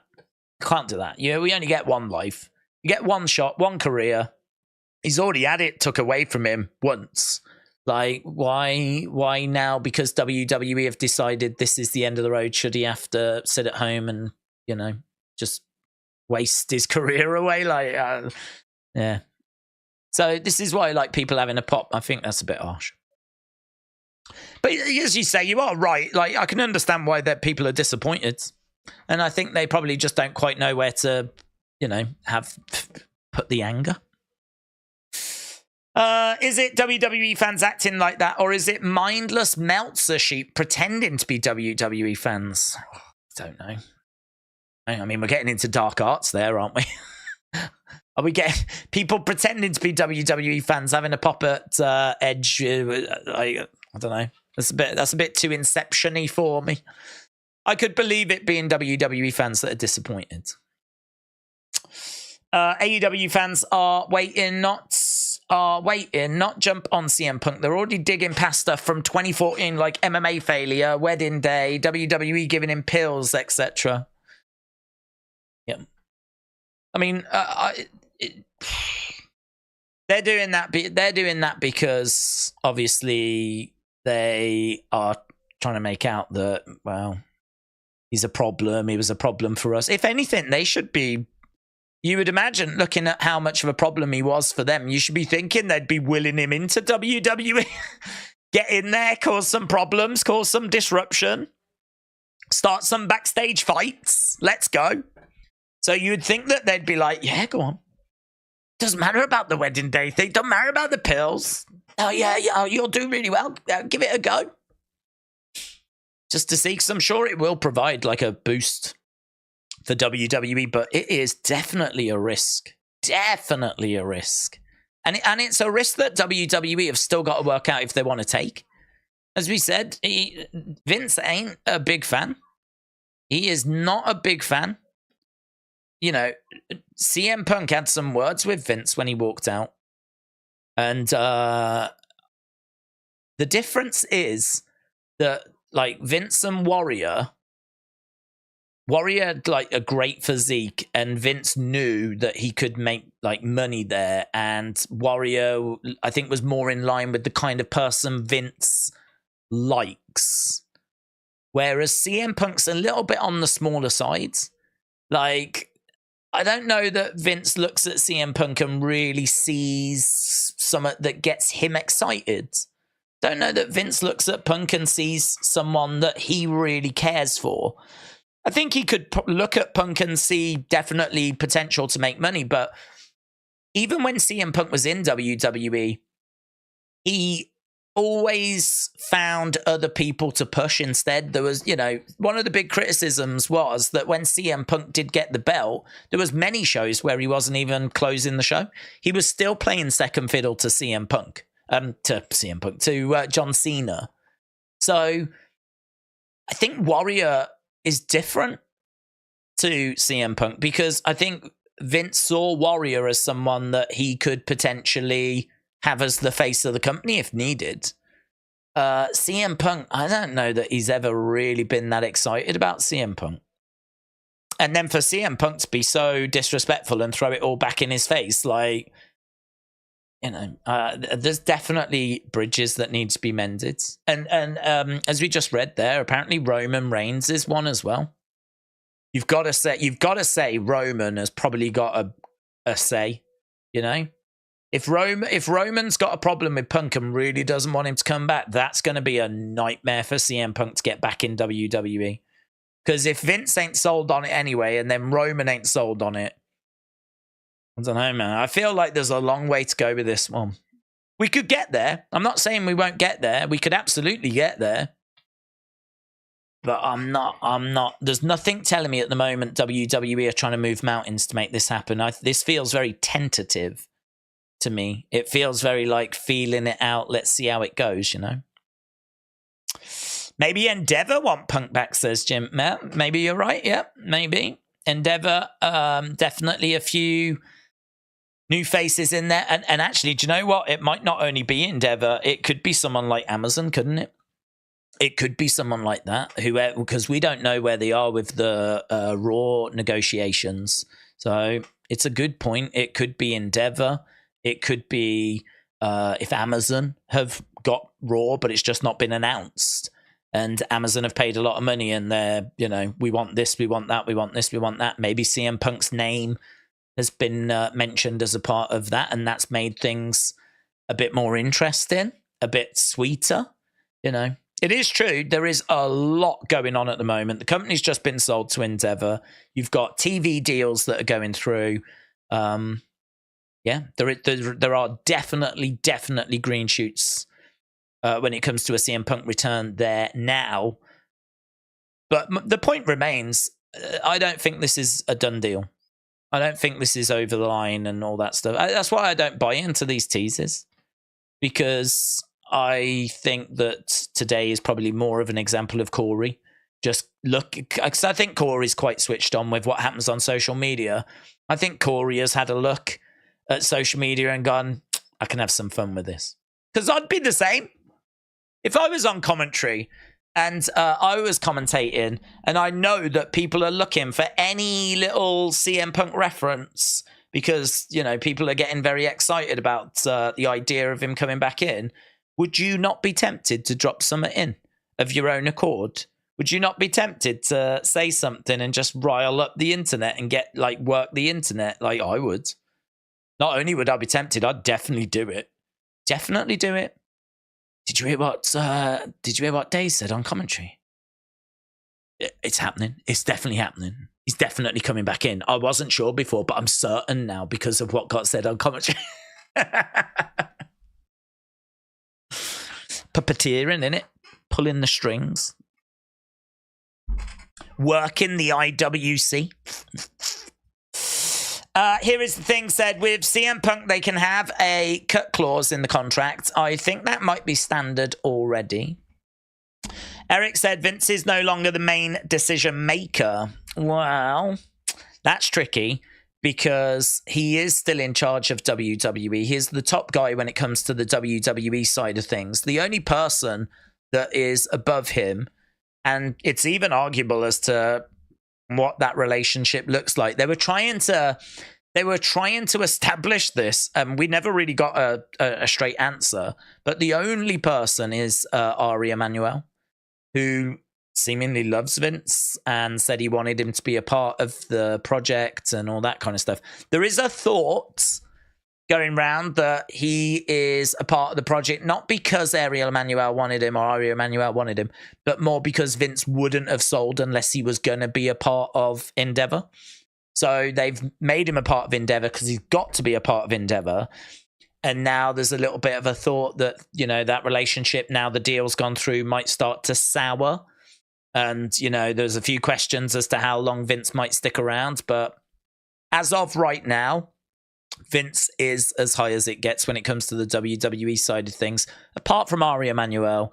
And Ari said beforehand, I'm going to have nothing to do with WWE. That's not my side of business. That's not my thing. I'm here to work with Vince. So I don't know. I mean, it is true. It depends how much it would cost to get CM Punk. I'd imagine it'd be a fair bit of money. And I'd imagine that would be a decision that would go right to the top. So it is true that Vince, I don't know. I honestly don't know if he could sign that off on his own. He very well might be able to sign that off on his own. Or if he'd have to get it checked with Ari Emanuel. Don't know. Who's hyped for Mercedes AEW debut? The hype isn't there because it's been dragged out. People know that it's inevitable. Well, it'll still do a number. I don't know what the number looks like, and it's hard to say after the Edge number because I think we was all expecting a bigger number for the Edge thing, and I agree that the disruption definitely did affect things. The TV listing disruption, So I definitely agree that played a factor, but even as we said earlier, if it was 20%, that would mean that we're looking at it being 960. So that's not a great number. You'd expect them to do over 1 million. If they've done over 1 million 13 times last year, you would imagine this year bringing Edge in for his Dynamite debut, his first promo in ring. You'd imagine that would be 1 million. So even with a 20% increase, it only gets you to 960. So they're just not in a great place at the moment, or not as great. So they're not in as great a place as they were. And so I don't know what a Mercedes number would be. I mean, there were a lot of Sasha stands, in all fairness, you know? There were a lot of Sasha stands. I wonder where all those Sasha stands have gone, actually. I wonder what they do now. Has anyone seen any of those old Sasha stan accounts? Are they just dormant? Or have they followed her? I doubt they followed her, to be honest. I doubt they followed her to Japan. They probably did when she first came in, but keeping up with what she's been doing over in Japan or whatever. But to be honest, she's been quite inactive. So, I don't know. I really don't know. I really don't know what those stan accounts would do. I would imagine some of them would fire back up again, but a good chunk have probably moved on now, because got to think a lot of them were just kids, you know, that have now, you know, got other interests or other wrestlers. Maybe they've become Liv Morgan stans. Perhaps they've become Nia Jax stans. they've all become Nia Jax stans now. So, yeah, I don't know what that number would do, to be honest. I don't know. It's, after Edge, it's hard to say, isn't it? Tom said, I hope AEW keep Edge safe because the latest injuries and the amount of pile drivers are scary. Good point. Average American reacts. Shout out to you. Said I was at the show. They did an 8-man Dartman tag with Cena and Cody against Judgment Day. Oh, what? You was at SmackDown? Oh, I thought you meant you was at AEW. Oh, cool. What? And that's finished already, is it? I hope you had a good time. Endeavor is a multi-billion-dollar company. They can easily afford Punk. Would you give Adam Copeland's first match on free TV? Do you know, that's a good question, because I feel like they need to get some sort of rating. Or do they? Do they need a rating on Tuesday? What if AEW just didn't need to worry about it? You know, I mean, in all fairness, they've got a ready-made excuse. If the TV network goes, your rating was bad this week, you go, yeah, because you moved us to Tuesday. You moved us to Tuesday. So, of course, the rating was bad. If you'd have left us on Wednesday, we know what we would have done. So, if they, you know, look at what WWE are doing, Undertaker, Cena, all this kind of stuff. Could you imagine if AEW just put out a normal Dynamite? Just feel like we're not bothered. Not bothered this week. Tuesday ain't our night. So why should we fight on a Tuesday? You know? We'll be back to Wednesday. So would I put it on a normal week show? It's a really good question. Because I think you do need to have some stuff that's going to bring in viewers. I mean, they only do so many pay-per-views a year. And so everything's so competitive. They need to get the most out of this Edge run, don't they? They are stuck at 850. So you might have to do something quite bold. You might have to do something quite big and go for it. And so I think I would, yeah. Normally you wouldn't. Normally, you would save their first match for a pay-per-view. That's your normal approach. But I think because they are not in a great place, they're holding firm, but they really do need something to get things going. I think you've got to do something quite bold. And I think giving his first match away for free, I think that is designed to bring viewers in, you know. If you want to see Adam Copeland compete in a match, if you want to see Edge in a match on AEW, you can. It's free. Come and check out our show, and hopefully we can convince you to stay. Hopefully we can turn you into a fan. Hopefully you'll see some other stuff you like and you'll come back. You know, whereas if you put it behind a paywall, do you know what I mean? You're not going to get the benefit then, are you? Because there ain't no one going to there ain't no one, I don't think, that's going to spend $50 to tune into his first match and take a chance like that. So you might as well try and get the most out of it and see if you can get some new viewers, fans. So yeah, but what's interesting is, would you do the first match on a Tuesday when you've got direct competition? Is that clever? Certainly now it probably looks less clever, because now not only have you got competition, but you've got Undertaker, Cena, Cody Rhodes. Like, all of a sudden, how's Edge meant to compete with that? I mean, I feel like his segment will do well, but the rest of the show, I mean, I'd imagine most people are just going to, you know, flip channels or just wait to see when it's the Edge moment and maybe just watch that.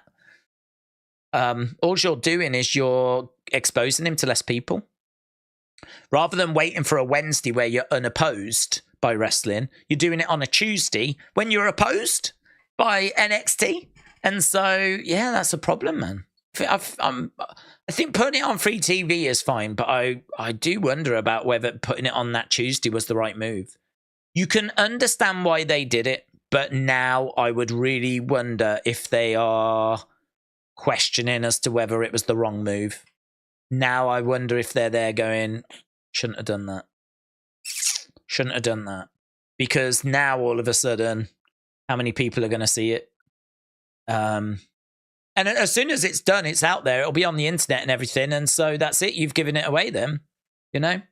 His next match is not going to be as appealing, because people want to know what his ring gear looks like. People are going to want to know what his moveset looks like. All that kind of stuff. Well, all of that will be answered. So you only really get that one first match, don't you?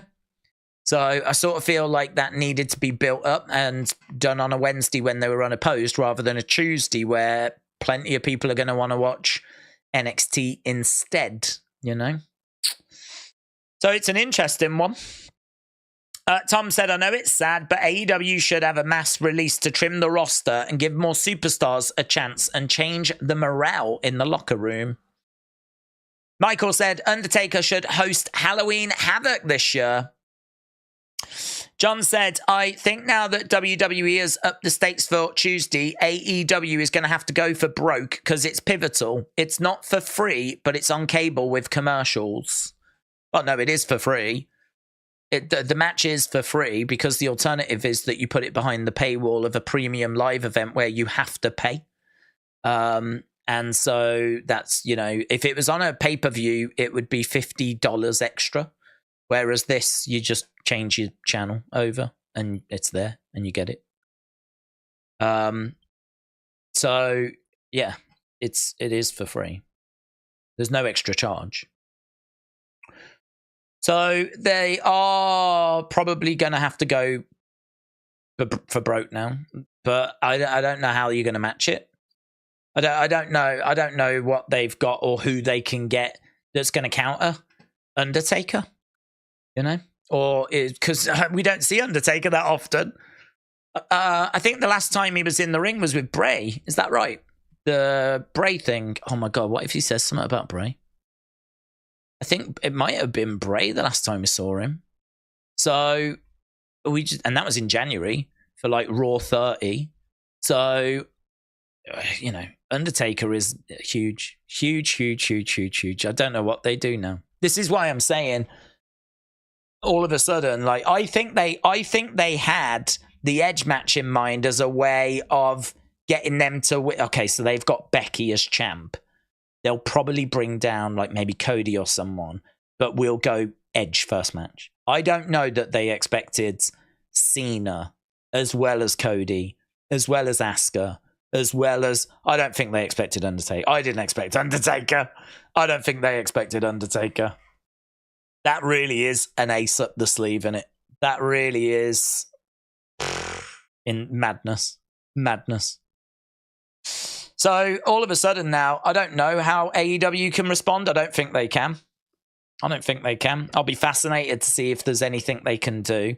They've already got Danielson on the cards. They've already got Moxley on the card. They've already got Jericho on the cards. They'd have to go and get a legend, I think, in order to counter Undertaker. But who are you going to get? Who are you going to get that's out there that you can get? I don't know. I don't know. So Edge's match, I think, will get attention, but I don't know that AEW can match what NXT are delivering now. And so all of a sudden, is it a case that all of a sudden, I think you watch NXT and I think you DVR AEW. And I don't know if DVR shows in views. Don't actually know how that works. So if you DVR something and watch it later, do they get the view for that or something? I don't know. I could see a lot of people watching NXT and DVR in AEW and then like skimming through AEW to get to the Edge moment and then watching Edge's match and, you know, doing it that way. I think a fair few people will do that. And don't forget, you've got the disruption as well of AEW is on a Wednesday. This is moving to Tuesday. So there'll be plenty of people that won't even know that it's moved. You know, there'll be people that get caught out by that. So they're fighting a losing battle straight out the gate. So yeah, it's pretty wild, man. It's pretty wild. WWE is about to, with WWE, we will see boxing fights on Raw and SmackDown and NXT Underground, said Figiswa. Most people will watch NXT and just watch Edge's debut match on YouTube, said Tom. Michael said, with Judgment Day and Bloodline versus Cena, Knight, Styles, Rhodes, Jay, Sammy, and Kevin, 7-on-7 War Games match work. Cena, Knight, Styles, Jay, Sammy, and Kevin.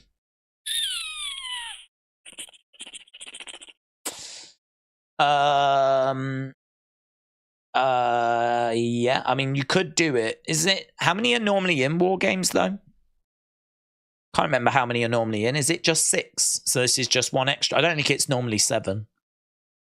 I mean, you could just start with 2 in the ring rather than 1 in the ring. And then it's just a normal match then, isn't it? It's a normal War Games match. Like, there's no other extra bits that you have to do. So, yeah, I think that would work fine. Like, guys, Beth Phoenix should guest commentate on Tuesday, said Hawkins. That would be amazing. At the exact same time that Edge is having his match, she's commentating over on NXT. That would be brilliant. Yeah, that would be brilliant. John said maybe Hogan will be in Edge's corner and Flair will be in Luchasaurus's corner. I think they're both signed to WWE. I'm pretty sure both have got Legends deals with WWE. These unkept pay-per-view names like Fastlane, Payback are being brought back really dampen my excitement. War Games is normally 5-on-5. So 7-on-7. I mean, you could start with 3 in the ring, couldn't you? Do it that way. But yeah, I don't think it's a massive problem. Not a massive problem. I mean, maybe Cena isn't involved. Maybe he goes back to Hollywood's. Maybe you can. Well, I don't know. Sammy and Kevin don't need to be involved. Don't have to be involved. So that gets one team down to 5. Or like, you know, and Cena doesn't have to be involved. Maybe it just needs a little bit of jigging around. If Cena's not involved and you have Sammy and Kevin, there's 6. And then you just need to lose 1 from the other side. Maybe Dirty Dom doesn't take part, or maybe JD McDonough doesn't take part, and maybe you make it 6-on-6. And then you do start with just 2 in a ring. So, yeah, I think it's workable. I think it's workable. Michael Cole, Booker T, Vic Joseph should be NXT commentators. That would be legendary, said Michael. On NXT, I think they should do DIY versus The Family, said Tom. Jim said AEW has mentions on the show calling it Title Tuesday, plus AEW is advertising it on their socials, so AEW fans will know. Yeah, I think, though, that a lot of people don't go onto socials. You know, there's a lot of people that won't always go onto social media. There's a lot of people I know that don't use social media. So really the only way they're going to get that message is if they saw the Title Tuesday thing. And, you know, if they were up getting a drink at that point, or it didn't click that it was on a Tuesday instead, or maybe they were watching the show and they fast forwarded through that bit if they watched it on DVR, or I don't know. million different ways that it could get missed. I think there will be disruption. I wouldn't expect all 800,000 people to know that it was on Tuesday rather than Wednesday. I think that they are going into that with a slight disadvantage. Maybe nothing sizable. I don't think that their 800,000 goes down to, say, 400,000, but, you know, could there be 50,000, 70,000 people that don't get the memo, didn't notice, didn't pay attention? I think certainly. And the problem as well is that because Tuesday is before Wednesday, if you did miss it and then you get to Wednesday, well, you've missed it. You know, if it was on, say, Thursday, you could get to Wednesday and go, where's AEW? And then go find out, oh, it's not on tonight, it's on tomorrow night. And at least you haven't missed it. But the problem with it being on a Tuesday is you might not get that memo, might not get that message, and then, boom, get to Wednesday and you've missed it, ain't you? So, yeah, I don't think it'd be anything sizable, but I do think that they're starting off with a disadvantage move into a Tuesday. I mean, we've seen before that kind of disruption's just not ideal. Dynamite is going to start in a wrestling ring far, far away. John said, I think Braun will join the Bloodline. That's why they will have Paul Heyman in his corner on Tuesday. Khalid said, you will rest in peace, dead man. Is Dave's pulling an all-nighter, said Ryan. No, I wasn't. But we were just chatting away and I thought it was quite a good conversation. So I did keep an eye on the time. Probably stick around for a few more minutes. We'll round it off to the nearest hour and then we'll shut shop then. But no, I mean, look, there was plenty to talk about. We was talking about Tuesday. We were talking about tomorrow. We were talking about Smackdown. We was talking about The Undertaker. We was talking about, who might join up with Ray. I feel like there's just been a lot of talking points. Just a lot of talking points in there, really, coming out of tonight's show. So, yeah, no, sometimes I'll be quite happy to stick around. Tom said, I think a male War Games should be JD versus Cody, Jay, Kevin, and Sammy, and the women, Raquel, Rhea, Zoe, Shayna versus Nia Jax.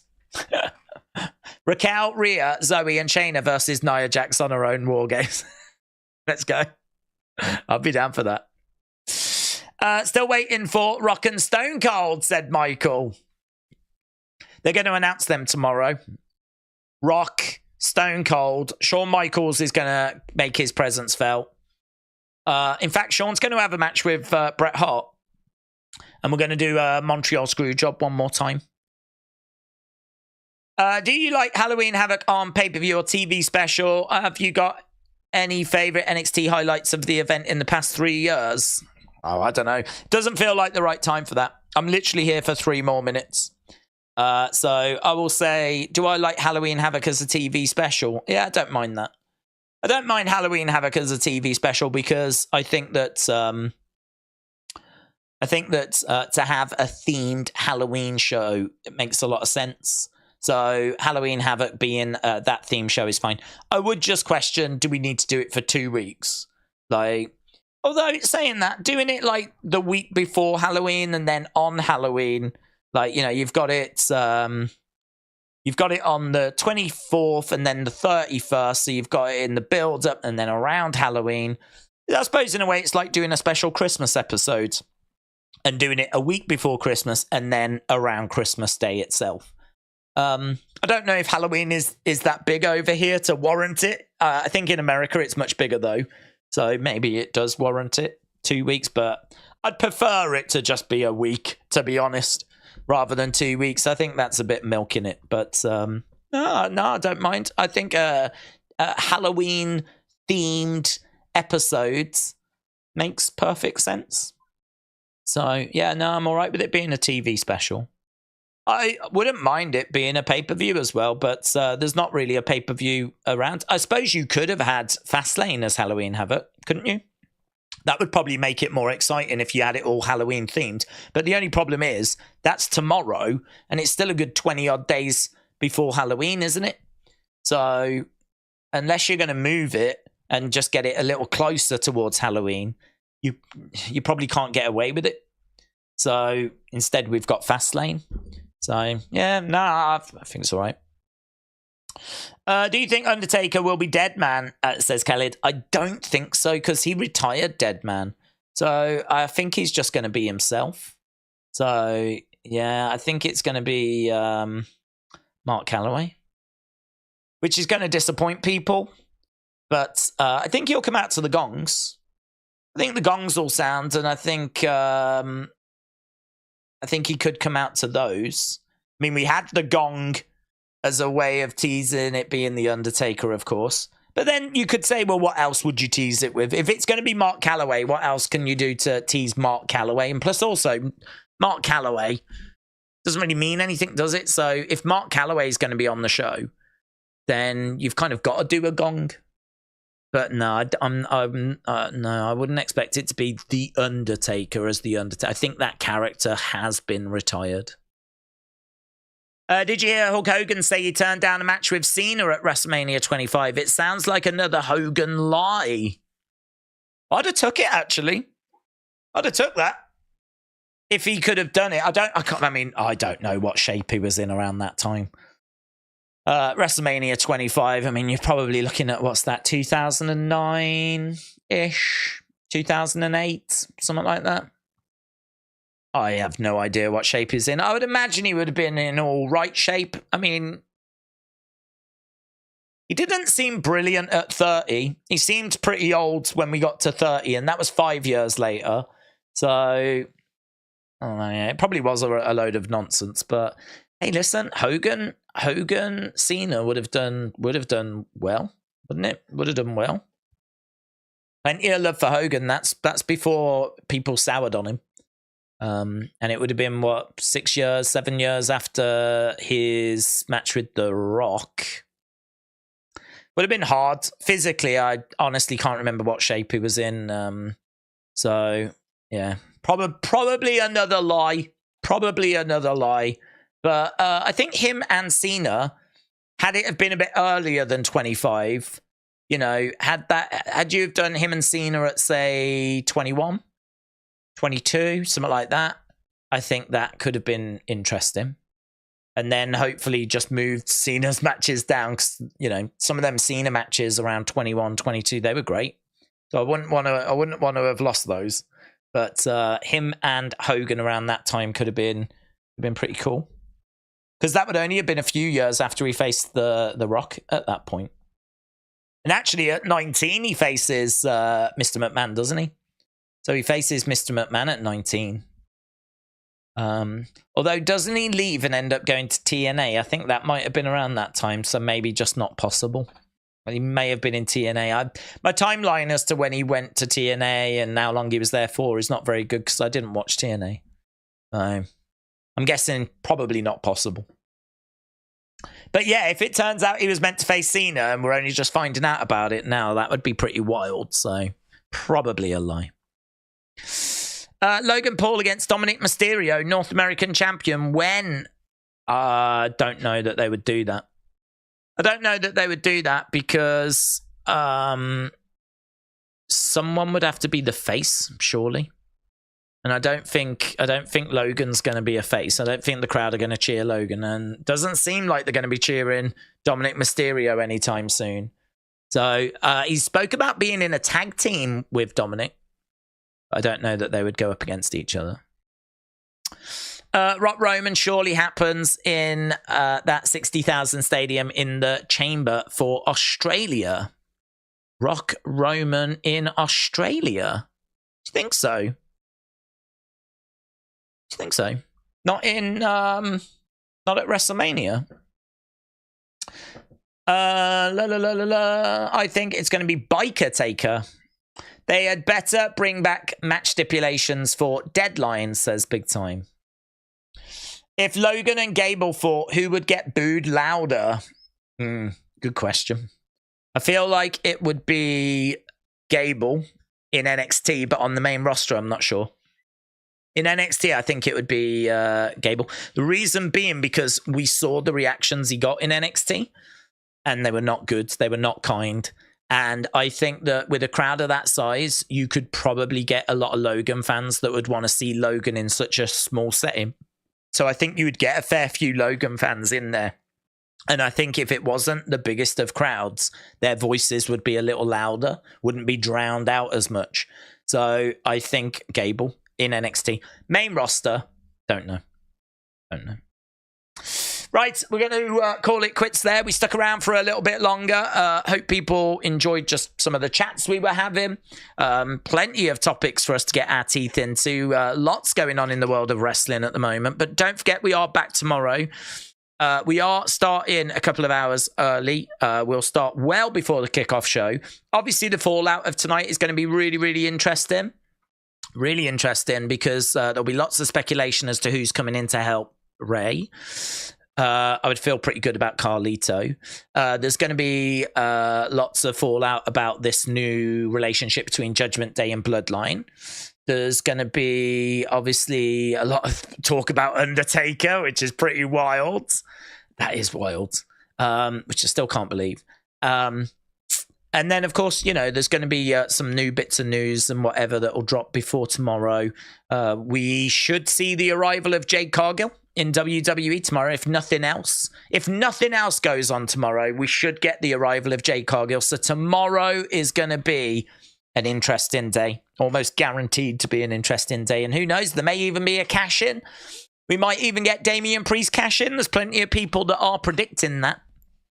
So we could get a new world champion tomorrow. We could get Jade Cargill coming in. We could get Carlito getting up and running. So don't lose too much heart. I know at the moment it doesn't seem like there's much hype around Fastlane, but don't lose too much heart. It could still be an interesting show. And then, of course, we will do a stream on Sunday because there is no show on Sunday. So we'll get back to doing a Sunday stream. Then we've got Raw. And then, of course, we've got monstrous Tuesday. Absolutely huge. You know that WWE are going to go crazy promoting NXT on Raw. So they're really going to use their Monday platform, their Monday show, to really try and get people to tune in on Tuesday. It's going to do a big number, man. I don't know what that number is, but I don't know if it is 1 million, but I think it's going to be around that number, you know. I think it's going to be around that number. I think there'll be a lot of flicking between channels, and but I think NXT will likely win at the moment. But let's see what AEW do tomorrow. They've got another show, Collision, tomorrow, where they can make some more announcements. So we'll see what AEW come out with. And if WWE want to up the ante anymore, they always can do that as well. So lots on the way. Appreciate the support as always. Big thank you to everyone that's joined us. And we asked the question, who do you acknowledge? 51% said Roman, 48% said Rhea Ripley. So Roman just edges it. It was close. Awesome, guys. Thanks a lot for watching. Have a great evening wherever you are. And I'll see you tomorrow for WWE Fastlane. Bye for now.